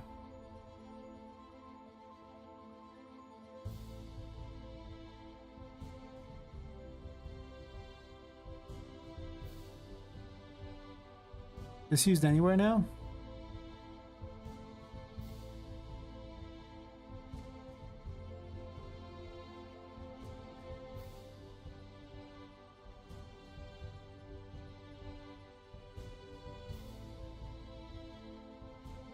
Well, I mean, unless the bug is breaking things, I wouldn't worry too much about it. I waited a really long time to do this, and a lot of it came down to, it started with Poppet's tarot abilities, because a lot of the stuff was just broken, just flat out broken. There was not even ways set up to even do a lot of the things like charge cost things. Like, so I had to go through and fix a lot of that because it just was never there. Along the way, I standardized it because I need to have 66 abilities, so it's probably worth standardizing the code as much as possible when you're going to have 66 abilities. I might still cut that to 44. There's a really high likelihood I do. I'm really thinking six floors, secret area, 44 abilities, and then there's other collectibles too, but I just don't think there's enough rooms for 66 abilities. Yeah. Some of this stuff I probably don't need to fix. Maybe. I don't know. My code's gotten pretty ridiculous at this point. To the point where I'm just like, oh boy, finding things is getting harder and harder, even with trying to be organized. Okay, so let's update stat here.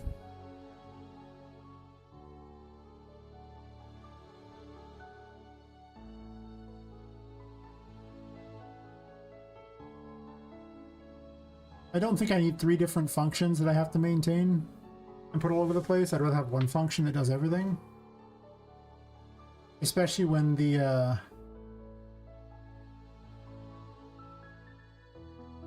if you don't even have the option to change how much you recover from things, this should probably be added on later. Just do it, so yeah, I don't know why I put 0.0.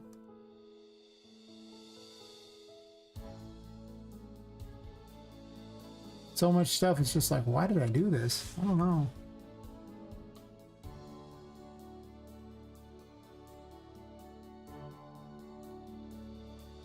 I'm gonna have to make it where you can actually have the sandy recovery amount too here.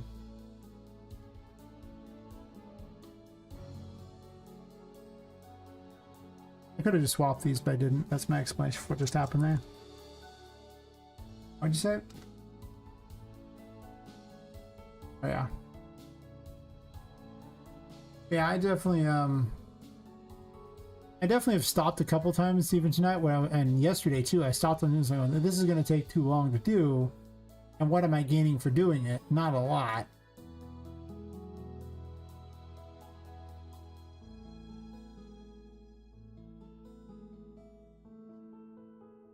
It's unfortunately a nightmare of code because I've switched like how I did things a bunch from the Paper ZD era onward. She just needs a lot of pretty much.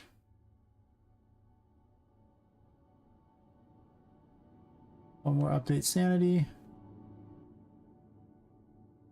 As I clear out the last of that weird code that's probably breaking things at this point.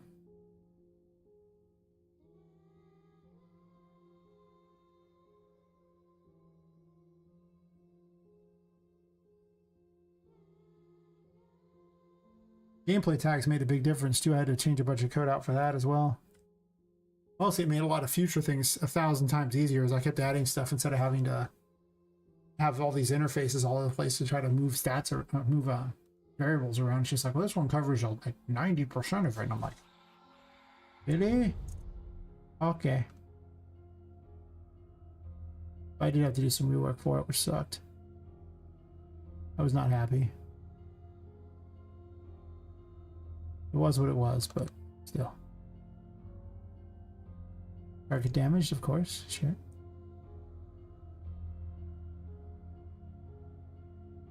This would have been a lot easier if I just made it where it was I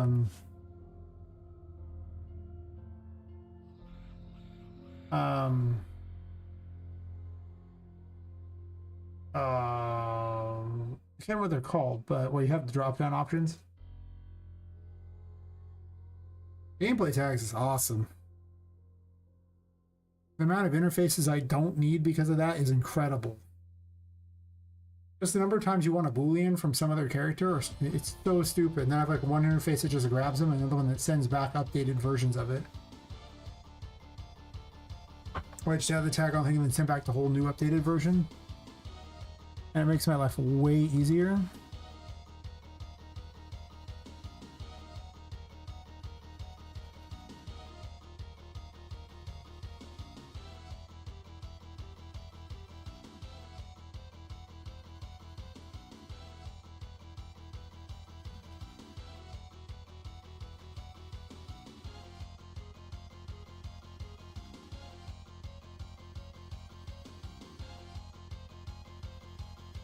The copy paste where it said health, I'm done. I'll do that now.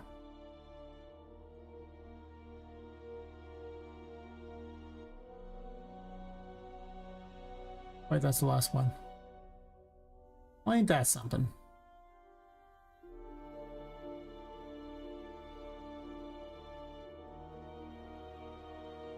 Three more worthless functions gone.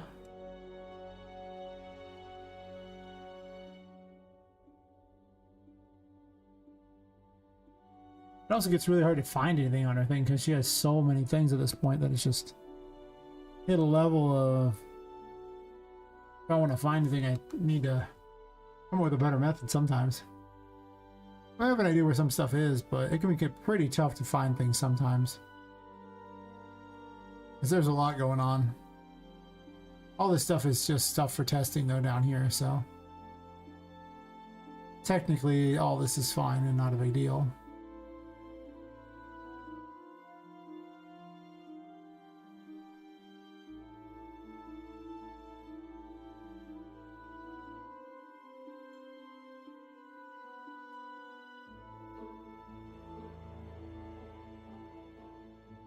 Oops.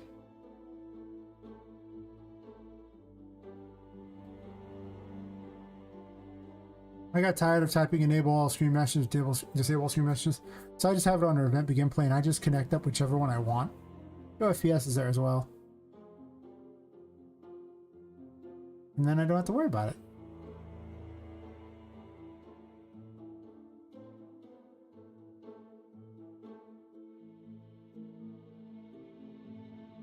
It seems real good to me.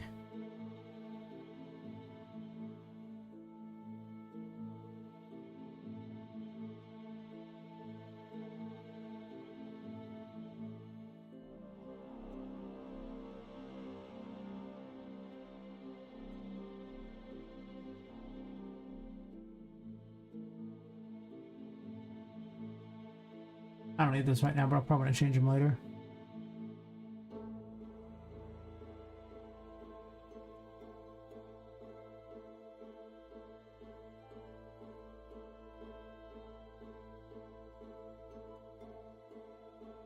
I know we should get all the people on YouTube to sub to me right about now. That'd be awesome.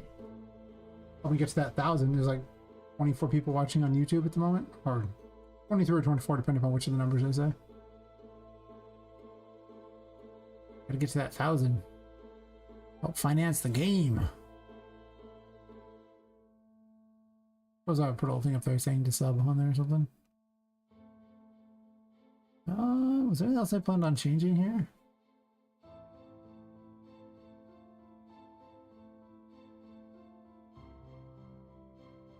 There's so much code that's not even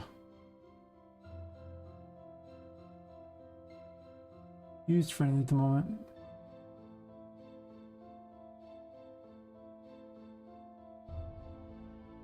Do I still use this pause menu thing?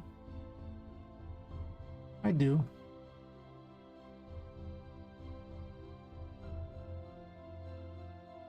Go ahead and select everything and put it in its container real fast.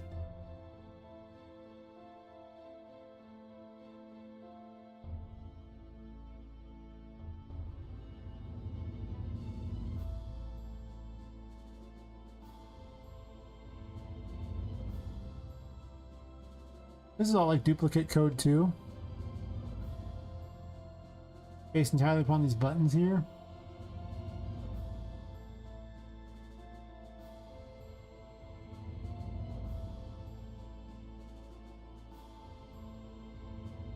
could set a note for which one it is a string and then have a switch on string right here for which one it is. And that would make the code a little easier to maintain because then I would literally just have... Yeah, sure.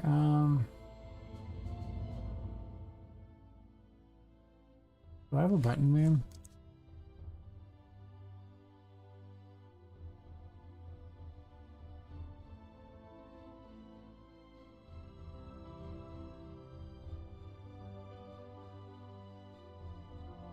I'll use a boolean on this one. Actually, I won't use it. Button name.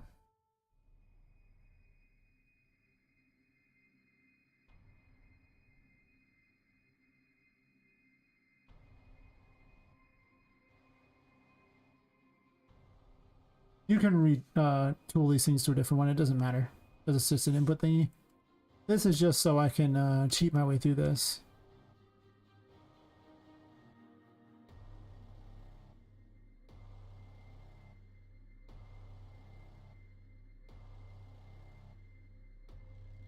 Right.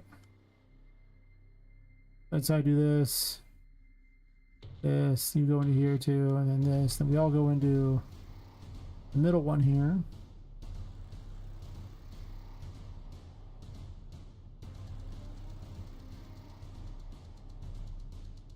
And here we switch on string.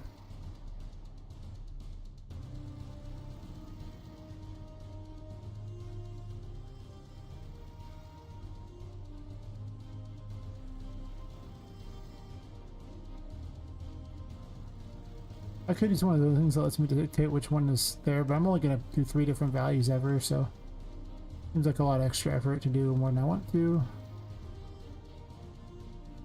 Mouse. Right mouse.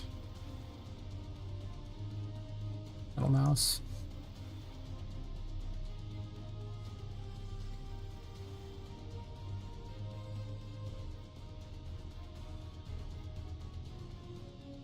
Sadly, I can't loop that, but that's fine. I can still do this here.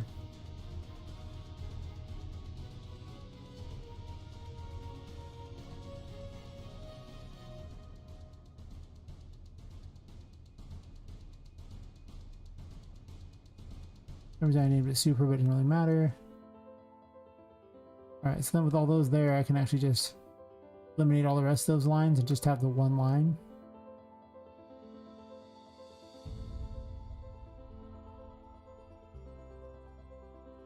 Should be this line right here, and no more of this other crap. Every one of these just goes into here and loops back around to the same do thingy, and I don't have to worry about it anymore. Should probably test that first before I go crazy, but that is nicer to maintain one set of code than like infinite codes. Switch on string is a wonderful thing, by the way. You can switch anything on a string. It's so great. I feel like my game is a switch on string. I'm just saying.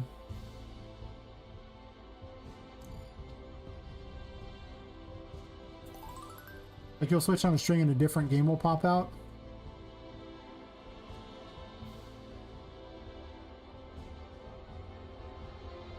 What uses the middle mouse button? Not a whole lot. Oh, this does.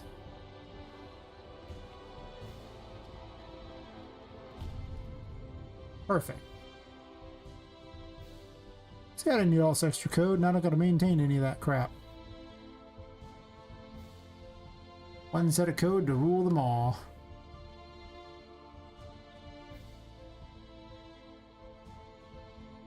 A lot of this equip system came about from originally having like a bizarre system where you set up hotkeys from a menu, and it was real bad. It did not play very well at all. It was very confusing and not good.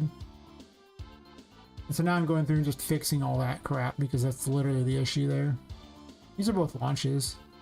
Oh, these are part of the launch system. I don't know why they're crammed against this controller stuff, but they should not be. Why does equipability not have a thingy?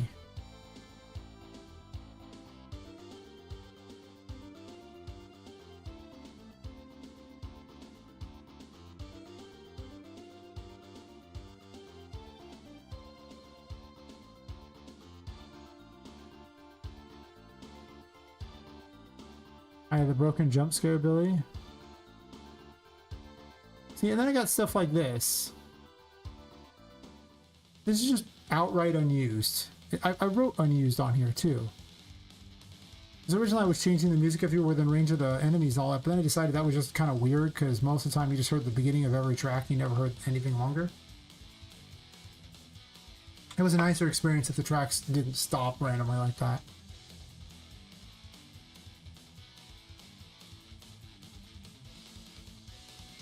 If I'm not using it anymore, let's just get rid of code I'm not even using.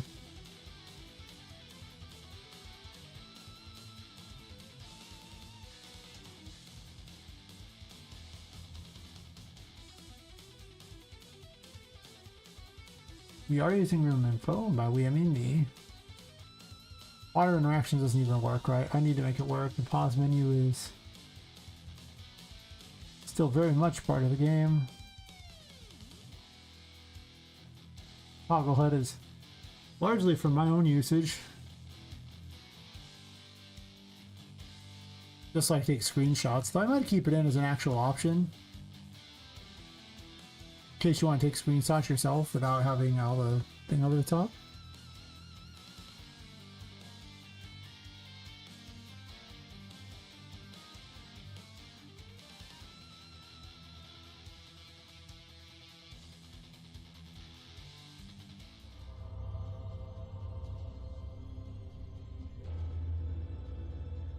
Sure.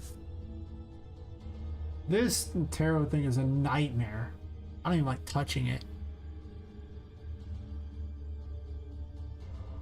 The whole weapon equip thingy is a monster. I need to add a bunch to it because it's missing all kinds of different widgets for it and all the weapons and things, and it's kind of a mess. If I do say so myself, and you have to have all these abilities mentioned here, so it's a little less good.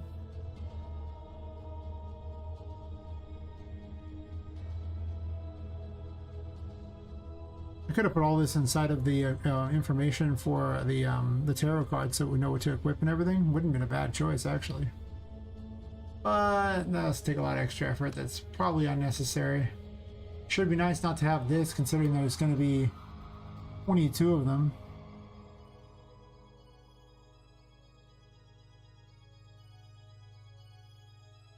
As you can see, it's kind of a mess.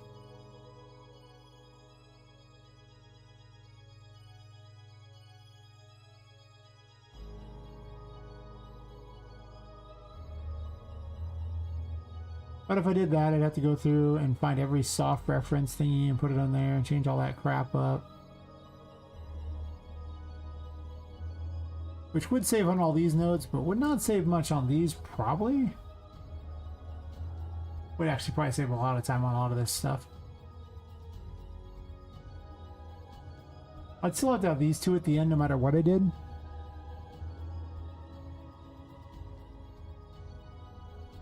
In all reality, they probably all should have a viewport thingy.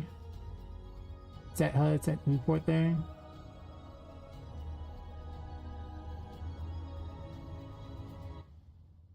That would probably be better. Oh.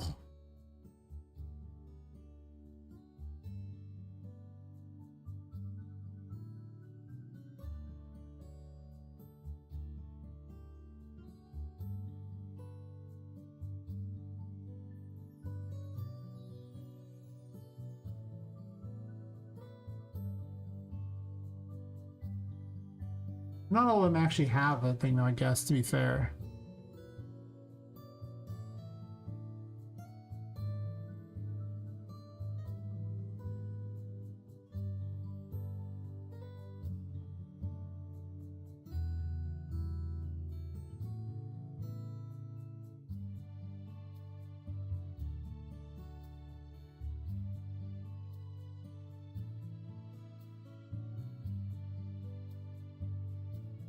Only the first 22 would even have them though. This is just equipping them, and there's only one weapon for each of the things. Not each ability does not have a weapon, so it's just the first one.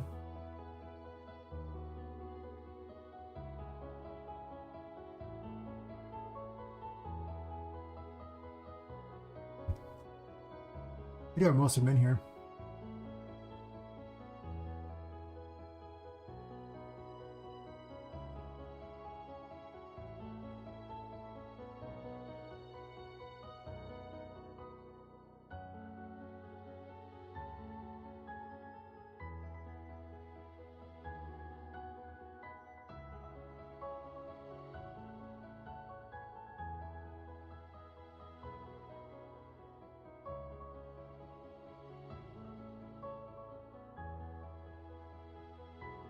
I could do it.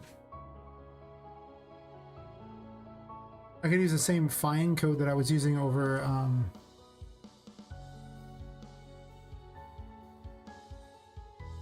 this code here. Yeah. Actually, it'd be like this code here. You'd wouldn't even be a find code, probably. Actually, it would be sort of a find thing, wouldn't it? You'd find the item type there, which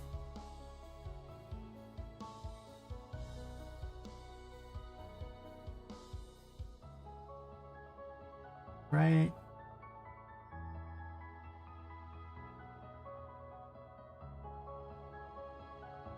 These are literally named after the cards, so we'd just be finding the cards. Right?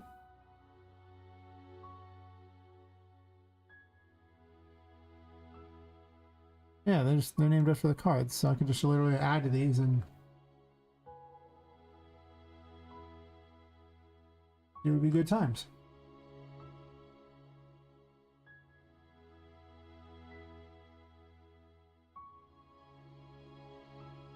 Well, hopefully adding to this doesn't break destruct and force me to re-enter stuff. We'll find out. I really hope it does not. I wish I had a way to differentiate which one of them is equipped, but it'd be pretty hard to do. I don't really have a good answer for that one yet. No visual scripture, but which everything seems like a nightmare to maintain. I try to cards each encapsulate their functionality and whatever systems act on them the same. Yeah, what this is this is equipping their weapons. They basically their gear for it. And because the reason why there's 22 is I'm doing all the major arcana. This doesn't actually encapsulate anything beyond equipping and unequipping things, essentially, and then HUDs and everything involved with it.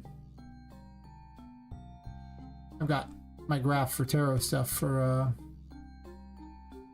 their abilities and things, which lead to a lot of stuff. They all have unique abilities. Each one has 3 abilities. There's like 66. Oh god, I haven't even made all 66 yet. It's like I'm playing Suikoden, but with abilities here. No, I'm not doing 108. I don't hate myself. Yeah, it is a little bit. It's what it is it's just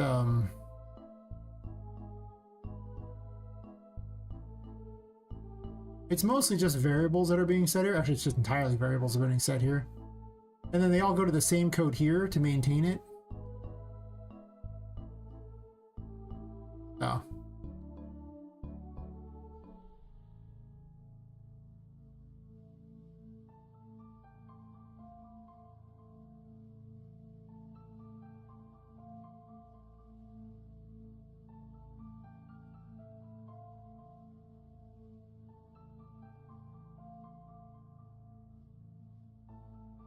Yeah, I'm looking at ways to make it a little better as far as what I'm going to do, because I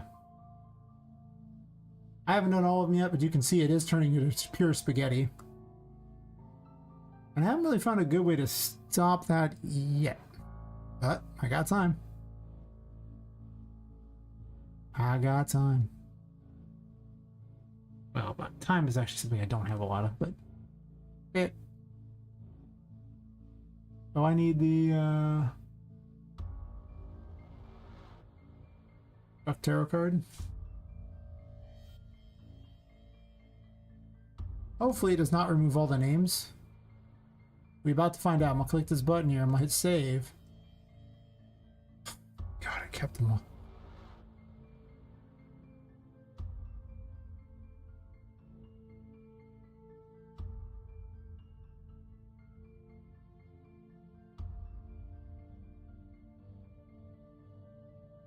So I'm gonna migrate this off to the side. I'm gonna add in things here because I can't see both at the same time as I add these. So let's see what I can to improve this. Okay, so we'll have an overlay state.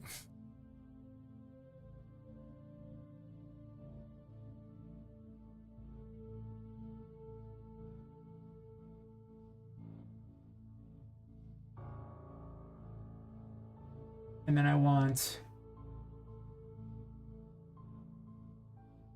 actor soft reference, not just actor, and then click soft reference.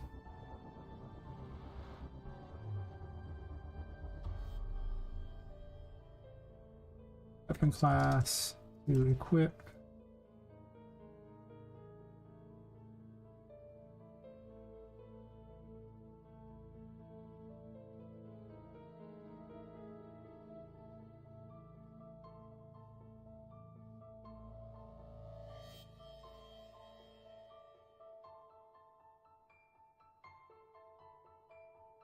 Really.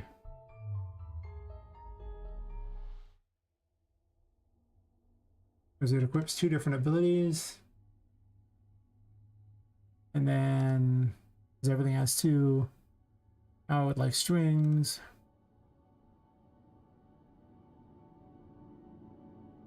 All right, that's a string. There's most certainly a name. They're so close in coloring that I often can't even tell. Like, they need to pick 2 different colors and not 2 shades of like pinkish purple. But they're so close, I'm like, ugh. Weapon socket name.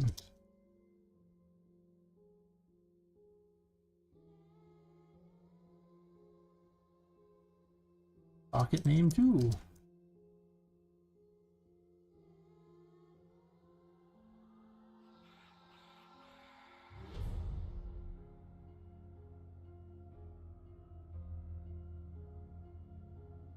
And then I guess a widget class reference would be what I'd want here. Here.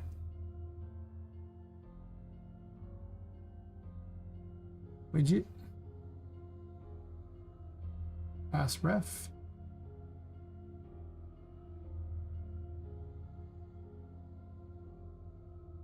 I believe that's everything I could possibly want.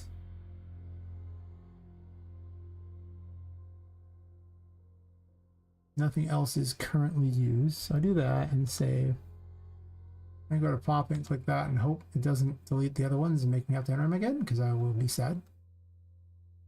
I'll be opening the other copy of the game and being real sad if that happens. I thankfully do not have to do that. Excellent. So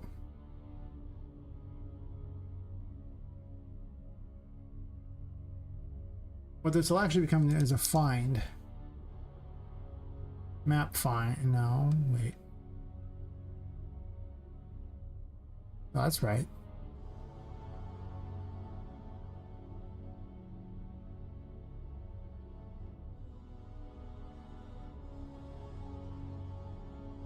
And then from here, we split it.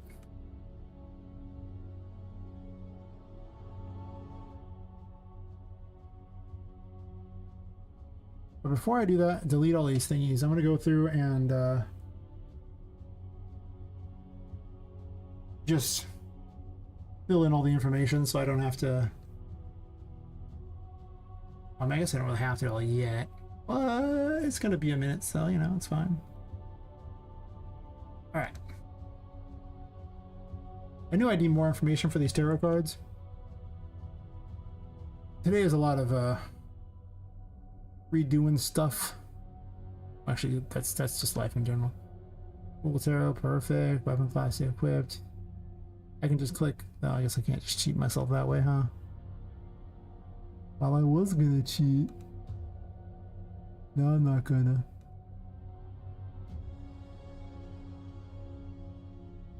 Okay, that's tedious. I want to do it this way and just copy paste. And I don't think that that's going to help out much in my life here. I think they all equip to the head socket as the second one, so at least I got that going for me, but that might change. Actually, that could easily change. Yeah.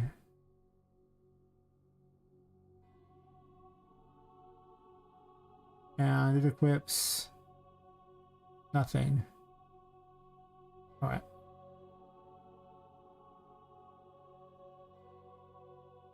So instead of switching on string, what we're gonna do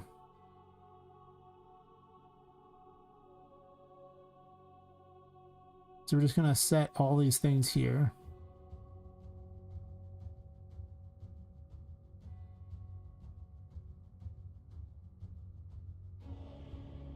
It's that or go and find the thing and do it every single one of these, which actually I could technically do because I did that here. Well, actually, well, I'd have to do it there and there. Or I just do it here once and then it's fine that way too. We'll do the easy way first.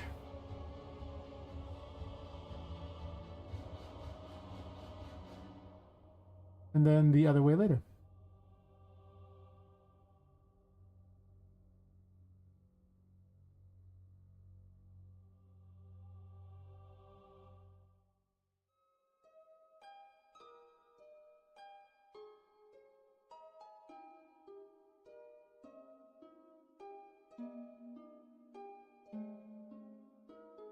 Is valid class? Branch it. If it's valid, we'll add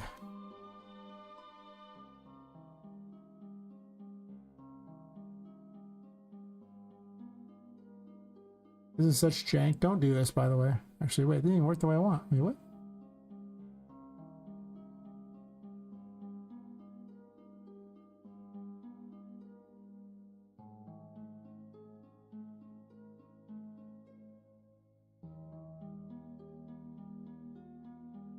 Oh, user widget class reference. My bad. 1 second.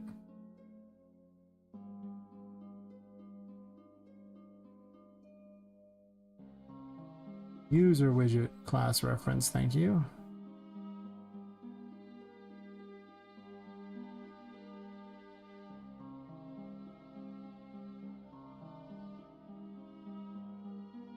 Yeah. I get it. Okay, fine. Do it that way. I want to see if this works before I go to all the trouble to neaten it up. Just the act of doing this will neaten it up to a huge amount. And if that's the case, convert these into those, like so.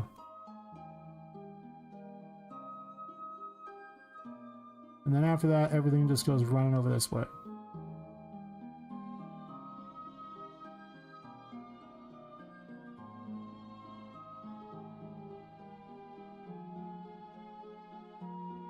And I don't need those.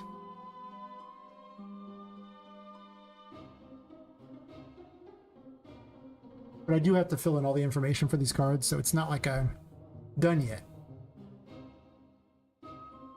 What?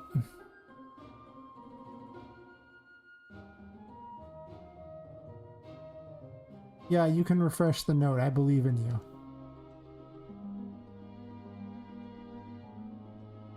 You too can refresh the node. Refresh them all. Refresh it all doesn't usually do what you want it to do. You think it does, but it doesn't. But sometimes you get away with it. Nope. I have to manually refresh these nodes to fix the problem. You're probably wondering what refresh all nodes does? Nothing. Just does nothing. You happy now? Excellent. Never mind the fact that nothing was connected to that, so it could have just gotten rid of it. Because it was an invalid one there. No. Let's do it. Why'd I close the weapon one? That's the one I wanted. Whatever, I'll just close a bunch of them.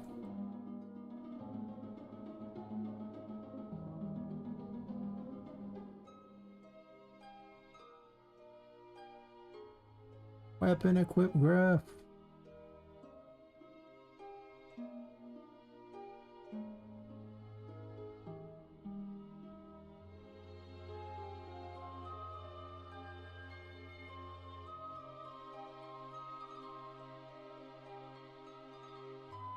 Okay, so the magician doesn't actually have a stance.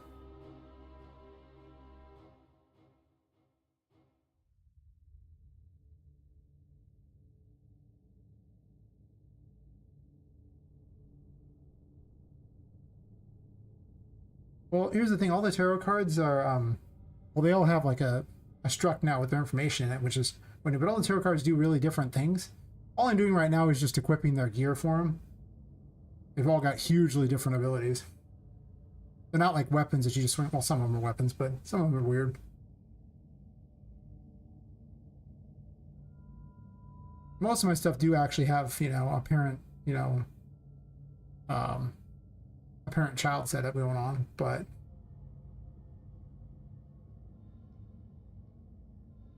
as soon as I have this set up and everything like that, I'll show off the game to you and you can see the various things here. But this is essentially meaning that I'm only going to need to run this set of code once, and the reason I'm doing this and not doing it over here is, honestly, I could do it either way. Find it and do it in each thing, and it might be okay to do it that way. I'd have to do it over and over and over, breaking the thing open here and all the things, which would be about the same. I don't know, it doesn't matter super much right now, but this will let me recycle things. But what I do have to still put in is the information for all the items, right? Like, I don't get to get away from that one, unfortunately. I still gotta put it all in there.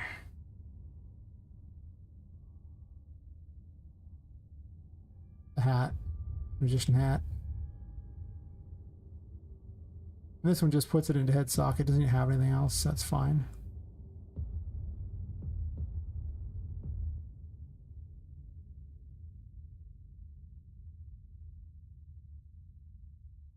And then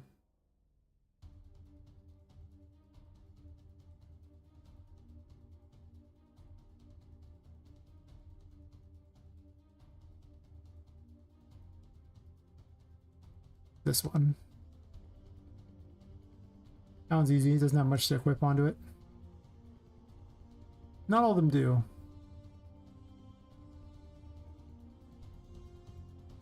This one's just the star and the star socket. Wait. Want the order of these things here?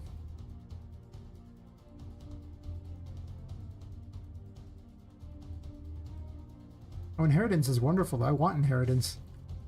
It saves me having to recode a bunch of things if I can avoid it.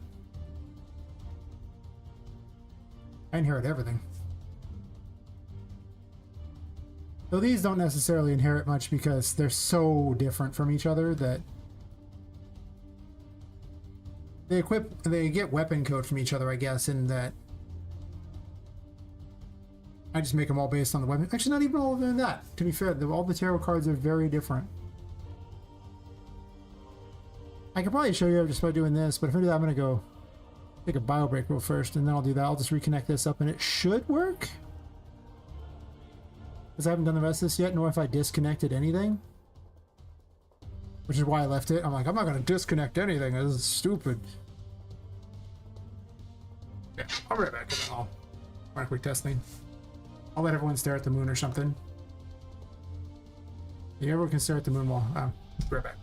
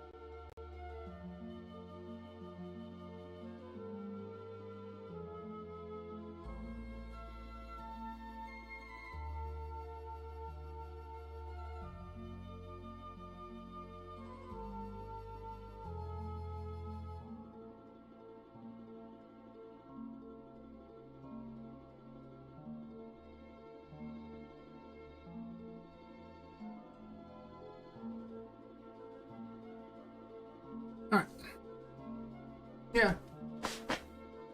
Basically, I don't want to have to redo any code if I don't have to, so I usually inherit just about anything. Well, the NPCs all inherit stuff because, well... Yeah, the player doesn't inherit from them per se, but... That's because the player is basically the game, so, you know... We do the... known as the ghetto tour. It's usually pretty quick. So we'll see what I broke. Do I have a nav mesh down? Let me put a nav mesh down real quick so the enemies can actually move. I know. Who wants the enemies to actually move? That's weird. We don't need no stinking movement. Like 200, then we got everything we need. That's right.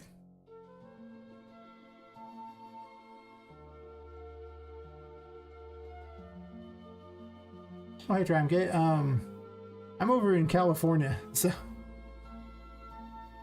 It is Saturday morning for me. It is 2:32 a.m. If I look like it's 2:32 a.m., why?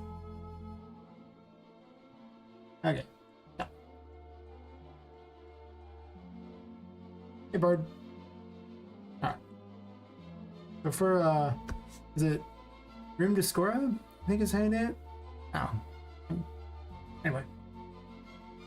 Hopefully I didn't break a bunch of stuff in the previous code I just did, because I didn't test a bunch. Mostly I just changed numbers around. Zoom 2? Oh, that's rookie numbers. Who codes only until 2 a.m.? What's up with that? I'll be here till like 8 in the morning.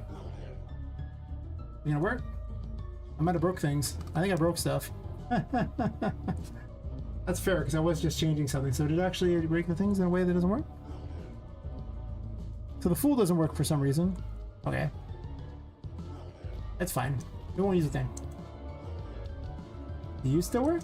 Or did I break you too?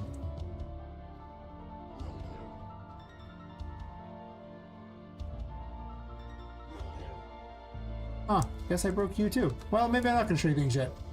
I have to wait. This was working. I broke a bunch of things, sorry. Or maybe we're just taking forever to load them.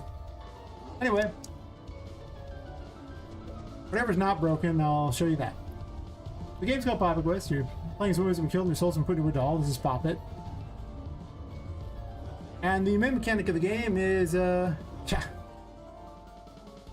you're in the dark, you lose your sanity, but you gain curse power, which powers all of your abilities. If your curse ever hits 0, you die, and the insanity effect starts appearing when your curse starts to get, too low. Oh, sorry, when your sanity gets too low. If you go to the light, you gain no curse power, but you gain sanity back, so you bounce between them. Choose tarot cards for abilities, as I was talking about. This is Temperance. It's a bubble wand. Very exciting. Clicked off the game. Nice. Don't click off your game in the middle of testing. You'll like it better. It works out much better. I don't know why the fool didn't load. Did I break you somehow? I broke the fool somehow. I don't know why. Person new, nice. Yeah, maybe. This is the Empress. Makes mushrooms, they count to 10, and then anyone nearby gets blown to bits. They have to be triggered, so it's basically Bomberman, except for the bombs have to be triggered. So timed bombs. Ow, I deserve that. Also, I'm gonna ditch the second music, one music at a time, thank you.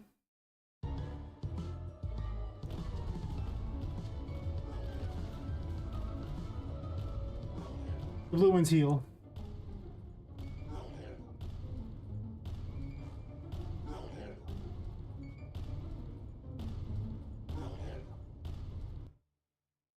Just for funsies. Actually, I'll use we'll do the magician test first. So the magician manipulates objects in the environment, such as picking up small cubes, friendly toys. It also manipulates drawers, cupboards, door handles, can turn and flip light switches and things. Basically small stuff. It gives you the ability to play with it. To a point. I have double jump enabled because I have the dev kit enabled, so I just have everything.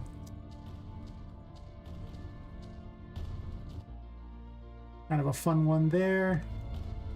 Wheel of Fortune's fast becoming one of my favorites. It throws a dice. Oh, I don't need curse right now. My bad. Might be. I might hit it with this, but I don't have curse, so maybe it's you.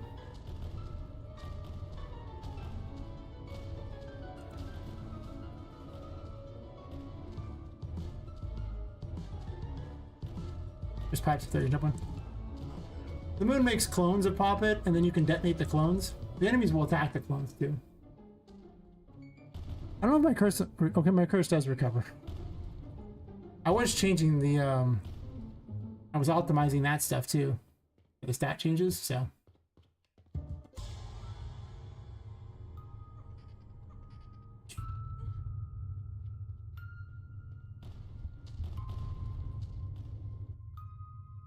Actually, I'm gonna use this one to blow it to bits. Definitely gonna take a hit from it, but that's okay.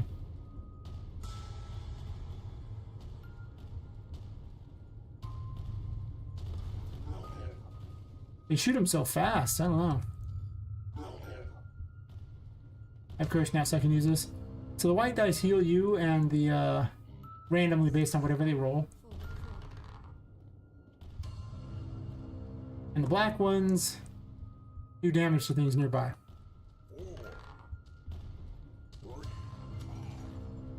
If the game seems a bit laggy, it's because my computer is a potato, and streaming an unpackaged game is, well, yeah. It gets up to 60 FPS when I'm not streaming and I package the game, so it does better than what you're seeing here. However, then I can't get all that sweet Twitch bucks streaming it. That's the Star Trade Sanity for health and health for sanity, depending on which way you spin it.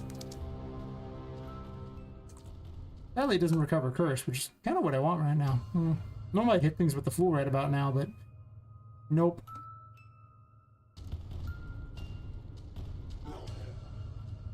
The lovers charms enemies, and they'll fight each other. It only has one ability so far.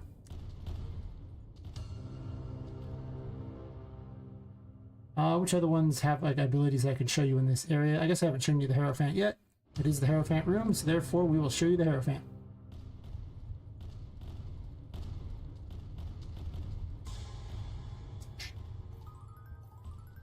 Oh, I didn't remove the thing that says coin there when you pick that up? Nice, I'll do that. I did just change all that stuff there. You know what?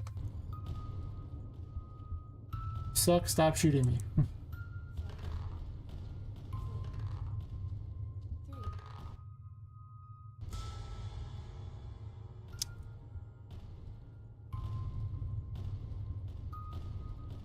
I thought about it, but why is that better? Would you imagine like all those things around that corner, like in a circle? Why would you do that over this? It would just be slower to select everything. I think is what it is. Like I was sitting there going, the 22 cards around a circle. Like it'd be fine if you had like 8 cards or something, but when I was just placing out, I was like, this is really inefficient.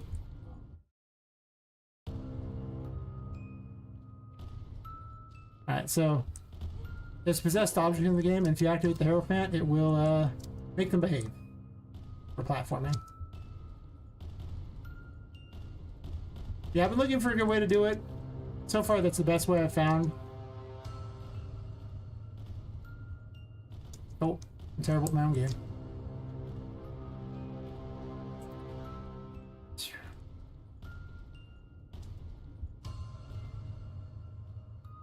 And see if you just turn it off and they'll go back to being useless. I'll go hide somewhere where it's dark. Up in the right corner, it tells you whether you're in darkness. I made the game intentionally bright enough so you could see, using more of a Pixar Illumination DreamWorks style blue darkness as opposed to black, because, well, you can't see in black. Boring. It's not a good game then. We use the keys to unlock the doors, but I left the doors open, so.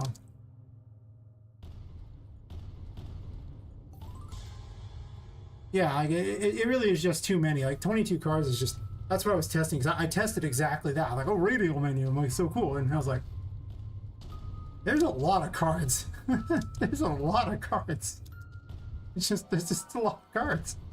I heard very good people, but when I was like, I'll do all the major arcana, I didn't think carefully about it.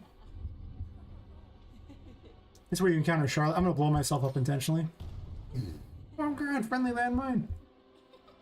Hey, Exo Bliss, how's it going? I was just showing off various things. This is where you encounter the ghost girl Charlotte. She's playing hide and seek with you. Well, you're supposed to hide. Yep. And she'll wander around down there. I guess I could jump down. If she catches you, it's an instant kill, so don't get caught. You can also grab you out of these. Oh.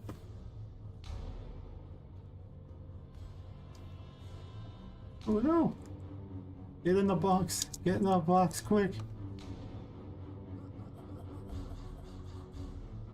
You got me, Captain. I died. Apparently it does a multi-kill now. Multi-kill.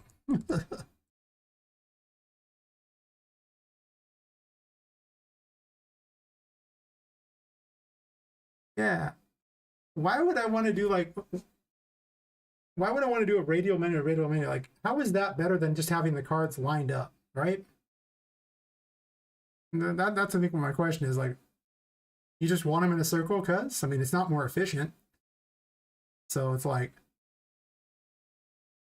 That's what it's just like, well, if I do circles in circles, but... That's what I don't get. Because you still have to bring up the same menu and you still have to move the cursor around or the thing like that in roughly the same time. I don't know. If it wasn't 22 cards, it's so weird. And the environment place now, it's fun. I'll show off some of the other areas here because why not?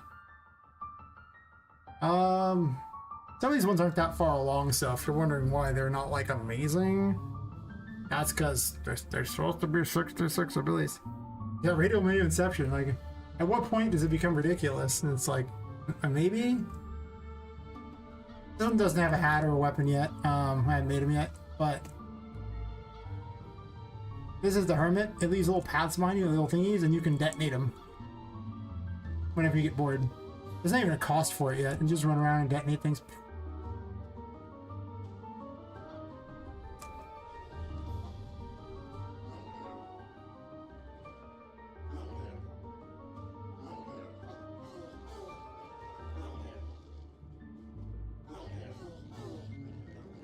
Ow.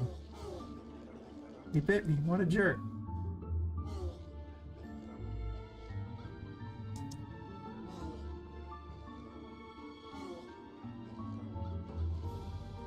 Ew.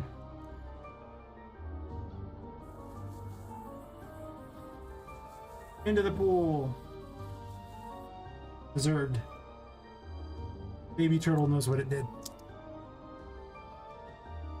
Hey, outside world.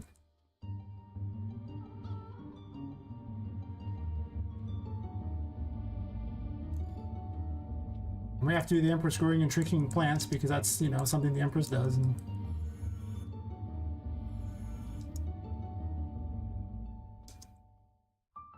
there's other abilities I made, but they don't actually have an area for them yet, so they don't really, like I have a test map where I test them. That's about the best you got, though, for some of those. I sped that particle up so much. Oh, he's not moving because I haven't moved his AI over to the master, Puppet Master event. Or actor. Eyes twitching.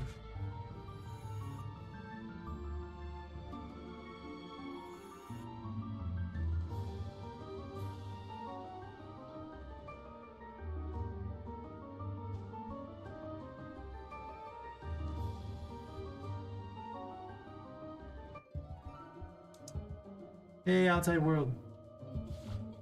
The steampunk game. Just do anything. Oh, going all crazy over here. I don't have an animation for going crazy or anything. None of that. None?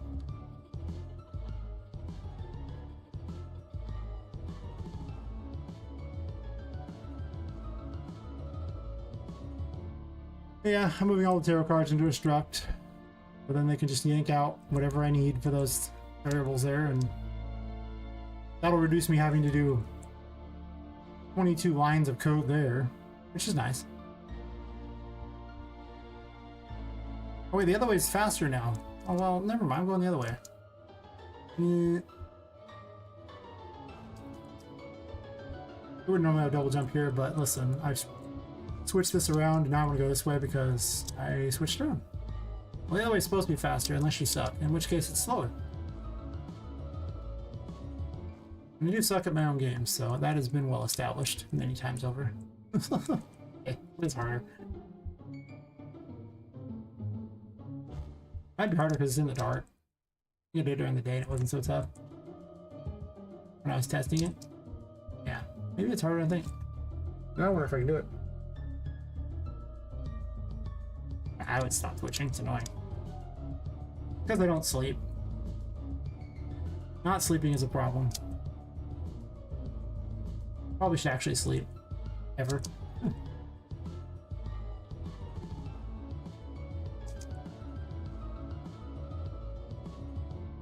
I would show up the bosses, but I haven't re-added them to the AI yet. Oh, that's right. And we can also undo these. Or I should be able to.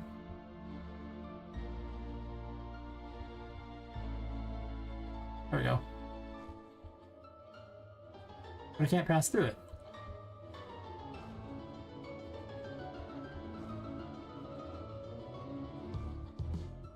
Why can't I go through it? Huh. When you think you have a thing working and it doesn't work.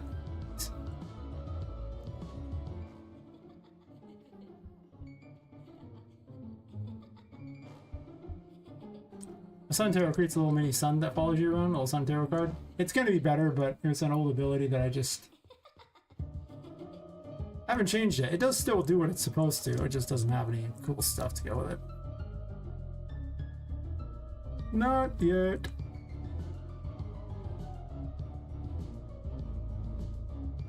We now goes way. Do. You didn't even need that key.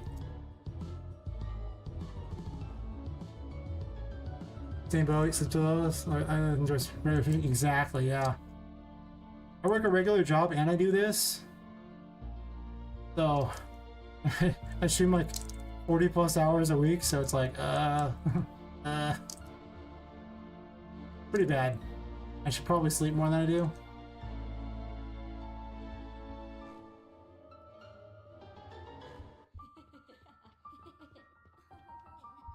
But this is the last stream day of the week, and then there'll be 2 more days before I get back to streaming, so I get a couple days off from streaming at least. So that's kind of nice. I wish this worked. But I botched it. I ruined it. It was perfect, and then I ruined it. I made it where this can be swung around. It doesn't do anything much yet. It barely does any damage, but I do actually have the death gear set up. It just doesn't have any range and doesn't do anything good because it's so tiny ranged that you can't hit anything and it doesn't do any real damage, but technically you can hit things with it. But since it doesn't really do anything, it's kind of like, yeah, whatever.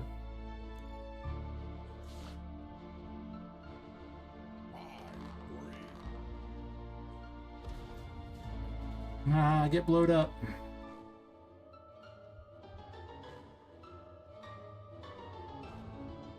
Oh wait, this is the right way.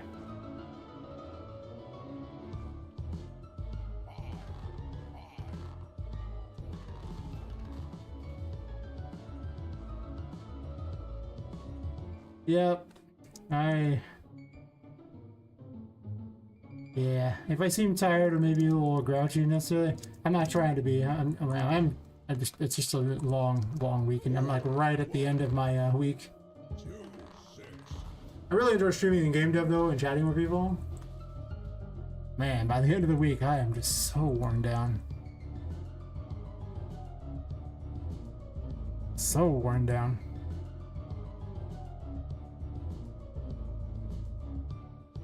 But by streaming the game, in theory, I get money from Twitch, and I'm trying to get monetized on YouTube. Though I gotta farm subs on YouTube because I have like the watch time, but I don't have subs.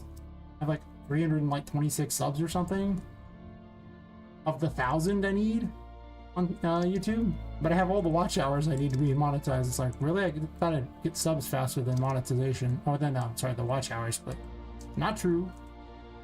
Not true. Oh, can't you make my own things there? I'm glad to hear that, because that's entirely Alice Madness Returns, like, inspired that, Little Nightmare, stuff like that. Also, I'm really bad at my own game. Don't hate. I mean, I would hate, because I deserve it, but, you know. Yeah. I haven't had enough alcohol, that's why I'm not very good at my game. The more alcohol, the better I get at it. And anyone who says different, well, the more alcohol I have, the less I care. Right? Hey. You can also open windows too. You're allowed to go out on the pipes around the building because you're still connected to the building. You may not actually go beyond the pipes or you will die. So I would advise against that. But you can see the steampunky world. Yay! That's right. Fewer inhibitions. There's no inhibitions here. Yeah, my muscle memory doesn't game anymore. Who has time? Did I break those? I guess I broke those, so I was gonna test them. It's okay. I figured those might be a little weird. Those aren't getting tested today, I don't care. Yeah, if I put the other bosses, their AIs into the,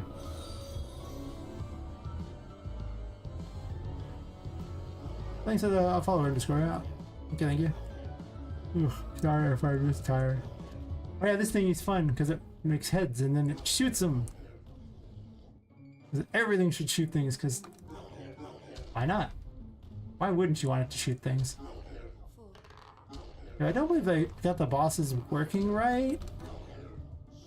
I'd have to look and see. I thought I had them working right and then they didn't. I broke them.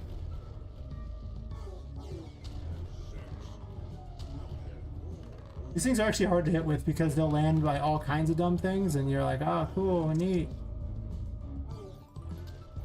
Do you actually often have to bounce them off the wall? Exactly. But the best weapon doesn't even work. Like the fan favorite weapon is not currently working. That's so awful.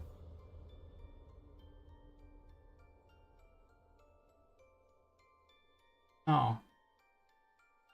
Oh, it's because I deleted it, right? Yeah, it's because I deleted it. Because I connected these up here. Well, that's sad. I could set it up real fast to work. Just to show off the best weapon. Well, I don't know if it's the best, but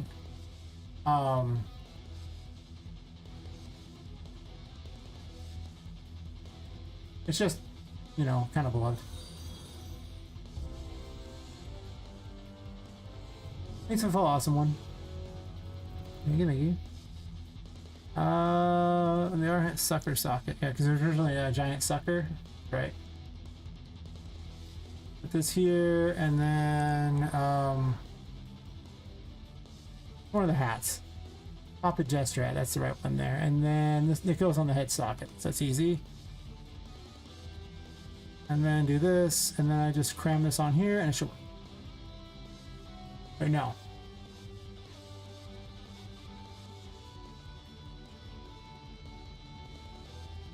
Oh, appreciate it. Thanks for swinging by and checking stuff out. I'll load up the Fool real fast for anybody who wants to see it.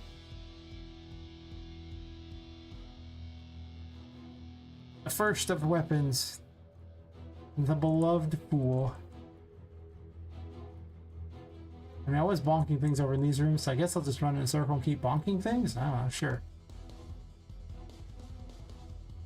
I could have went to the library and had, like, her chase after me, but let's see if it works. Gimme, gimme! Aha! It's a giant squeaky toy.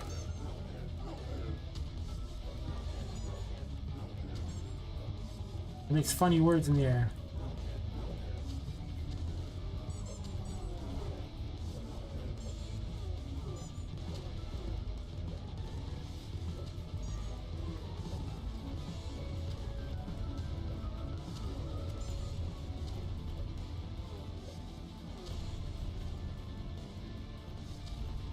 Can also grow bigger as its super ability if you really want to bat things around.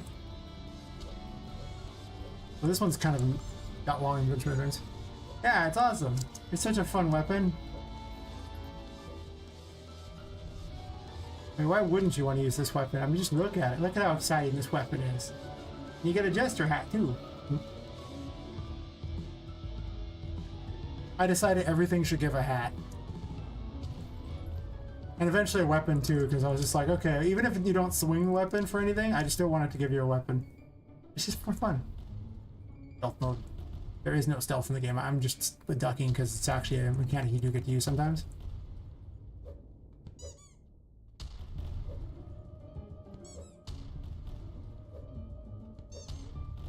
Really? Yay! Woohoo! She has an air dash as one of her abilities. Double jump's also like, I think, apparently strength is like parkour, double jump, and an air dash. But I want to give strength a weapon and an active ability because that's just boring, so I'm probably going to split those up. Then the other mechanic, I guess I can run up here and do the other mechanic.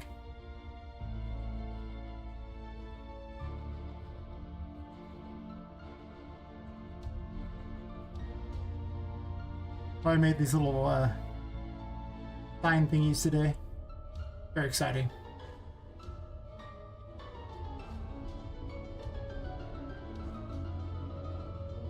Into the pipe maze. Wee. I know the exact right way, so I'm not even going to bother to stop. And bad at my own game, that's okay. The alcohol is helping me be better at the game than I was before.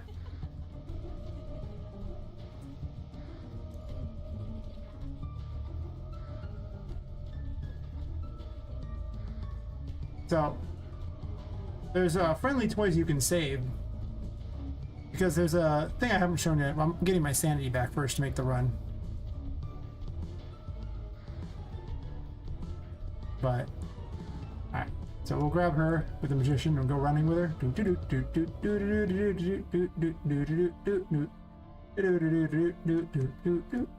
Oh.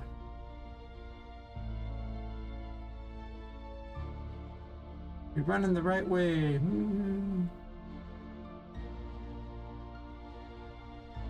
You sit there for a second.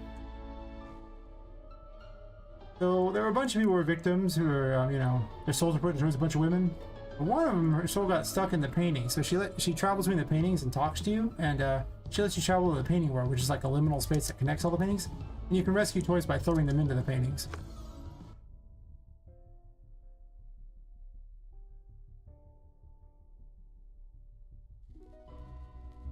And then if you have a painting unlocked, they float here in the painting world.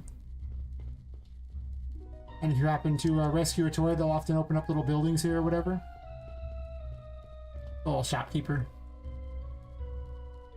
You buy things like it's Zelda. I don't know if I have any cash on me at the moment or not. I might. Nope. I could check the pause menu and see. Yeah, I haven't picked up anything because I loaded the game.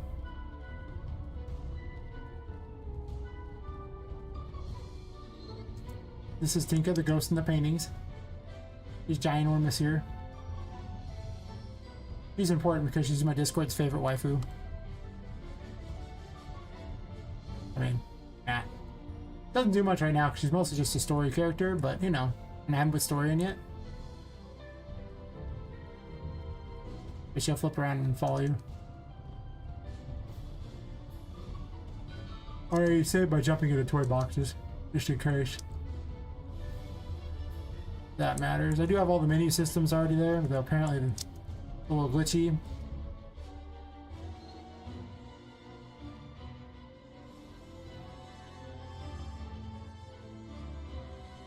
in case you want to save or in case you want to load. All there. Options menu works, video, things like that. Audio doesn't quite work yet. Yep, you can switch all the controllers and everything like that. There's a map system which mostly just shows you, it just shows you the rooms and which ones connect to what. And then later on there's going to be like little things saying that there's something in that room, and that's all I'm going to tell you because it's a Metroidvania. I don't want to tell you everything. You've seen the tarot things. The collectibles are currently, I need to add a lot of that in. It's a lot of writing I haven't got to yet. But that should be most of the tour. I don't believe the boss works right. Yeah, menus took a lot of time. I did it on stream. I actually stream basically all the development of this game. I'm streaming to YouTube right now as well, and it saves it on YouTube. So I have a playlist of every single video I've ever done for this, and there's like 145 in the playlist right now, with a few I need to add. I think it should be like 148 total. Pretty gross.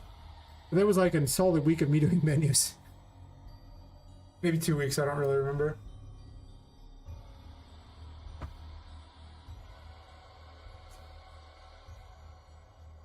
In fact, if anybody wishes to look back over the long development of this game,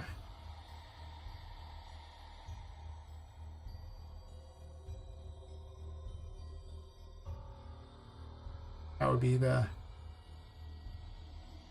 and on YouTube as well. Admittedly, it's easier for the YouTube people to find it.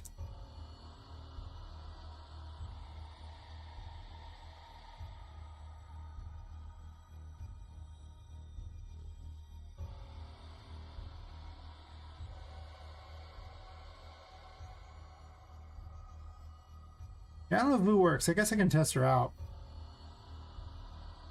Since I re-put everyone into the master AI thingy, there's a lot of bugs, and the bosses were like the last two that I really wanted to mess with.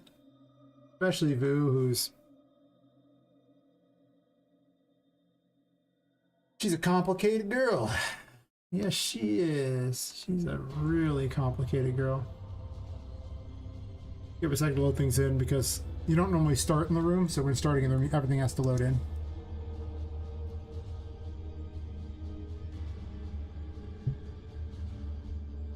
I don't know if she'll work, so this might be a really short test if she doesn't work at all. Or she might work badly. What you doing? I was trying to solve her problem, and then she's like just wandering around like an idiot. Where you going, lady? What you doing? I said it'll help to almost nothing just to test her, so. What you doing?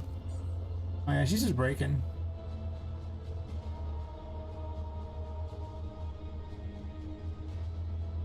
Atmospheric scene? It would be a lot better if she actually worked, but she's currently broken due to that new thing there. I do have a recording of the fight before I broke her, which I could just show, I guess. Originally the game was a game jam game for RPG Maker, and it was like a little Diablo clone, and then I ditched that project and made this version that you see here that is like, you know, info better. Yeah. Yes, indeed. If I can find a video for it. Since it's currently broken, and I will probably not be fixing it in reasonable time frame here.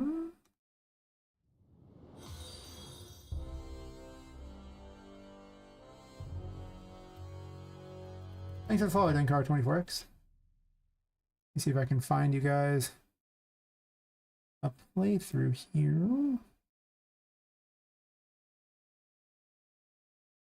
Where does it save those? Actually, I think I can just check on Streamlabs where it saves its things. I'm done.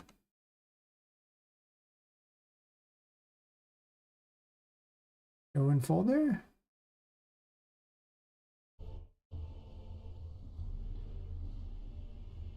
There you go.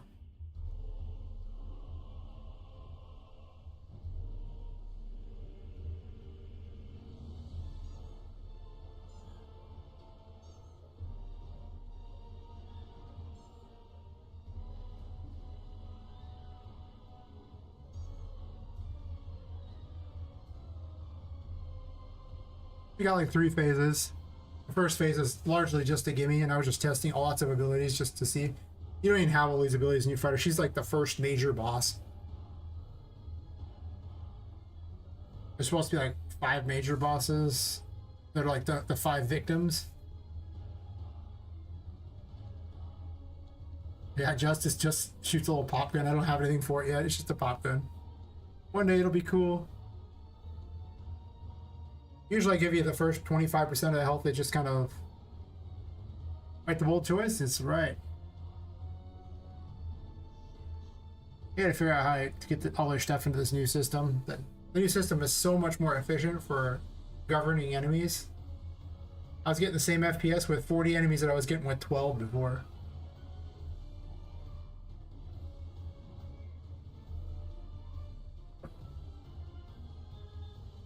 I can pretend like I'm playing.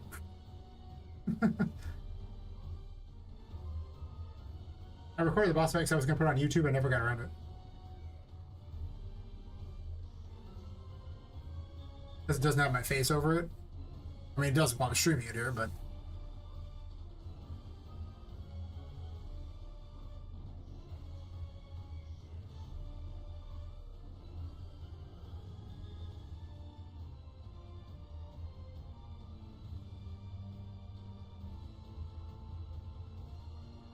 As before, I recolored the healing dice to white.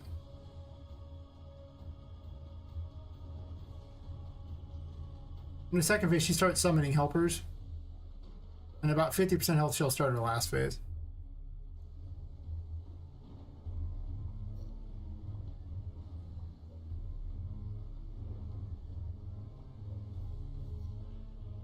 You have to keep going back near the lights in order to get your sanity back, but then you have to go away from those lights in order to get your curse power, so... Kind of the problem. You end up bouncing between the two a lot. I mean, that's not really a problem. That's the game in itself. Like, literally, you're trying to balance all your resources by positional things. So you're pretty much always forced to do that, and then... I made a point of using lots of abilities for this test.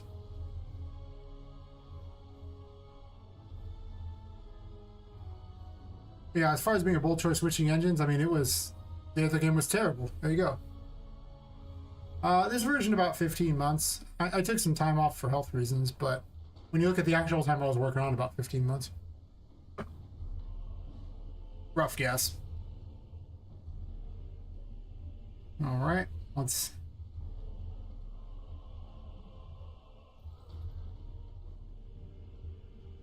You really want to give her as much damage as possible before the last thing begins, because it gets pretty obnoxious if you let her do things like that.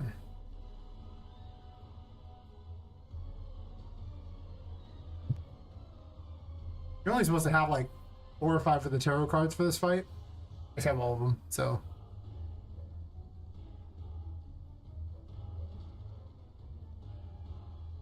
So in her last phase, she actually has she summons 5 helpers, like 5 specific helpers, and gets an invincible force field. And as long as those helpers are alive, she cannot take damage. But then to make things more fun, she starts spinning the battlefield too on you. So you have to try to... You need to get near the lights. It can be really hard to keep up with things if you're in the wrong way against the circle.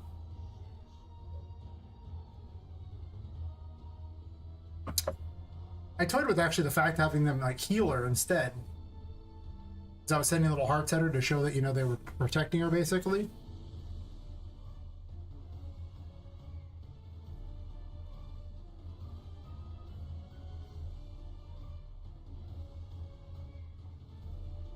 It's the floor that's spinning.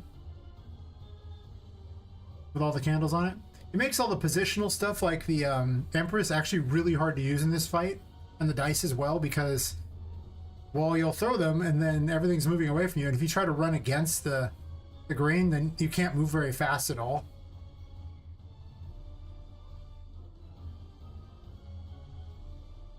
The Fool's probably the most damaging thing, because it super does double damage, so it can actually really do a lot of damage quickly.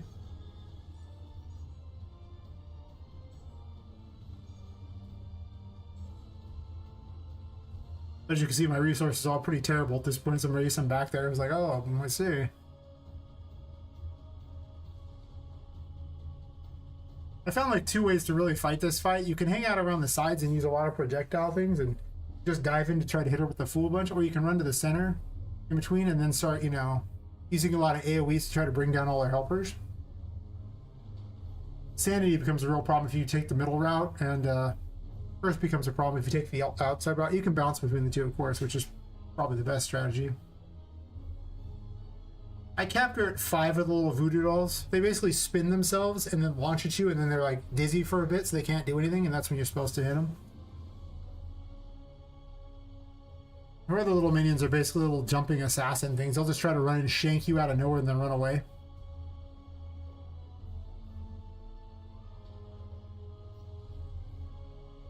But as long as they're alive, she can't take damage.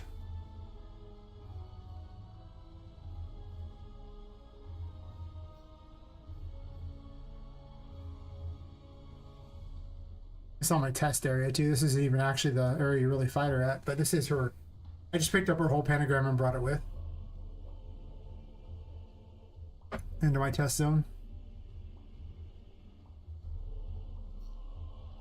Yeah, I gotta figure out what's wrong with her. But in one day, I went through it and I restructured the AI for every single enemy in the game but 2. Ugh. My brain feels like mush from that. I didn't want to do it anymore. Yeah. It's really fun, actually, yeah. So.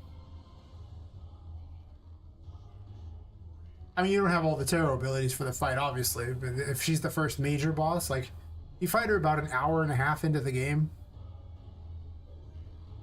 I know going the right way every single time and still collecting all the stuff, it takes an hour and a half.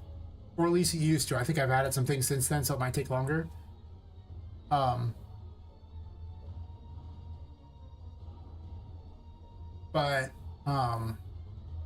Once I add in story, it might be as much as 2 hours before you fight her. I don't think the story's gonna be that much, but because you could just skip it if you wanted. And it is a Metroidvania, so it's not like this is like a regular RPG thing where I'm gonna lambaste you with infinite story or anything. Most of the toys are crazy. They're not going to have long conversations with you. Now, the only 2 characters that are going to talk a whole lot is going to be Tinka and Poppet. Tinka because she's unique in being stuck in the paintings and thus much more resilient to the curse, and Poppet because she's new there and hasn't been affected by the curse yet like everyone else, but not at the same level. There are other toys you can talk to that are less crazy, so...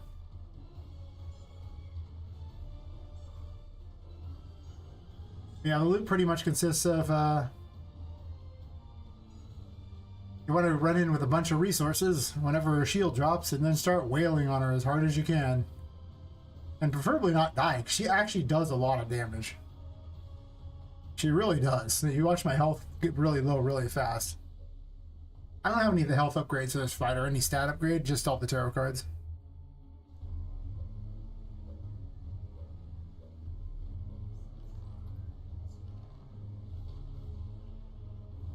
But the way the fight is actually supposed to play out, you're going to have access to the Fool super ability, the Empress abilities, the Magician, which is not terribly useful in this fight.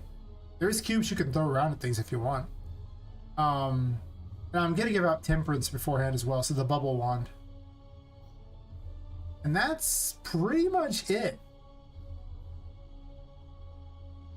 So you have to try to win with those, and the Empress is actually not a great heal for this at all. It's actually very hard to use because it'll drop the mushrooms and then the battlefield will rotate the mushrooms away from you. So it's like, cool, great, nice plan, guys. Yeah, it's only like an 11-minute fight or something like that. I mean, the fact that it was like 11 minutes to beat her up with all the tarot cards probably says she's a little stronger than she should be. I know balance isn't really a big factor in the game yet. So I've been fixing a lot of my code that's, I mean, I learned Unreal Engine as I was building a lot of this, so some of my early code is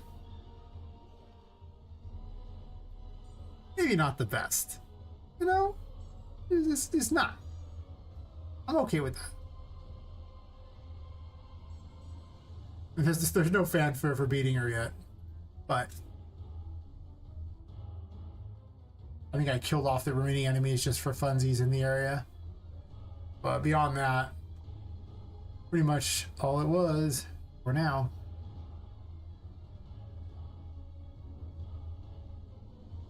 But yeah.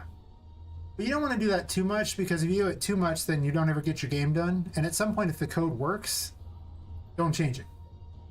Like, unless you gain some real benefit from it, don't change it. It works. All you do is waste a bunch of extra time for code that's a little more efficient, but nobody cares because the player can't see your code. And as long as the game works, it doesn't matter. My test area, you know. So there's definitely a balance with that. A lot of people I see in the game dev sphere, they literally just never finish it. That's weird. They never finish anything because, well, they're always refactoring, trying to make this perfect system. I make a change if at some point it's going to make a big difference. Like I went and I refactored how I did the tarot cards for their abilities, because I got to make 66 of them, and a lot of the stuff was just outright didn't have the effects I needed at all. They just weren't there. They couldn't do the things. Like the main abilities were, they couldn't even charge costs for them. So stuff like that, then yeah, you got to refactor that. But am I going to go through and make some massive changes to the things that already work? No. I did it with the AI thing because I needed to get the my FPS wasn't very high. I mean, it's like 60 FPS if I'm not streaming and not and it's packaged, so I'm not running Unreal Engine on top of it. But there were certain rooms that kind of dropped a bit, and I was really capped on, like, you know, once you got past like maybe 12 enemies in an area, it started to be a little more problematic. But the new system, I could have like 40 enemies in the area and it's not so bad. Exactly. Optimize at the end. I optimize the end, or if I can't successfully stream the game so people can watch, I optimize it to the point where I can't. I don't optimize to the point where it's like amazing, just where I can go keep streaming it, because, you know, obviously that's how I build up popularity of the game. And get a tiny amount of Twitch scratch too. But, I mean, it just goes to the game. Hey, one more follower and I'll hit 400. So close.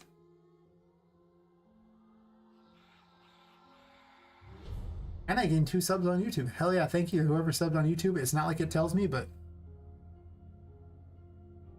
I need to get up to 1,000 subs on there, since I have the watch hours and I just don't have the I don't have the subs.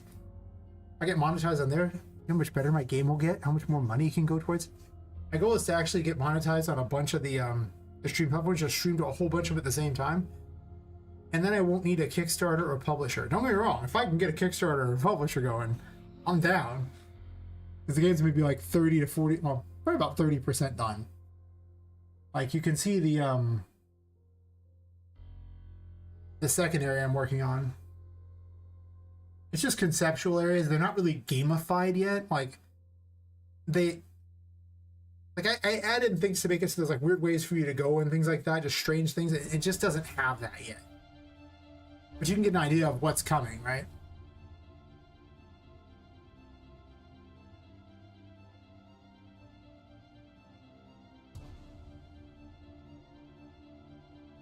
I moved this to a second map because the open world thingy doesn't work very well for stuff layered on top of each other. Like you end up loading stuff that you won't need for like an hour because even though you're Z-culling, it doesn't Z-cull everything. Like it's not great. So as you see, there'll be like, you know, little pirate areas. Water kills Poppet, but there is a tarot card to protect against it, the Emperor. So there's going to be underwater areas as well, which will be exciting. That's where you get the Moon Tarot. Obviously, you won't have it for the voodoo fight, but you know, fine. I was gonna make lots of pirate areas and, you know, things like that, and just have like some method of getting in between these like that. I might not even give you the keys to these rest. I might break it up. A while ago, I made this strange area to wander around with like pipes connecting weird things. I don't know. It is what it is, you know. I was kind of working on like a Neverland type of theme for these areas, and well, I mean, the whole game's got an Alice in Wonderland vibe, so I can vibe Alice in Wonderland all day, and it's perfectly fine. I'm gonna put like a little mini maze up here too. Just get an idea of some of the rooms and how they are. Like underwater ruins are going to be in these places and things. More underwater ruins type of thing. So, you know, you get an idea of what's coming. I don't think there's much else I could show you in this area. Most rooms are too big, I think.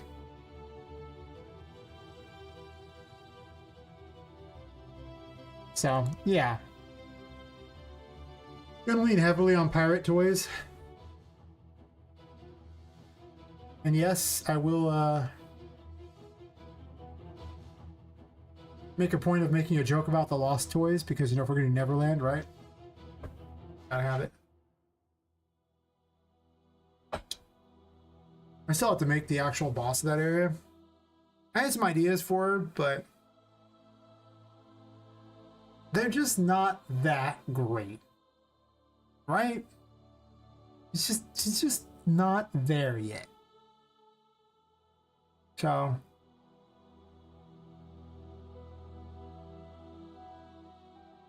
yeah, I have to make that, and then so the first area is largely this top floor here, and then this here, and obviously on this map I've deleted those, so you know it doesn't load them because I don't want that. And the second area will largely second/third area, mostly second, will be the rest of this area down to potentially here. I might cut out part of it and then use up that. And then down here I'm gonna have like a miniature city type of thing. At some point I'm also gonna have chess and checker pieces fighting. And then a basement that's gonna have multiple floors. I even have like a laboratory already made and everything too. I make things on the stream.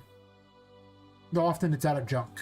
I'm basically like, you know, that person sitting in the back tinkering with stuff when and out pops a new device. It's like, I made this, and then I just put it out there, and it looks like a piece of crap, but people are too nice to say it's not like garbage, so they're like, oh man, that's great. And I made Tesla coils. I felt like I needed them. That's a goo.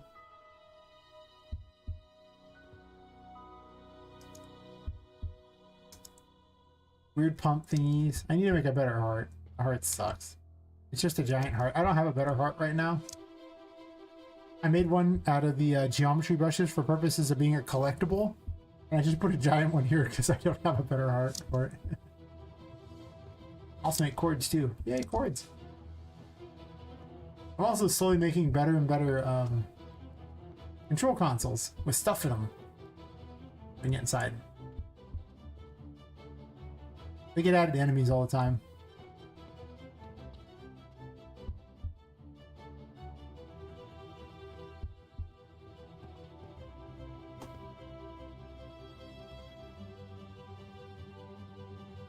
Oh no, I want junk. Everything's about junk. It's supposed to be like, you know, it's steampunk stuff. The game's a steampunk game, so all the stuff is largely just weird crap. A lot of the enemies now are contraptions. They're just made out of weird pipes and gear, some of them. Awesome, Nicker. That's literally like, you know, the inspiration around the game. Or one of the major ones. Definitely. I'm glad. I want that vibe given to people. You look at it, you're just like, yes. Yes, this is the Alice Madness Returns #3 that I wanted. Rest in peace, Alice Asylum. A game that was never made but should have been. If you've ever seen the game dev doc for that, it's amazing. And if you haven't, you should look at it because it's free. I don't think I've ever seen a game dev doc so amazing as that one. Like free on their Patreon, so I can find it. Yeah, I'll link it in chat. This thing is... Yeah, I'm not logged in, so I don't care. Yeah, this Alice Asylum thingy is like... I will link it. I could actually just show people. It's amazing. If you've never seen it, you should look at it. It's very cool. So, download it real fast.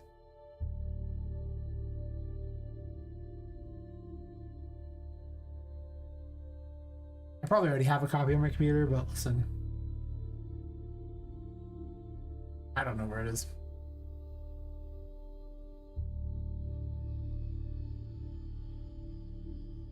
It's 286 megabytes for their game dev doc. I mean, that should say everything you ever need to know.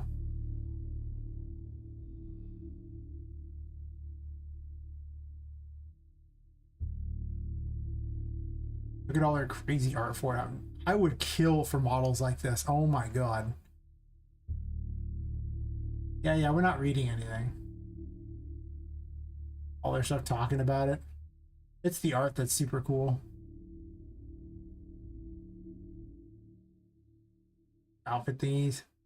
I mean, I want the bunny outfit. What's up with that? Where can I get a bunny outfit?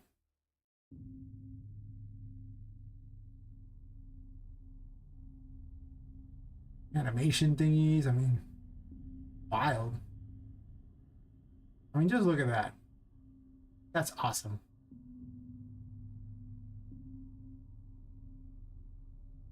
Always remember EA passed on this, by the way.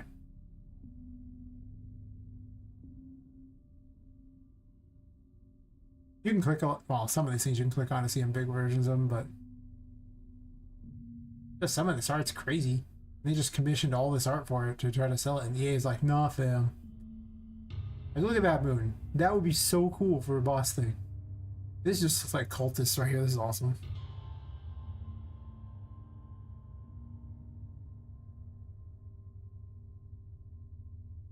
But yeah, there's a lot of pages of this.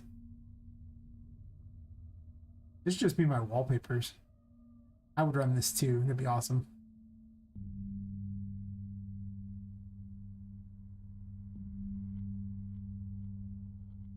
Yep. This is what happens when people, well, I guess like me, had money to do the things. 'Cause if I had money, I would super have cool stuff like this. Not have money. Of course not. I'm a streamer and a game dev. Those are like the two least money paying jobs you can have. You can trump that with being a McDonald's worker. You can trump them both at the same time. A lot. Especially in California. $20 an hour. Jesus.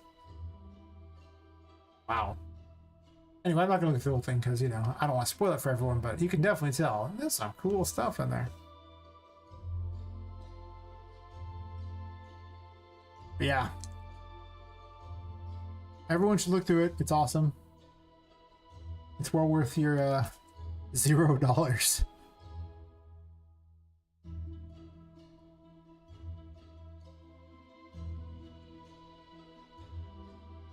Bank robbery's more enticing every day. Yeah, you know, I'm not saying I agree with it.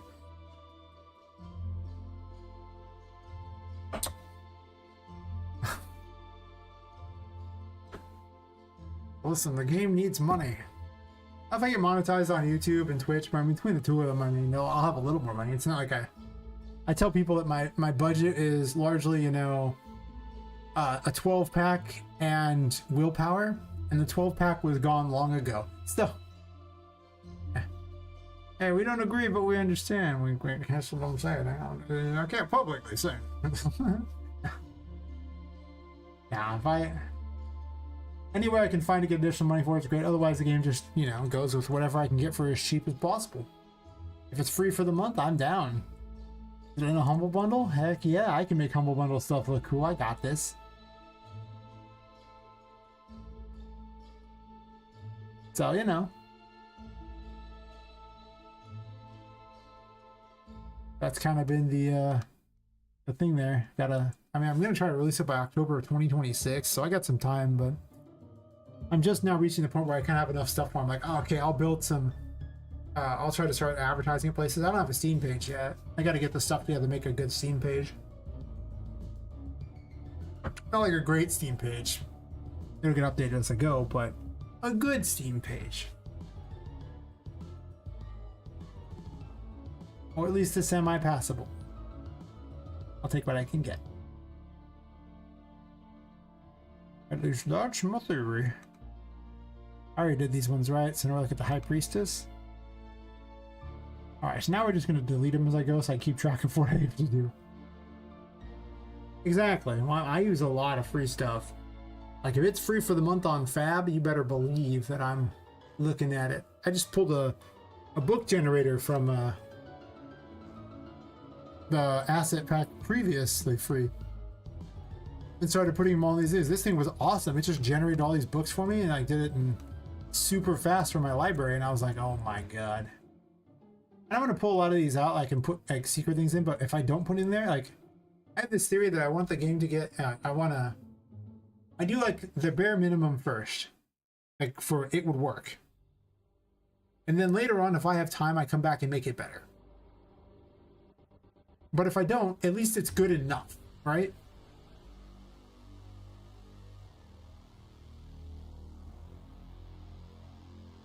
So I do those things, and right now, like, I don't think I'm using anything from this particular one, though I think I might.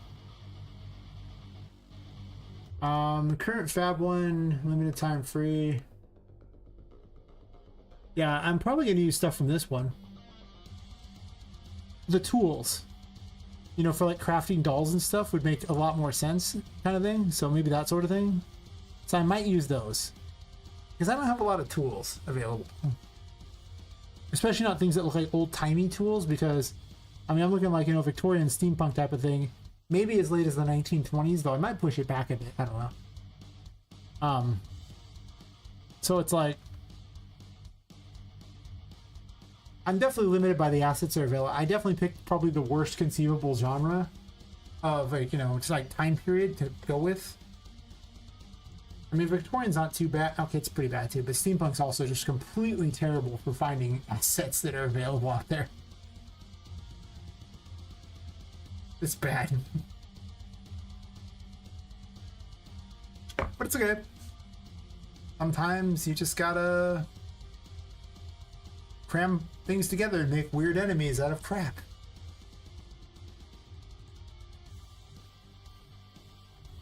At least that's the theory. Well, that's what I'm doing anyway. Alright, so we're gonna delete the rest of this crap. Because there's so many of them, it's actually confusing to figure out which one's which. But they're not even in order. The High Priestess doesn't even have a thing. Okay, well that makes it easy. It has nothing.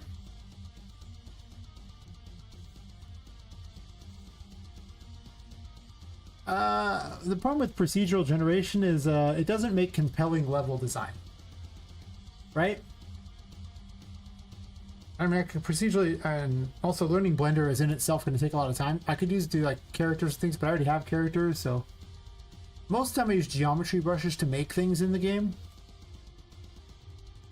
I mean, you'll find I make a lot of things out of geometry brushes, like the entire building was made out of geometry brushes. Yesterday I was making bathroom stalls out of, you know, geometry brushes, because now I have like bathroom stalls in here. Not a lot of lighting in this room right now, but as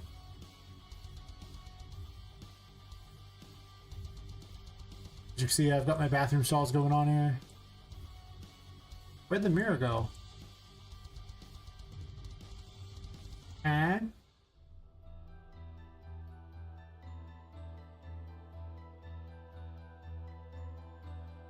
there was a mirror here. Where did it go?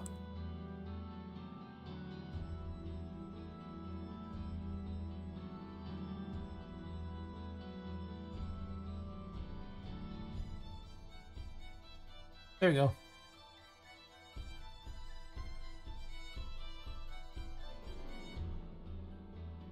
Interesting. Well, I'm gonna probably get around to it. A lot of it comes down to time. Yes. Learning Blender would be great. Wasn't I just telling you about my, like, you know, like 80-hour work week type of thing between this and that? Where's the time?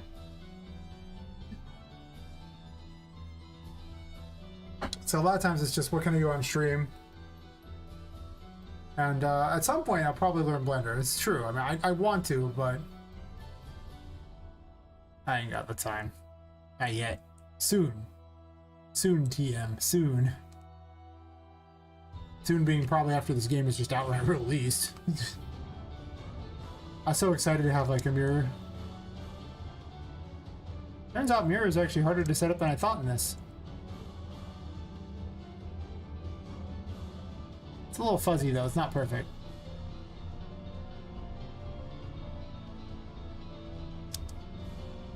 I put a light on Poppet's face so that she's always, you know, visible.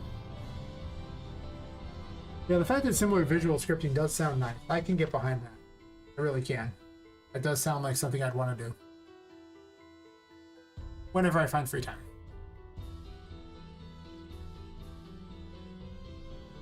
I remember what free time was like. Long ago. When the lamb was green and good till the crystal cracked. You know, all that kind of crap.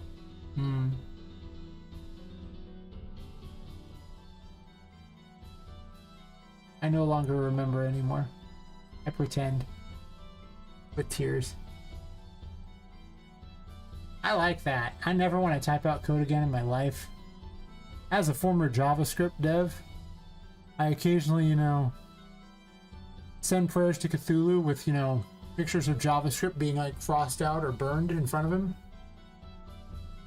In the hopes that the great one will prevent me from ever doing JavaScript again. Or something like that.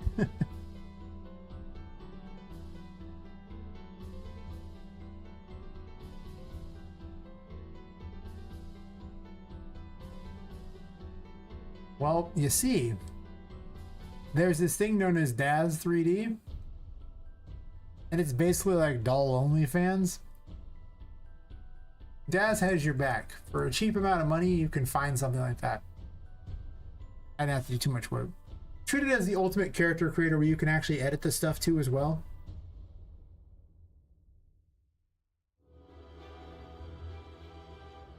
It saves a lot of time. I am not going to show Daz's stuff on screen though. It's not that it's adult content, but Twitch is so weird about people in bikinis and stuff, and every other thing on here is literally that. If you wish to see, learn about it, it's a free software and they give out free stuff every couple weeks, so you can use all the 2D stuff for free in your games because it's really good at doing renders of like incredible art. But it's if you want to do the 3D stuff, their licensing is a little expensive. It didn't used to be, but now it is. You have to stack sales to be cheap, but I will link it. Yeah, that's the software I use, and it's strand-based hair.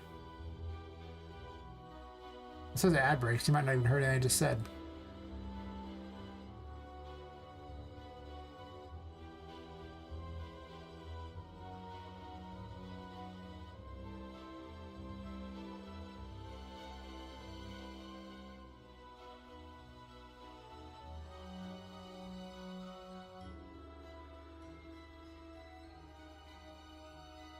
I should be able to switch between the magician and that.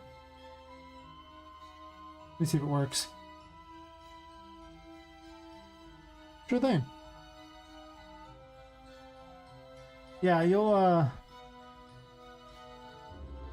if it wasn't for Daz being anatomically correct, I would make them I would do all the stuff on stream. But also there's another problem I have with it. It's I have two graphics cards, right? One of them's an NVIDIA one, a 3060 Ti, and the other one's a 6700 XT, an AMD one. Daz doesn't like anything but the NVIDIA one. And the best codec for streaming is the NVIDIA codecs. So if I try to do both, it just crashes the stream. I have to use the AMD codec, but then the AMD codec has a lot of like bleeding and screen tearing. It's not very nice for any kind of action. So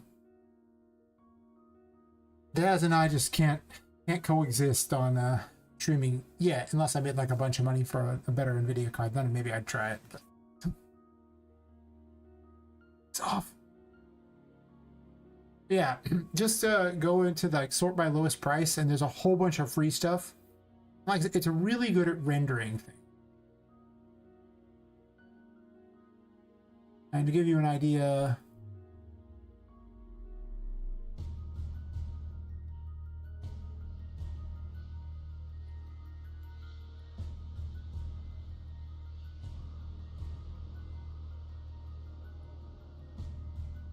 where are you?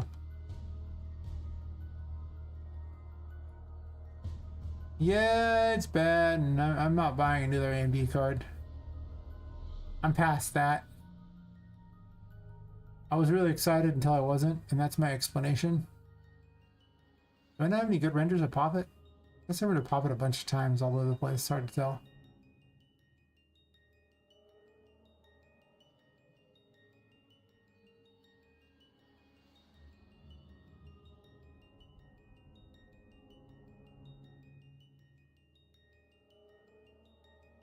Well, anyway, I'll show off other renders in because I don't know where I put the renders of Poppet.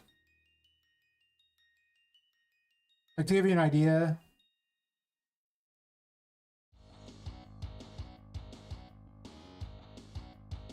Yeah, unfortunately, it's the DAS issue and the streaming issue. So as long as those are problems, I just don't want to use their stuff. Okay, here's the Ghost Girl. This is rendered by DAS. You can see that DAS does a fantastic rendering job. I'll be using it for capsule art, obviously.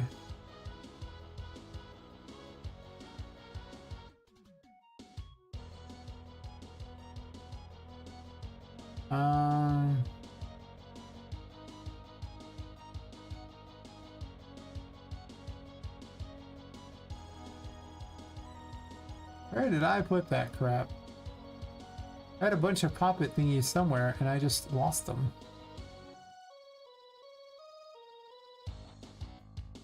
Well, here's Pop with her hand on her hip. You can see things that not the best picture, I guess, but yeah, exactly. It's CUDA only. It sucks. And the Ghost Girl. There's Tinka. As you can see, it does a much better version than Unreal Engine ever did for how they look. But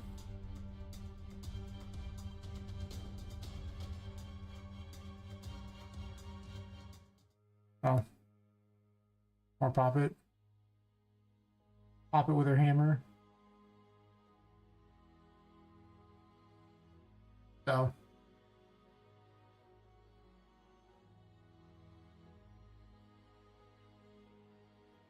I made my own Red Queen, so when I get to the chess pieces, I've got her ready to go.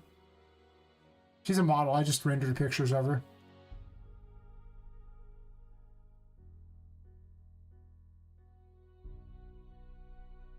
Yeah, you can get stuff going really fast, so it's very good.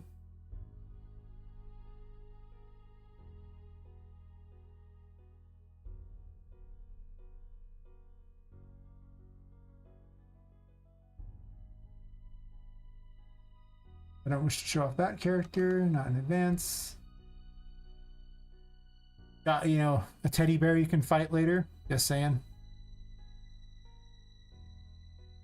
Snuggle Waffle. So I think maybe chat named Snuggle Waffle. It could have, maybe not. On that one.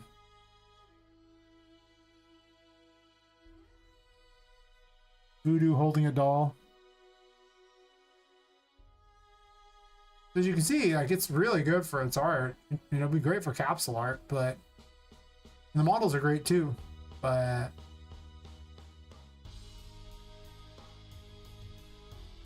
I'm not at that point yet, probably. One of the NPCs, the drunken bear. I got lots of things going on. I got a whole game dev document of my very own. That's nowhere near as cool as the other one.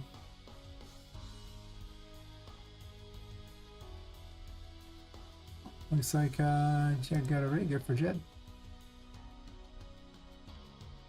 I end up in people's raids all the time. Game design doc. The current game design doc. Yeah, some of these characters don't look that cool. Like I replaced Voodoo. I had another version of her. I didn't like her. Sally. I'm still working on her. Code names for things, pictures.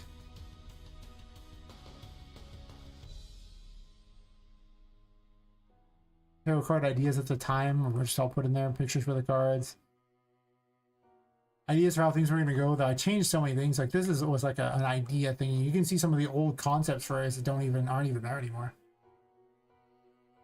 I had a lot of areas. Like I had a whole dilapidated warehouse I was doing it in, but I threw that away because one, I couldn't make it work very well. I just lacked the assets, and two, it wasn't as fun as having areas that were like designed for people to wander around in, because you didn't feel tiny all the time. I want you to feel tiny, like a toy. The original Voodoo fight was very dark. I used to have an outdoor map. It was like a giant open world. It was a giant 2-level area that was just huge. It was outdoor area that's no longer there. You can see a lot of this in my streams too, like all the stuff that led to those things. Some of the story ideas are going to make it too, but yeah, anyway, there's 71 pages, and you know, I won't show off any of the end stuff.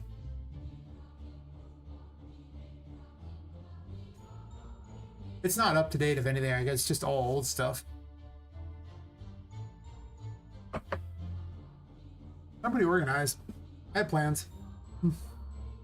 I'll get it done. And I'll do a lot of dumb along the way. Yeah, about that. A lot of dumb. A lot. Thankfully, there's a permanent record on YouTube to show me just how dumb I've been.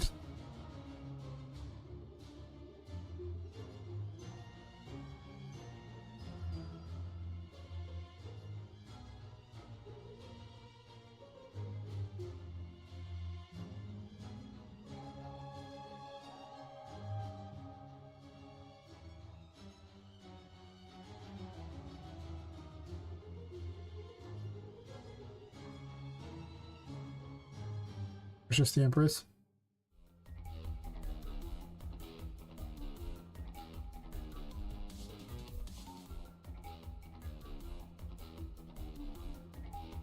Once I have this done, it's going to be way easier to do this setup here.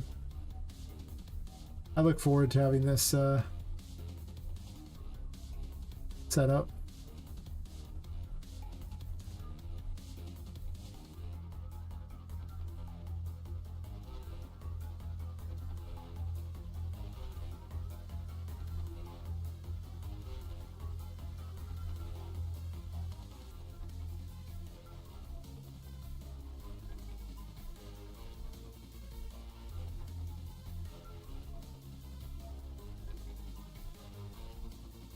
I should test those abilities. Make sure it works. Might not. I don't feel dumb. But I have backups to the project. I can just copy paste whatever I need.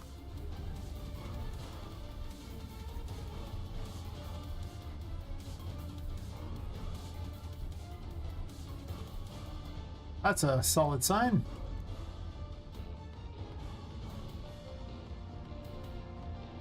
Well, good to see that worked.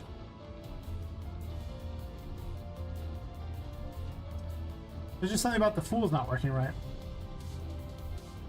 But the Empress works, so clearly my setup is fine. It's just the Fool is missing something.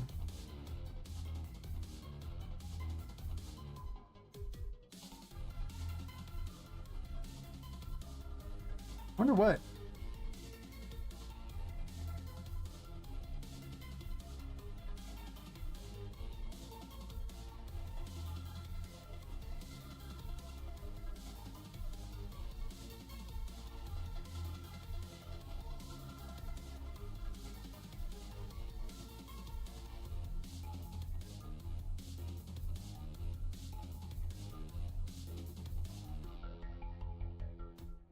Oh.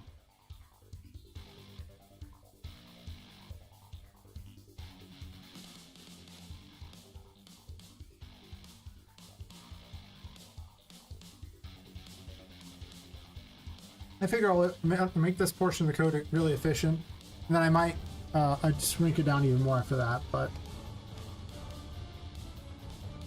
perfect. Alright. So we know the code works.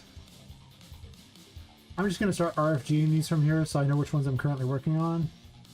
Aerophant. Actually, I'm supposed to do number 4, which I already did.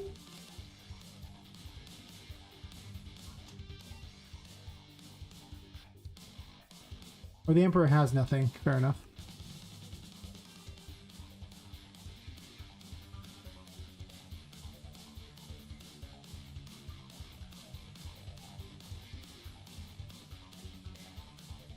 It does feel a little inoptimal to do it this way, but it's okay.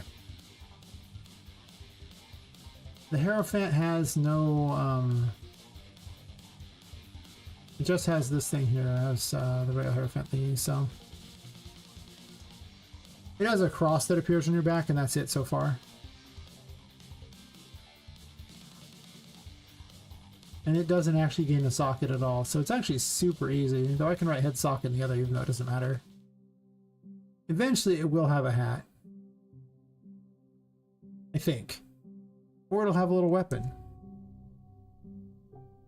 Maybe. I guess I'll just copy it in there anyway. No, I'm not going to. Never mind. The Lovers does have a hat. Let's delete this one.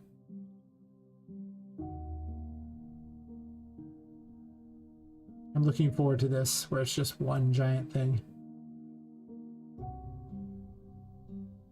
That's Temperance. Temperance is not going to be on top of this for now. Soon. Soon. Such a mess. Such a mess. Hangman I swapped out for a different one. And the Chariot even has one. The 6 doesn't even have one either, right? It's just those. Here.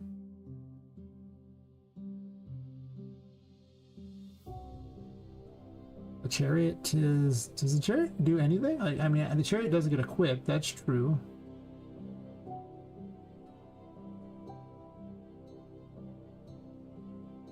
It's so hard to find stuff. Like, the Chariot literally just has a widget, and that's it. Cool.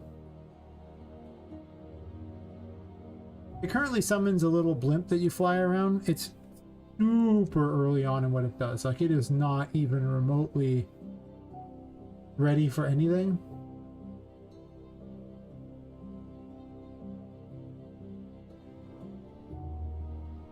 Because I'm not giving out flying until like really late into the game.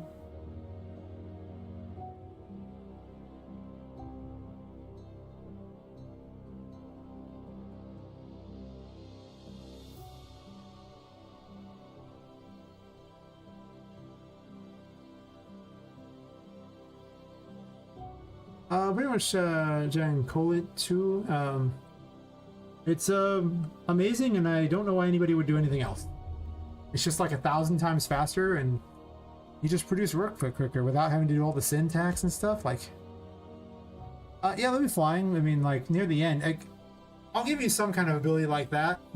It just won't be early on because it negates things to the point where it's not that great. Like, I mean, like it would negate all the platforming, so I would give it to you near the end. And then I can make something based on that, but there'll be something that is probably like that. Maybe the Chariot will be like that. Maybe it'll have limited fuel or something like that before it switches back. I don't know.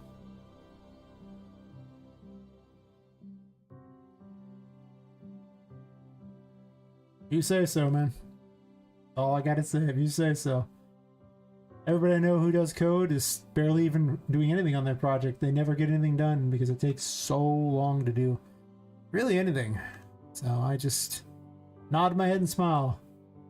Prove me wrong and go nuts, man. Just do it. Just make your project. Man, I'm open to being wrong.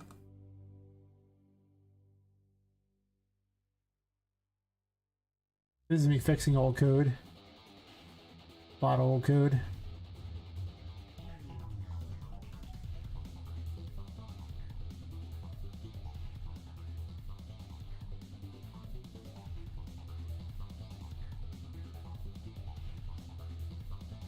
Yeah.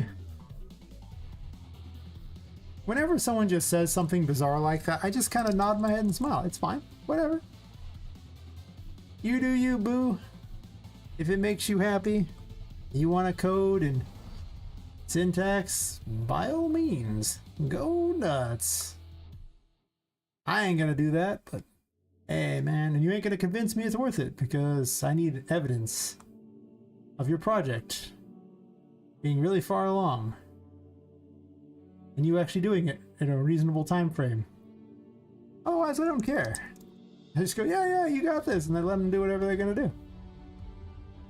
That's pretty much it. Just, okay, cool.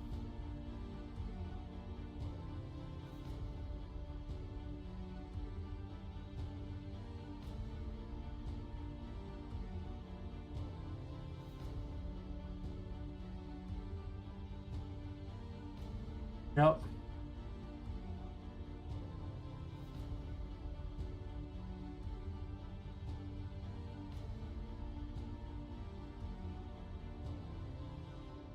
Yeah, like I say, some people they don't really argue in good faith or anything like that. They just say things to get a rise. You just kind of ignore them. That's what I do. I need evidence. The evidence is your finished project, where your project really far along and proof you did it quickly, not over like 20 years or however long it takes to do something in C++. All I'd say is Epic pushes blueprints for a reason. Even Epic's like, dude, we don't use C++. So, I mean, whatever works, you can use anything you like. And I hope it works out for you. I really do, actually. Really. Because I want everyone to successfully make their games. I want every game to be released and life to be wonderful, but sadly, I've also been a game dev long enough to know that does not happen, but I want it to happen.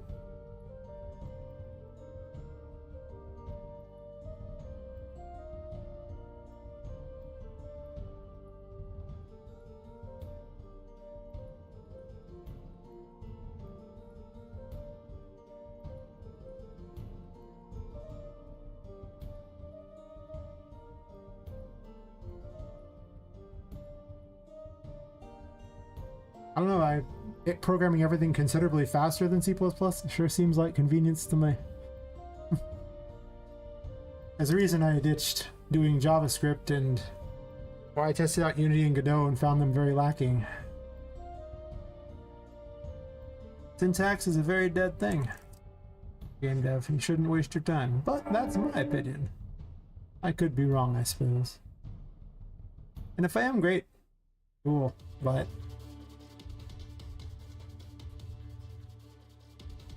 I'm gonna let you use your thing, and I'm gonna keep using mine, and we'll all make our games. Or we won't. I'm gonna make my game. When you make your game or not, it's fine. Whatever works.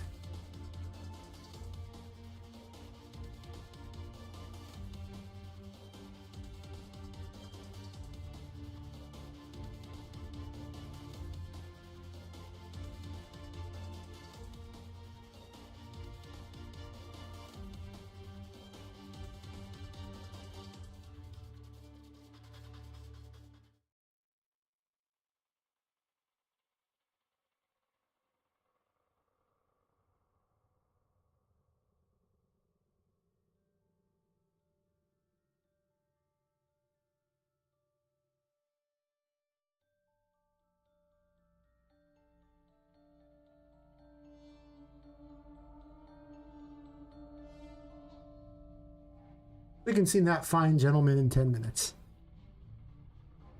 He can have his opinion of all he wants.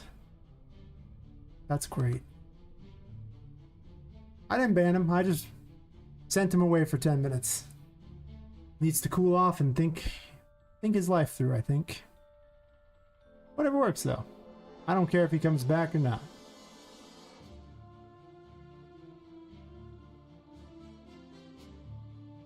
I suspect he just wanted a ride.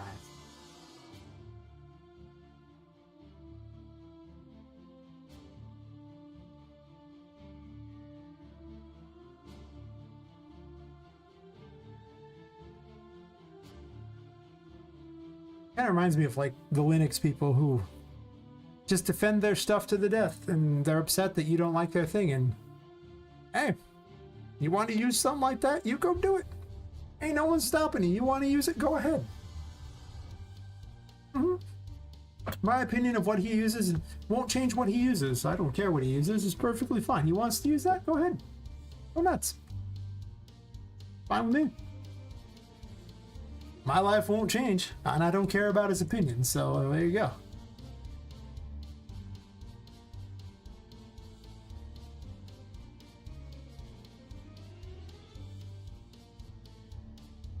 Where are you at, Justice? This is definitely a mess. This is truly not the best thing I've ever made. Can't even find half the crap because of the mess I made with this, but to be fair. Wait, what?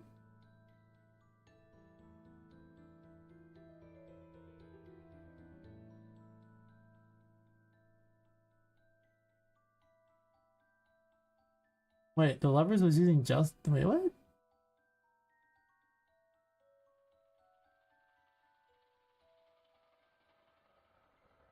That doesn't seem right. Hmm.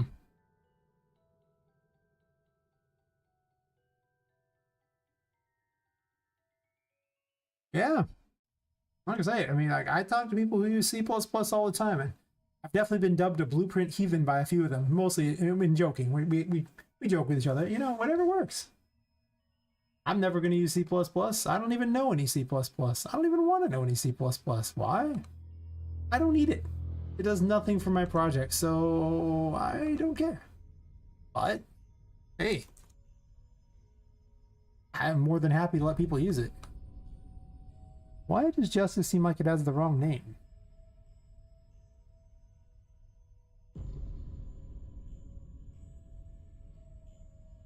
As it does. That's confusing.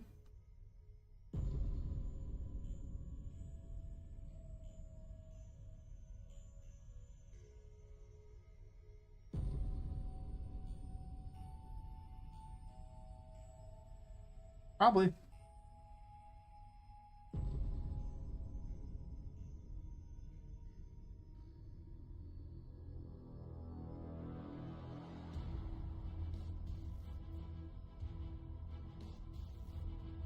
Like I said, I just don't worry about it. Some people, they're just gonna do their thing, and hey, more power to them, you know? More power to them. As well, they ain't gonna change anything I'm doing.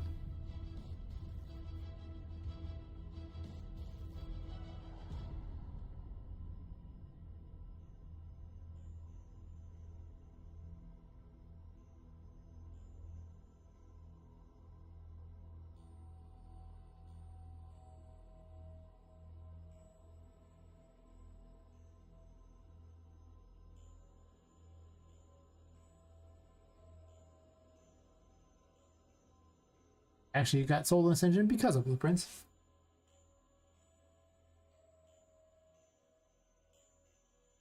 Yeah.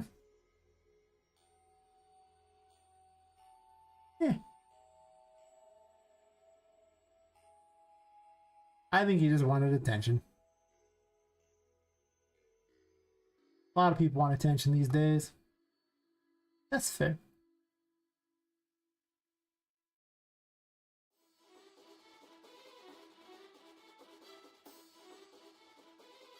A lot of information transfer into these.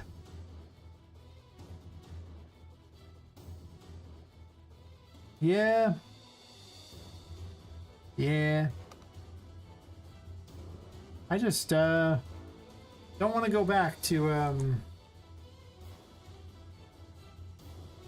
the typing out code ever again.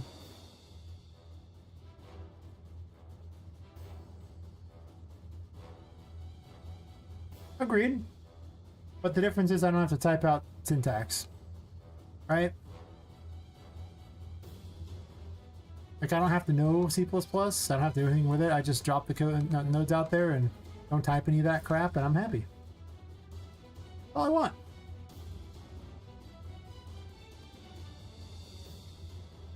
Oh, fair enough.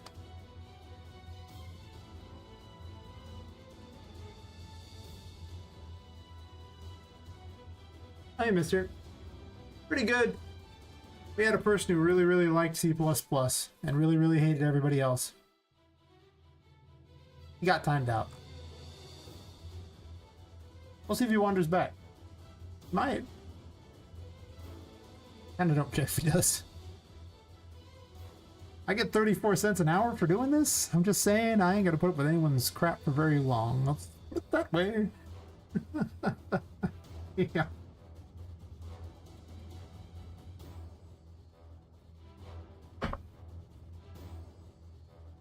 Exactly. It's just like, you know.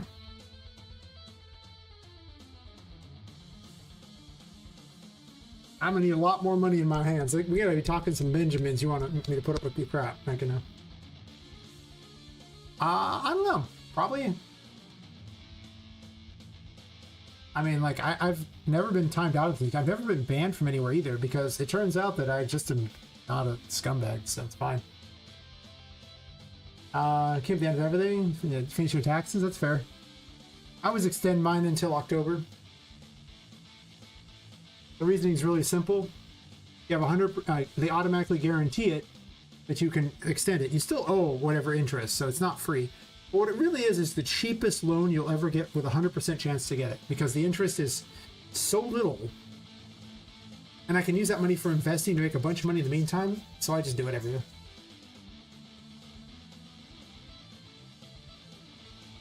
Okay, well, I'm sure he'll, I don't know, maybe he'll learn his lesson, or maybe he'll just, not. We'll find out. I don't really care. Like I say, I, get 34 cents an hour, so doing this, I don't, put up with much. Like, if someone's just fun and messing with me, I don't care about that, but... And you can totally have your opinions discriminate. I don't care what say that, then I mean.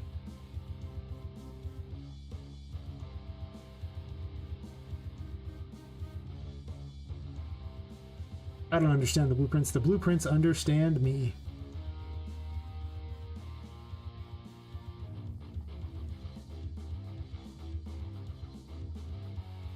That's fair. Well, really, until I started hanging out in Fox's stream, I never really spent much time chatting with streamers at all. I just didn't. I would often sit in like popular streams and just watch whatever antics they were doing. That was it. And even then, I wouldn't do it very often. I didn't watch a lot of Twitch. Like, the last time I watched a lot of Twitch was actually when Arcadum was still doing D&D things, and he was really popular, because he was such a fantastic storyteller and his world was amazing. But then he got canceled, and okay, his was pretty legit. He had like over 10 women who had like brought claims against him with evidence and shit, and I was just like, man, dude. Like, holy crap, dude.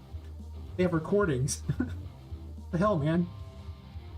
His problem was, though, is most of his players were like streamers, like popular streamers, so they all abandoned him and his world kind of fell apart without him, so pretty bad. Yeah, I just don't go to places where clearly it's not something I'm interested in, and that qualifies as something I'm not interested in, right? Like, they can exist, and that's cool, man. I don't want to go to those. That's not for me. That's the opposite of what's for me. That stuff can exist all at once, where I'm not. It's very simple. Let's go somewhere else. The Automod, maybe.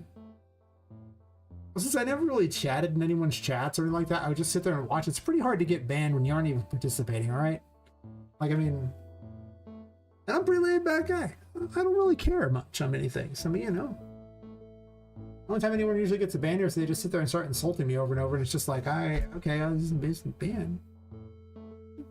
And I just move on. Otherwise, like, ooh.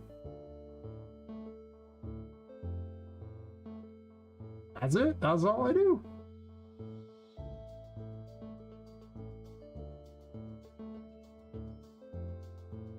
Exactly. Like, if it's not my group, I don't care. I don't gotta be part of every group. Heck, I don't want to be part of a lot of groups. They don't interest me. We gonna talk game dev? Alright, man, I'm down. We gonna talk some weird political stuff? I really don't care. Nothing you say will convince me to, you know, care about your weird who knows what. Because I'm very obsessive about mostly game dev and the things I want to do, and I don't give a crap what other people want to do. It's perfectly fine. They want to do something else? Cool, man. I don't care. It's everyone, sure. There's a lot of information transfer on there on this one.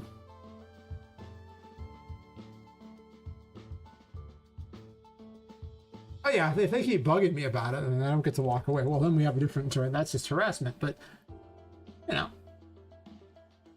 They want to go over there, I'm gonna go over here, and we're gonna both be happy. Well, I'll be happy. I don't know if any of them are ever gonna be happy, but listen, I don't really care if they're happy, so there you go. Like, it doesn't matter to me one bit if they're happy. As long as I'm happy, whatever. Exactly, who knew, right? I like game dev and I like waifus. Okay, there you go. Do art things and stuff like that. This is what I do. You can be part of that? We're not. That's fine. That's game dev? Oh, the thing I don't do.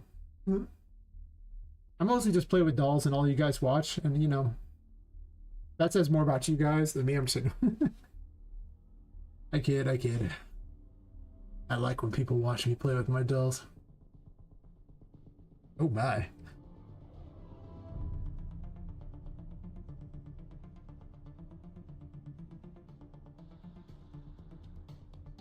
That's fair. I just have discovered the secret of not sleeping. I don't know if you can tell from my eyes the secret of not sleeping. Pretty much. So, you know, yeah, it's fine. Don't worry about it.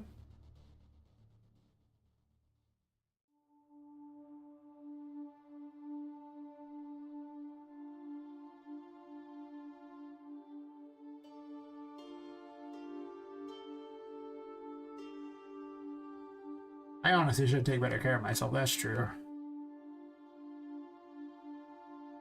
Oh, if that were the case, I would have ended stream like 5 hours ago. Just saying. Just saying.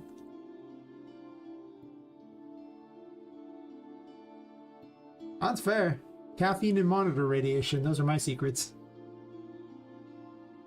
As long as I'm getting those things, I'm basically invincible. I can never be stopped. Or something like that. Sure.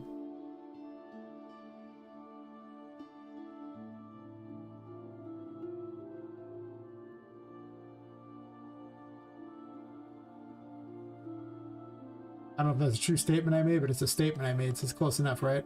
And this one doesn't do anything else, it just does. I'm gonna take a look at bio break real fast since it doesn't add anything. I'll be right back.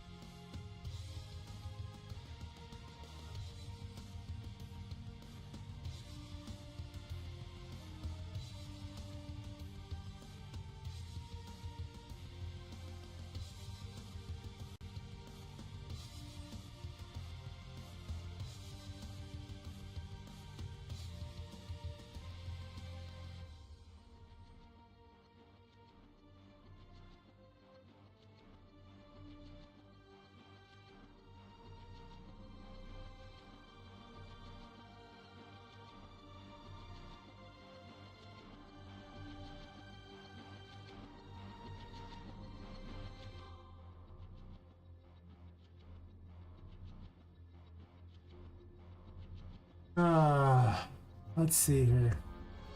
Did I miss anything? Let's see. Life hacks. Sometimes you are sleepy, like electrocute yourself. You know, keep you going. That's, I guess, an option. Just electrocute yourself every 5 minutes. Yeah, pretty much. I see something really exciting. I'll keep going. It's weird. How's everyone doing? Pretty good. Half awake. Chill day. Casual. That must be nuts.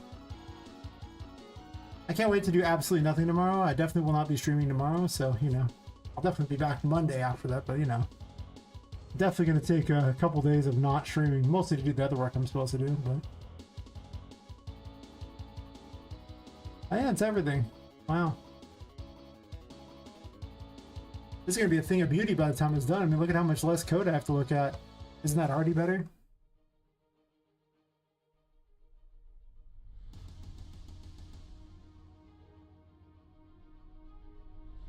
And I should be able to,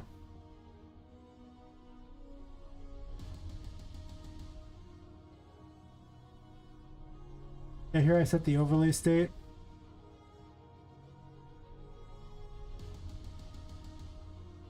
I'm probably gonna do this, and then I just set the overlay state here, and I just delete everything else, and then send it out of the graph.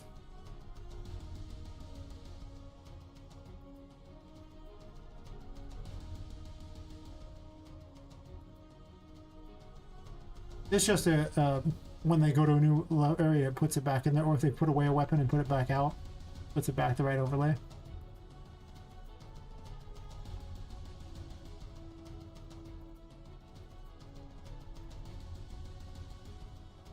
Oh, people chatting and I was doing that. Now at some point you turn into a zombie, your brain just goes energy same, but you kind of, yeah, you've pretty much seen that for me all the time. Need some rest. Definitely looks much better. I agree. On both accounts. 3 days. Ugh. I did that once when I was younger. Played Magic all day. Kept going to tournaments. I was a zombie. Just a straight up zombie. It was over for me. I was just a complete zombie.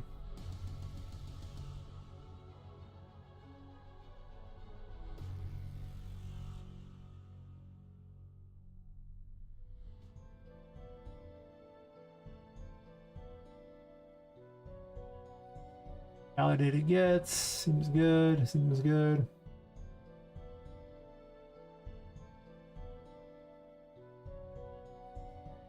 Gotta equip 2 different weapons. These numbers change, so I can do a for loop for 2 things, but that seems like a lot of extra effort to eliminate code that already works. It's barely changing. Yeah. Like I said, caffeine and monitor radiation are pretty much how I subsist. Everything else, yeah, whatever. That's pretty much me in a nutshell. Caffeine and monitor radiation.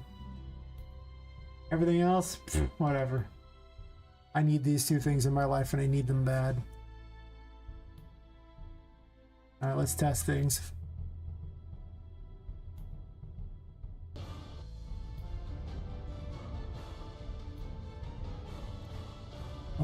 This one doesn't even have an outfit. That works, right?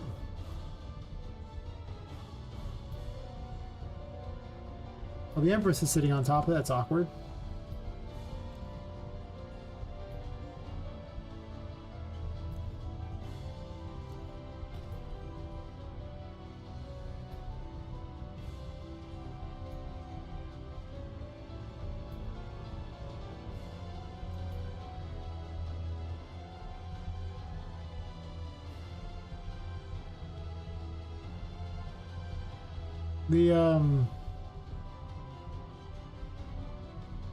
The card thing is not working right for those, but that's okay. So I need to fix that.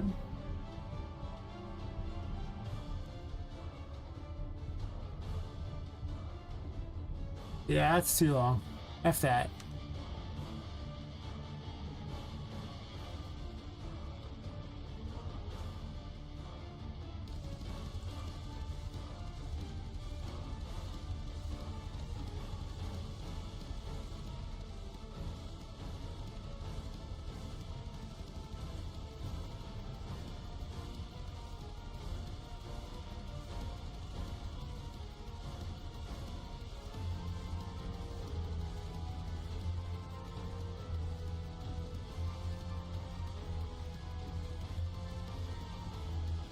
Yeah.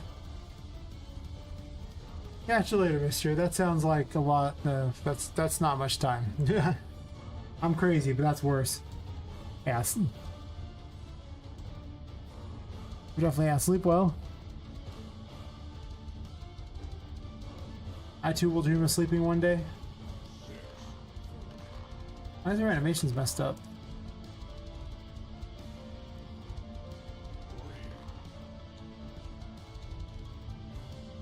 I think the chariot messed up the animations. Oh, God.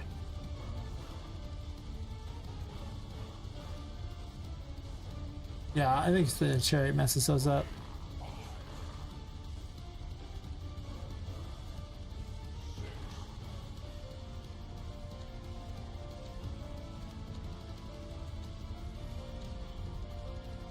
That one worked. I don't know why the Empress one just stuck on up and down. It just stuck on down the whole time.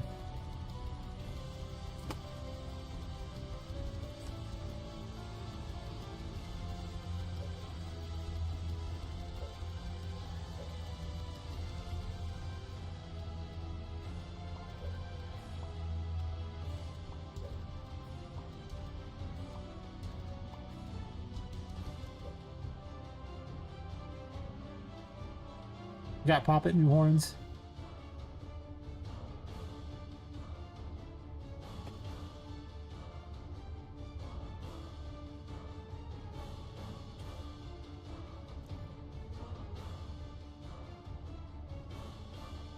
I still have to change the materials so that they fade in like that, but whatever.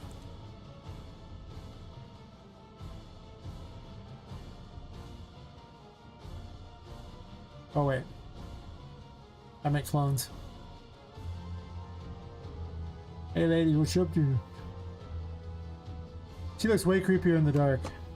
Having a light on her face makes such a difference.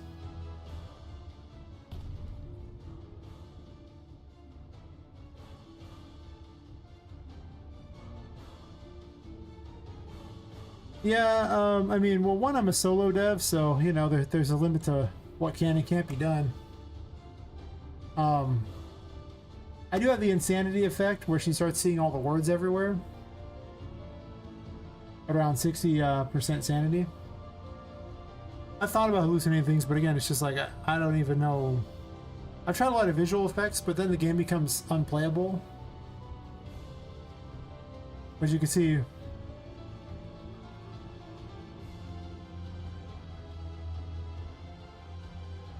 that's my insanity effect. It's pretty annoying. But she is hallucinating in a way, but it's just words. It's to represent what's going on in her head because, well, it's just kind of a cool way to do it, honestly. But I don't actually know what I could do to make the visuals be hallucinating, or maybe enemies could show up that weren't really there. Maybe, I don't know. I have to think about it. Like, it might happen.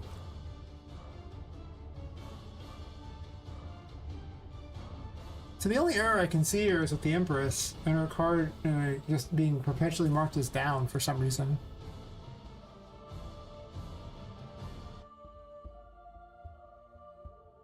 Maybe the Empress shouldn't have a card.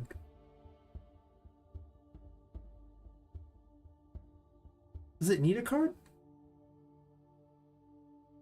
Oh, I mean, then maybe it'll happen like that. I don't know.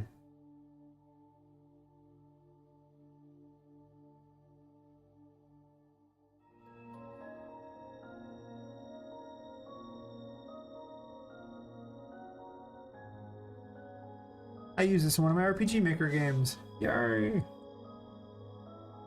Good track.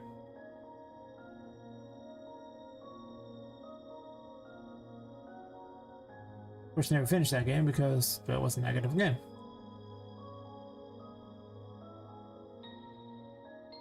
Oh, I need a plant. I was like, what was I doing again? I don't know. I'll go right here, perfect. Yeah, I don't think it actually needs...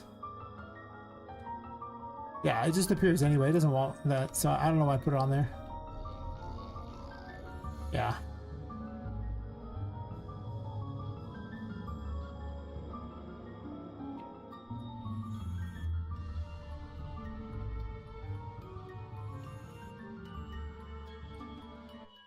Okay.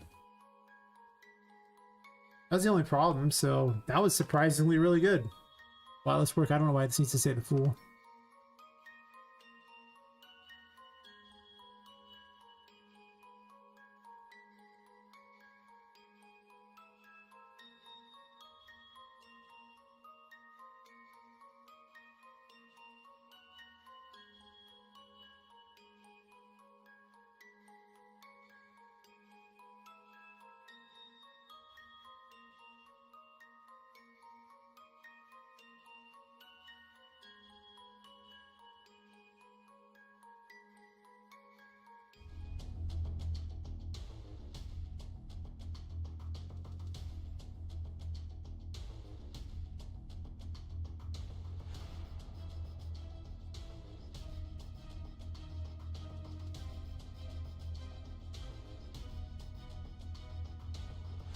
That should be a lot easier to deal with in the future. And then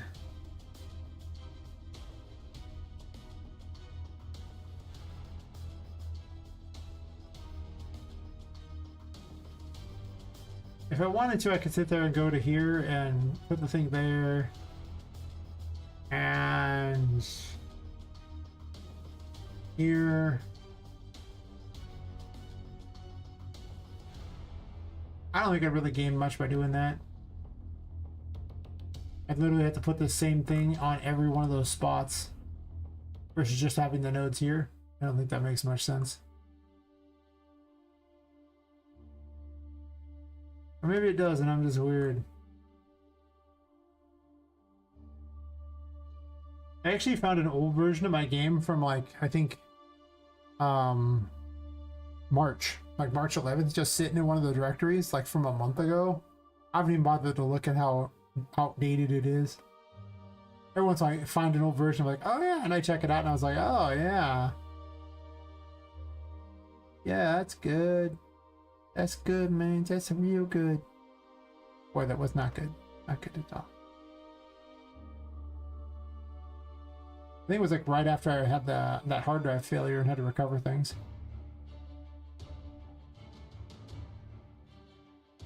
Maybe I'll keep it around for a while, and then I can look back at it and laugh or something in like another month. I think I made like 5 or 6 tarot cards since then, a whole bunch of rooms, and God knows what else. I put a lot of hours in, so. Yeah. Let's do another ad break? Really?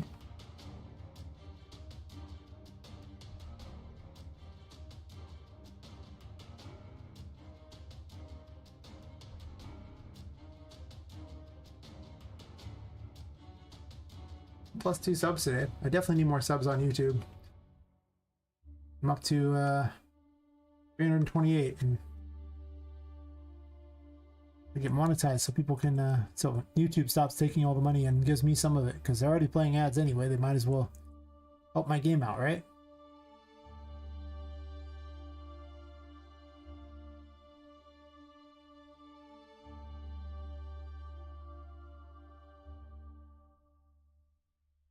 Yeah, I'm thinking about some hallucinating things. I used to, let me see, other things I used to do, like if you look at some of the old videos I had for this game, like I did so many weird visual effects for like when Poppet was hallucinating.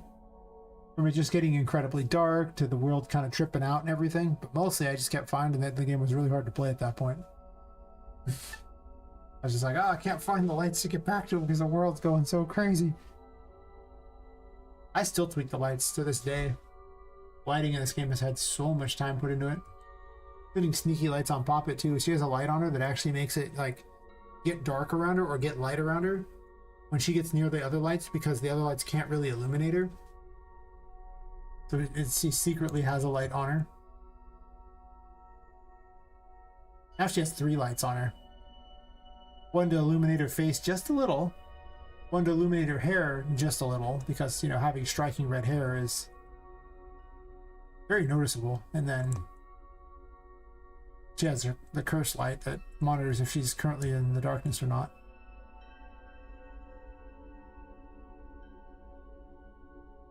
Yeah, I used to try all these post processes and stuff. It was Interesting, I'll give it that. I love my little signs now. I'm gonna do more with them. I don't know what yet, but I might get rid of the gear though. I kind of like that it's just sitting there with things. I could give it little feet.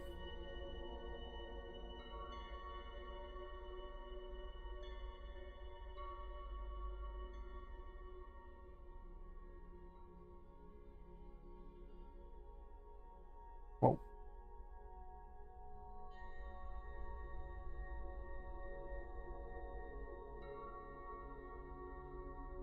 Do I have those for it?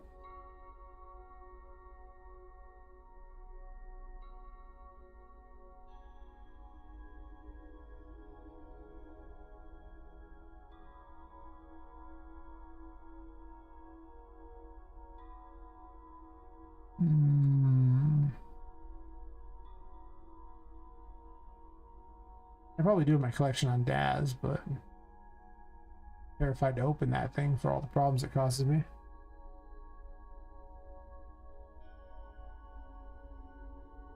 I think this asset pack was terrible because everything that was a good had two copies of things. Like, so instead of having the legs separate, the legs are in the same thing together, so you can't use it for anything. But they've been split apart. It's been so cool. Oh yeah, one of the ones that imported weird, now I just use it because it has a weird look to the face. I could actually just change it. That would be fair.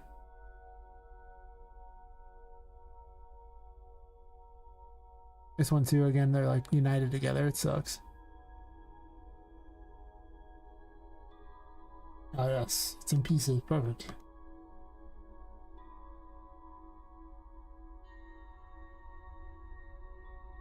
I have a stylized human heart. Is that cool? I can make it work, I guess. Yeah, it just kind of zooms in. Interesting. Well, that heart might be better than the other one. Probably is. There's some steampunk hearts I want, so the next time there's a fab sale, I'm gonna go buy a steampunk heart probably. Waste not one, huh? There's no fab sale yet. The insiders on the Fab Network told me that they were gonna have a sale sometime this month, but they wouldn't specify when. So, what's this?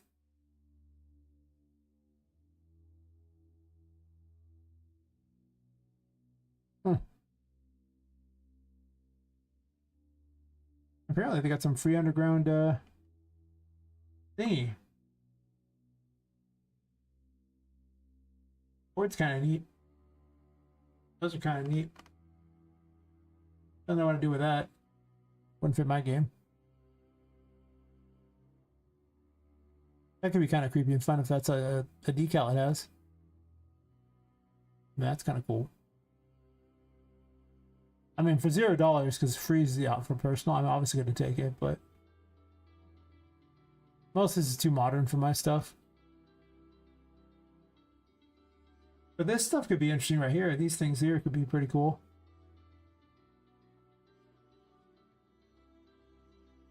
Oh, well, the rest of it.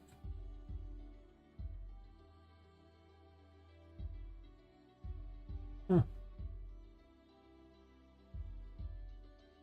Huh. Yeah, maybe. It's worth $0. I'll take that.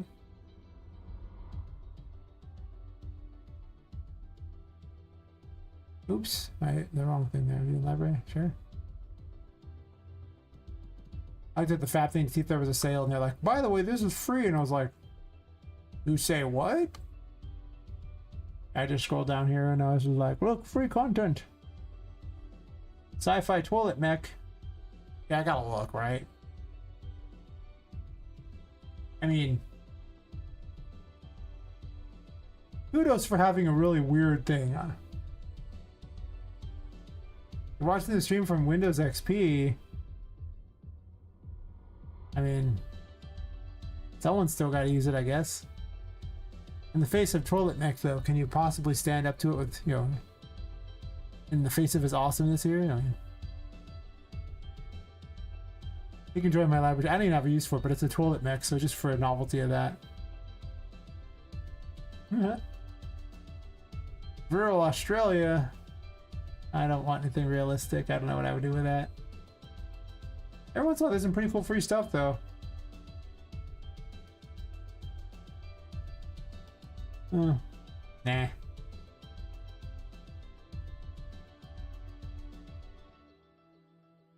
You're definitely a trooper for staying with Windows XP, though.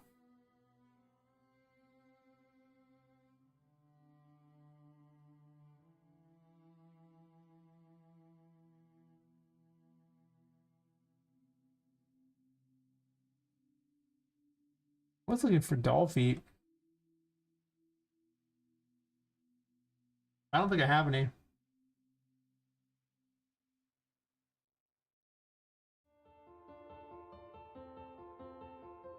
Maybe there's some free doll pieces I can use here.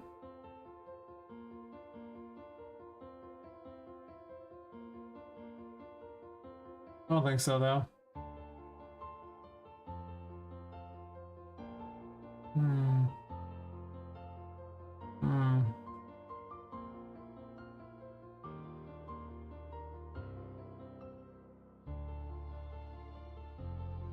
Okay, I'm bored looking. Yeah. I was like, maybe there's some sort of doll. Yeah.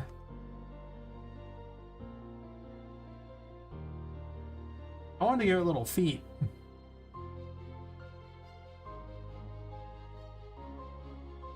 But I don't have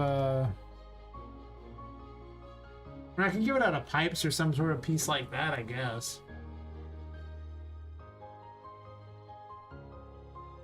So much crap in this game. Actually, wait. Maybe the pirate has shoes.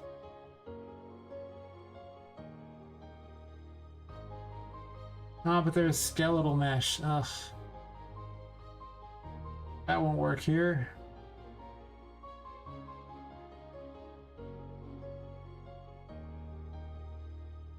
Does the pirate girl have shoes?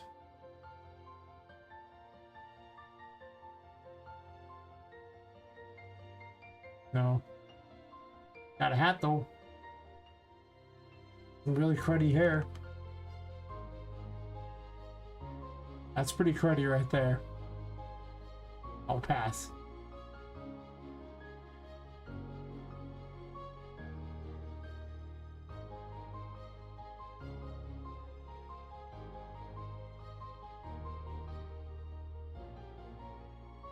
I'll think of something later then, I guess, on it.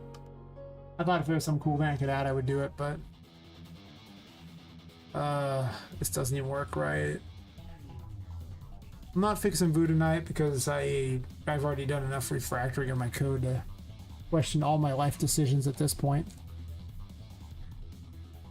Alright. But why?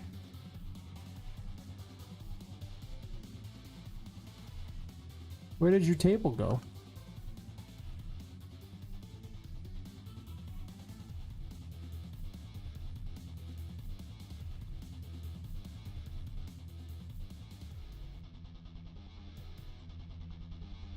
I could have you try to drop down on the table. I've done that once before, though. You already have to go find the key.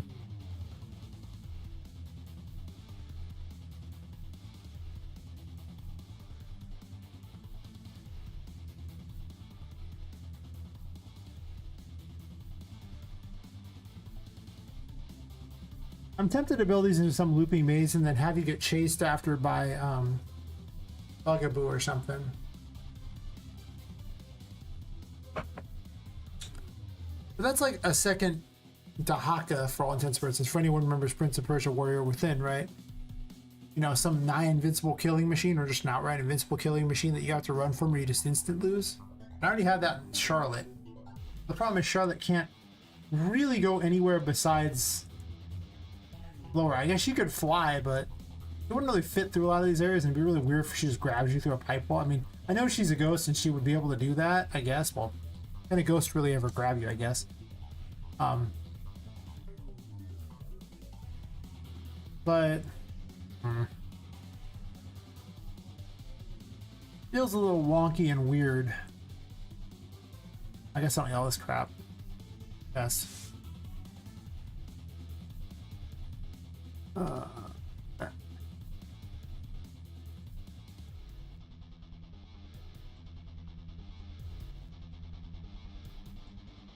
And I really don't know what I'm gonna do with her.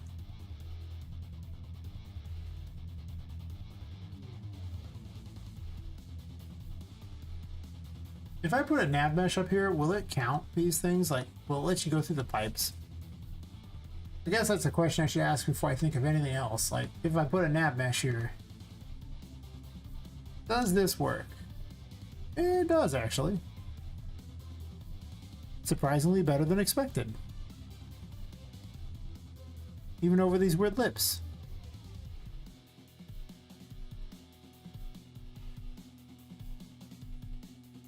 Okay.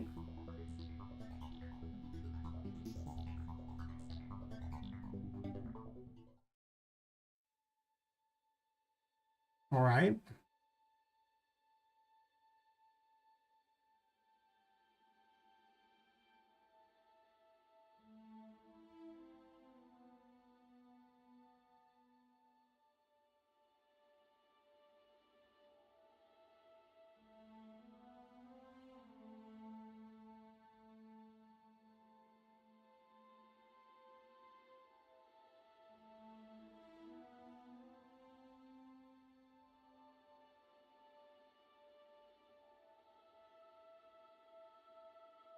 Oh, wait.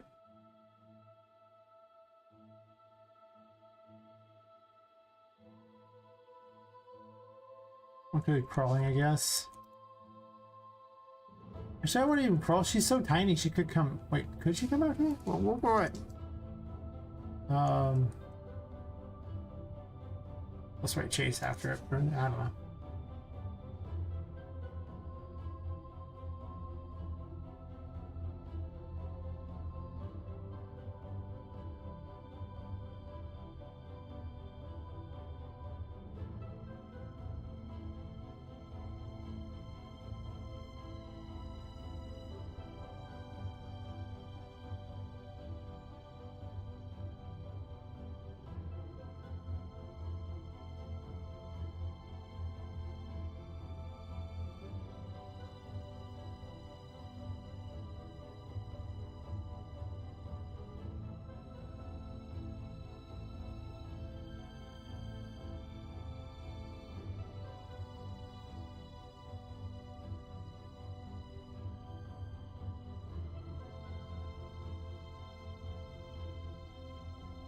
We'll see how long I make it tonight. I doubt it'll be longer than 9 hours tonight. I'd still be like an hour and 26 minutes away, but...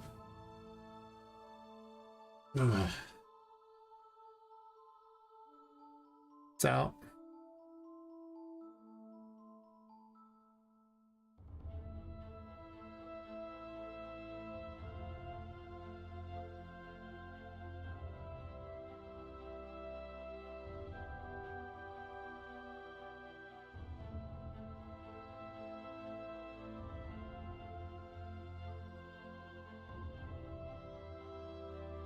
Yeah, I get it.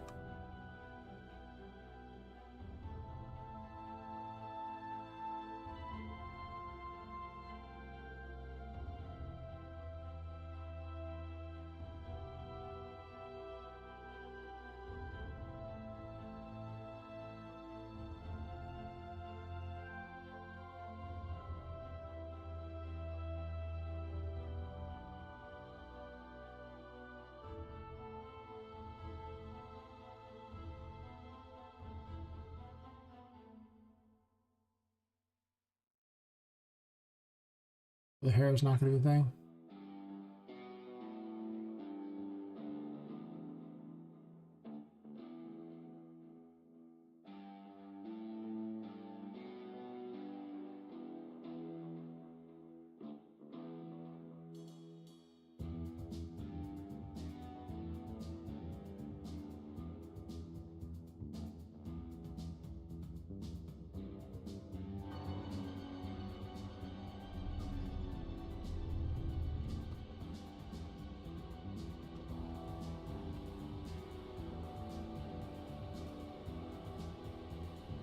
Okay, well, first off, we're gonna need some darkness for this, okay? So she has the Bugaboo tag, so it says the Charlotte tag, so as far as it's concerned, it's still Charlotte. Good. That makes this easy.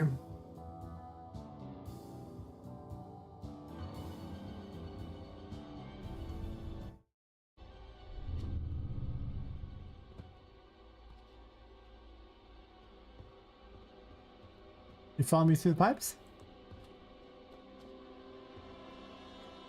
You gonna come to the pipes?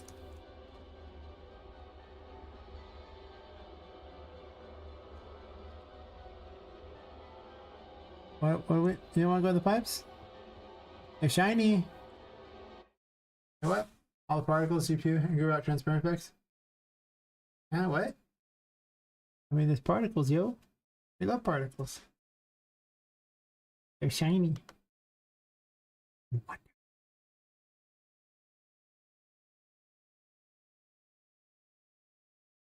I'm probably not going to keep the particle effects on her, but I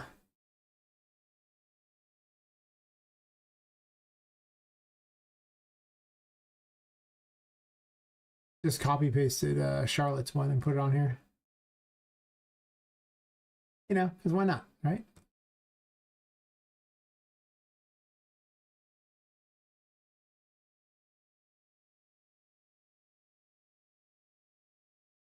Remove all the smokes from her because she's not supposed to have them anyway.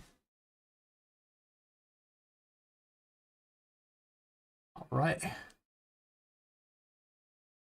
I just want a creepy character to chase after you in the pipes. That's my goal.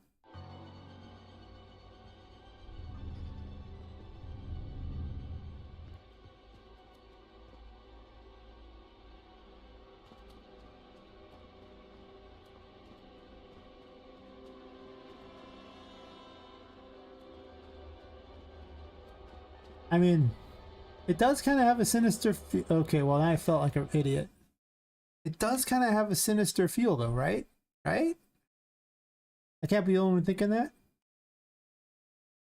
A little creepy, a little weird.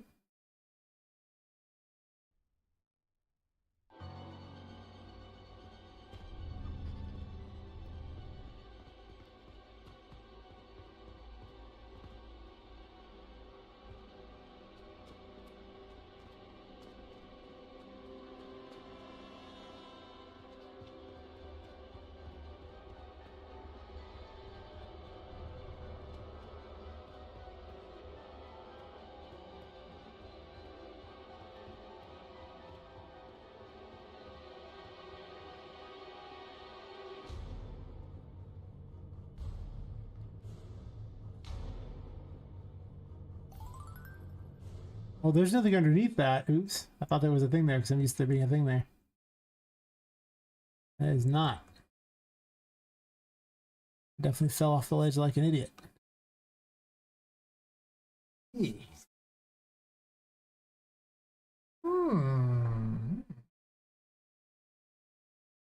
This could be interesting. Make the game get more sinister. I actually wanted to chase after you in the pipe maze, but I haven't got to doing that yet. I was just like, this would be really cool in this room. So I'm adding it in. It's not an unkillable enemy. You kill them. I ain't worried about that. I want them to chase after you in the pipes just so you have something creepy to deal with.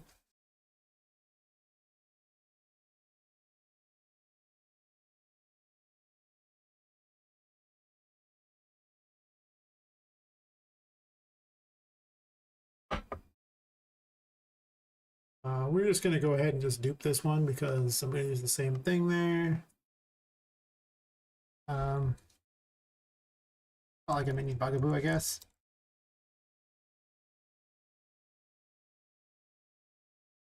Exactly.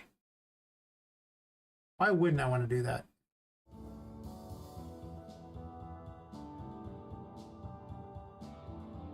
Gameplay tags.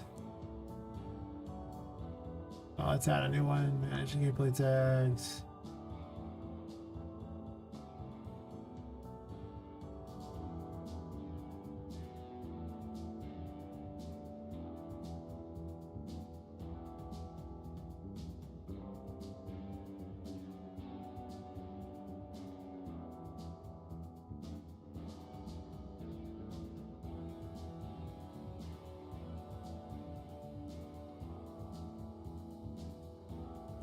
These are all graphs to handle all the various enemies in the game. Oh, almost all of them. The bosses aren't there yet.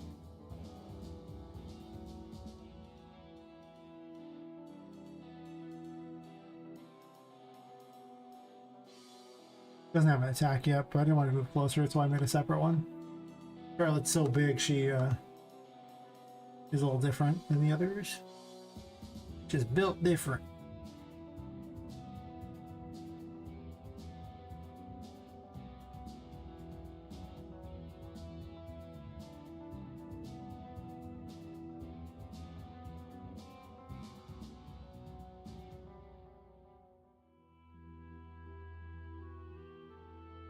Something else could chase too, for all I care, but.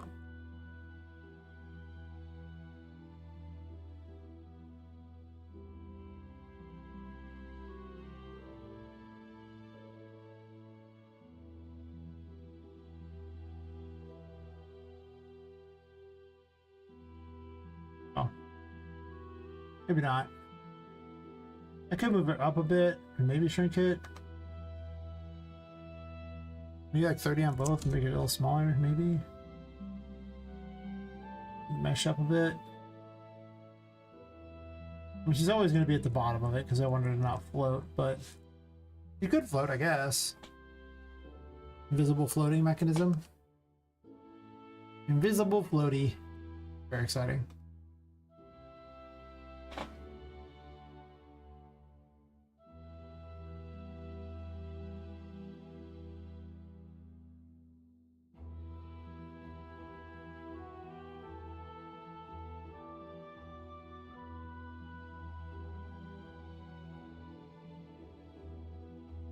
Yeah, something's gonna change. I don't have an attack for it yet, but something else I want to change. I gotta give her that attack too. So it knows which one to use. She's not Charlotte. Thanks for trying.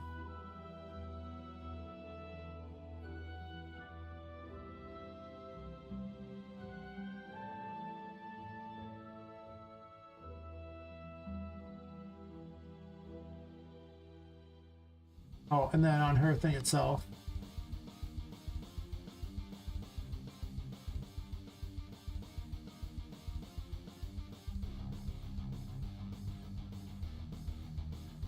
Oh no, these are just dumb little enemies that chase after you. There's like a big version of her too, but this is a little one. I'm not sure if it's gonna stay a bugaboo so much, but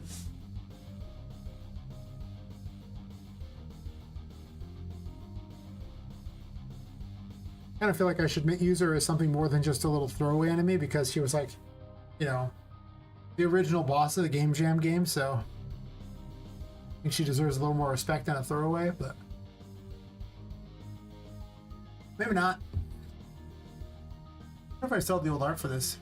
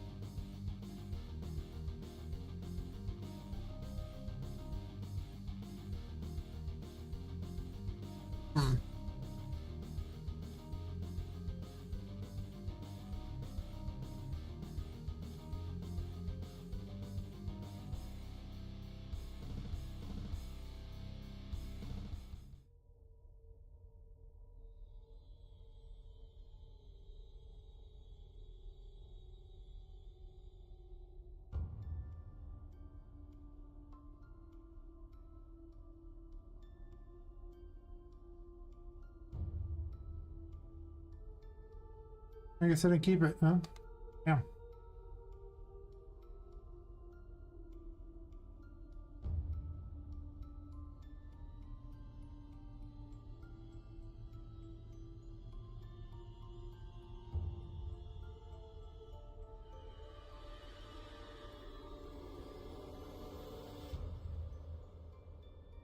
Well, that's unfortunate.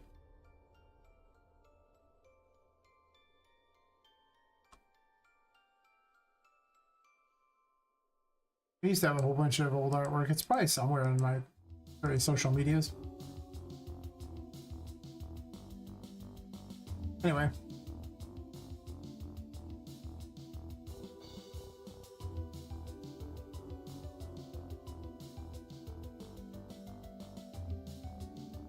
I gotta hunt down all my old stuff and just kind of collect it up just so I can have a history of where it all started and where it's going.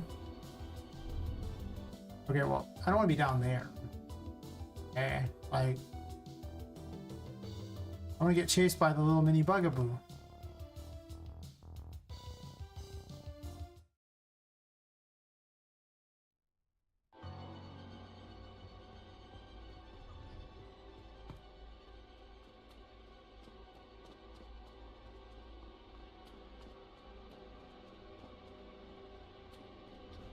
I could easily make a horror game out of this.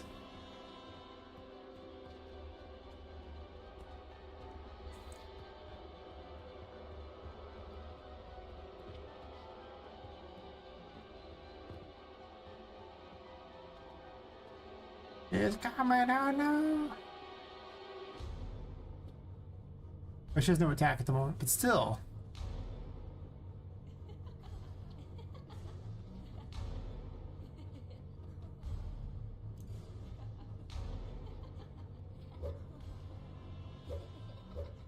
Might be invincible.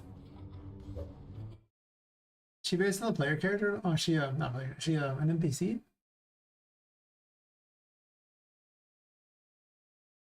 Most certainly is.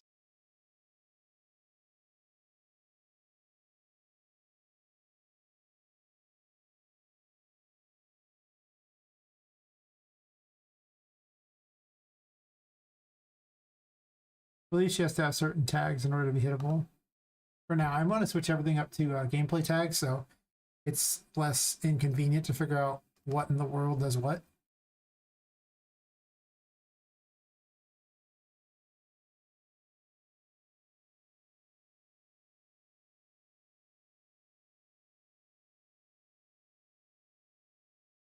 Yeah, at some point I'll remove these things here. Well, actually, no, I'm not going to remove enemy because you can't get all actors with gameplay tag that I found, but you can get all actors on the map with an regular tags. So you just get all the actors for that, and then you can see which gameplay tags they have, and you can do it without directly referencing anything. You just get all actors with tag, and just spits back an array of all of them. So I do that for the enemies, and then that helps dictate, you know, who can attack what and everything. But this is not considered an enemy. Don't know why I need can interact, but I'm gonna go ahead and just do it. Also, weird. Here.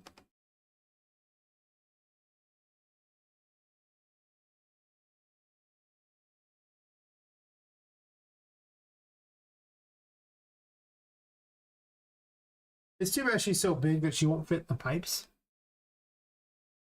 If I had bigger pipes, sure, but there's a limitation on just how big the pipes can be due to the fact that I just have these, you know, the room here, you know, it's got to be above these bookshelves. I might can shrink the bookshelves some, but you have to be able to play on them too. So I don't really think I can make the pipes any bigger. They're touching the ceiling in a lot of places already. Yeah. How much health does it have? 1,000,000? Actually, I don't think it has a health. That's default health, probably.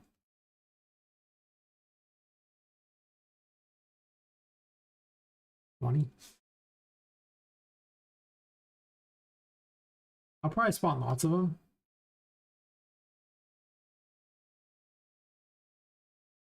Just to make it exciting.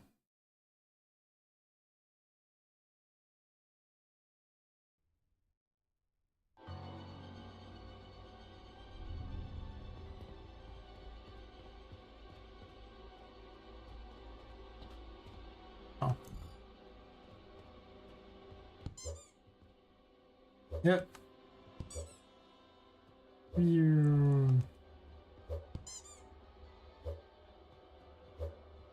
Didn't really take damage, did it?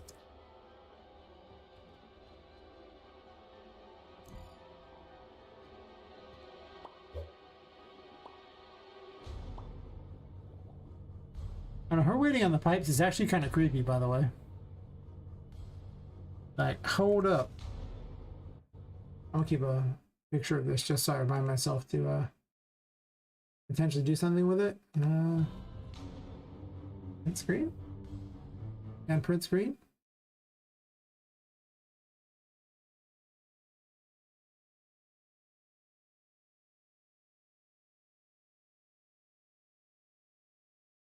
And print screen now.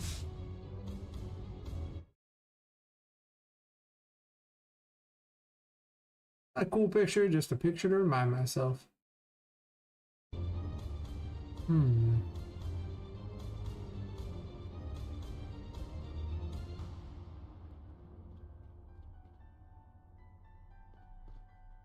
Unfortunately, the nav mesh will not work on top of the pipes.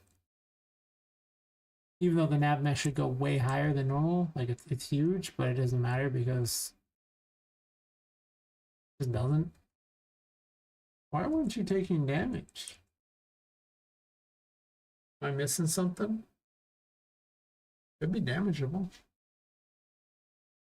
Been a while since I set one of these up, but usually they're pretty golden for that sort of thing.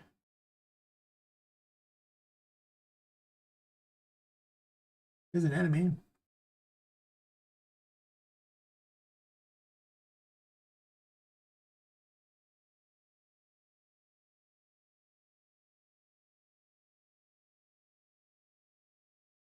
So many things I want to get rid of. Running is attacking, is bullying. These could use a refractor too. Oh, Denker, you can hit P on the keyboard to bring up the nav mesh. It shows where all the enemies can walk. If you don't have a nav mesh on, it won't turn green. You go over to place actors, grab a nav mesh bounds volume, and drop it out, and then wherever you put it, they can wander around. I was just checking to see like if they could go on top of these pipes here, but they can't. So the nav mesh doesn't really understand it. I think it's too close to the ceiling, so it doesn't know what to do. You can go on here, but they couldn't get above the ceiling if they wanted to. Yeah, you can just see all the places that technically the enemies could reach.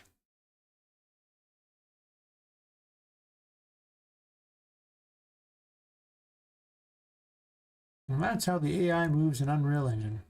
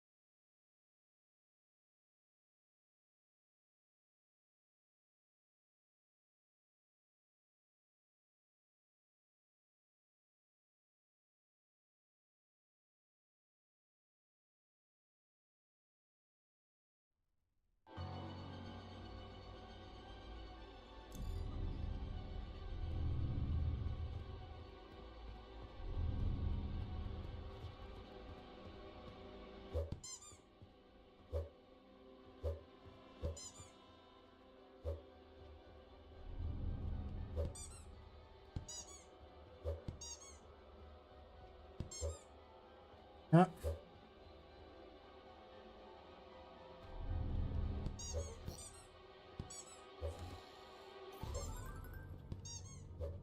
Ready to fix the coin thing?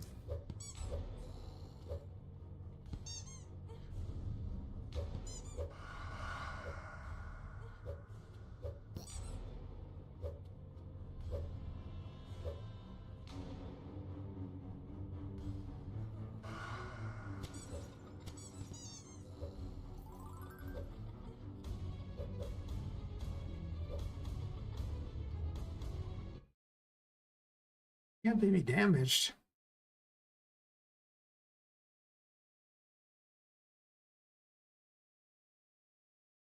An enemy.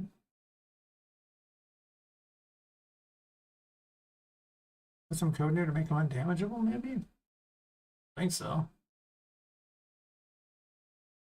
This thing needs to be like oil or something. Making some squeaks.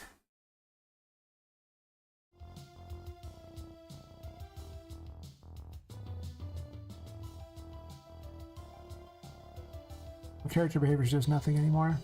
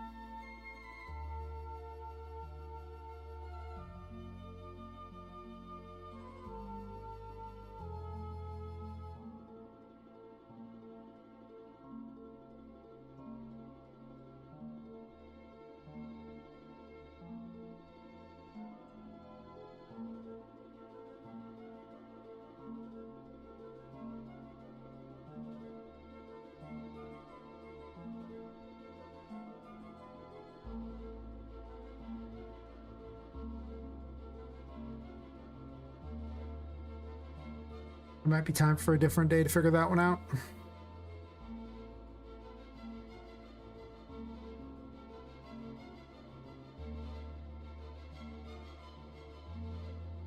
think I might call it a bit earlier tonight, at only 8 hours instead.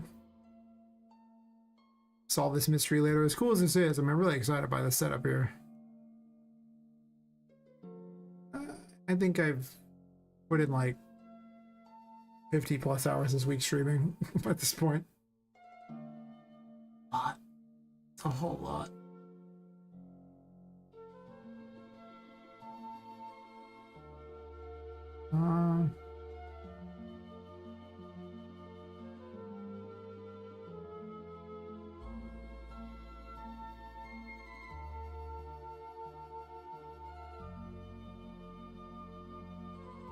What's this guy doing?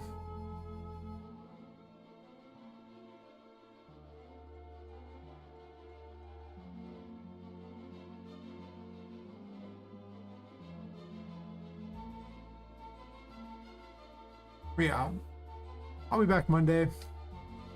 Well, my Monday might be everyone else's Tuesday. Pretty much to... I'm probably going to work on these bugaboo things because they seem like they could be really cool, and crawling through the pipe sounds really cool, having more enemies in the pipes. At Tuesday for you, definitely. I start at 9 p.m. Pacific, so that's basically Tuesday for everybody else. So I just kind of... Well, for me, it's Monday. It's hard to think of it as Tuesday. But... yeah, it'll probably be that. I'll finally fix the bosses for the AI thing. It's probably my plans. I don't know how long that'll take. Probably a while, because every time I ever have to work on the bosses, it takes forever. I need to stop changing things so this way I don't have to fix them all the time, but setting up a master controller for all, or a puppet master actor really did make it so that the resource requirement for each enemy was so much lower. Like, you can see how much faster the game just is naturally as all the enemies are running around. It's just crazy, the difference. So worth, but 2 bosses remain to put on there. That's a lot. Yeah. Yeah, I'll say goodbye to YouTube. Bye bye, YouTube. See you. And then I'll raid with Twitch. So.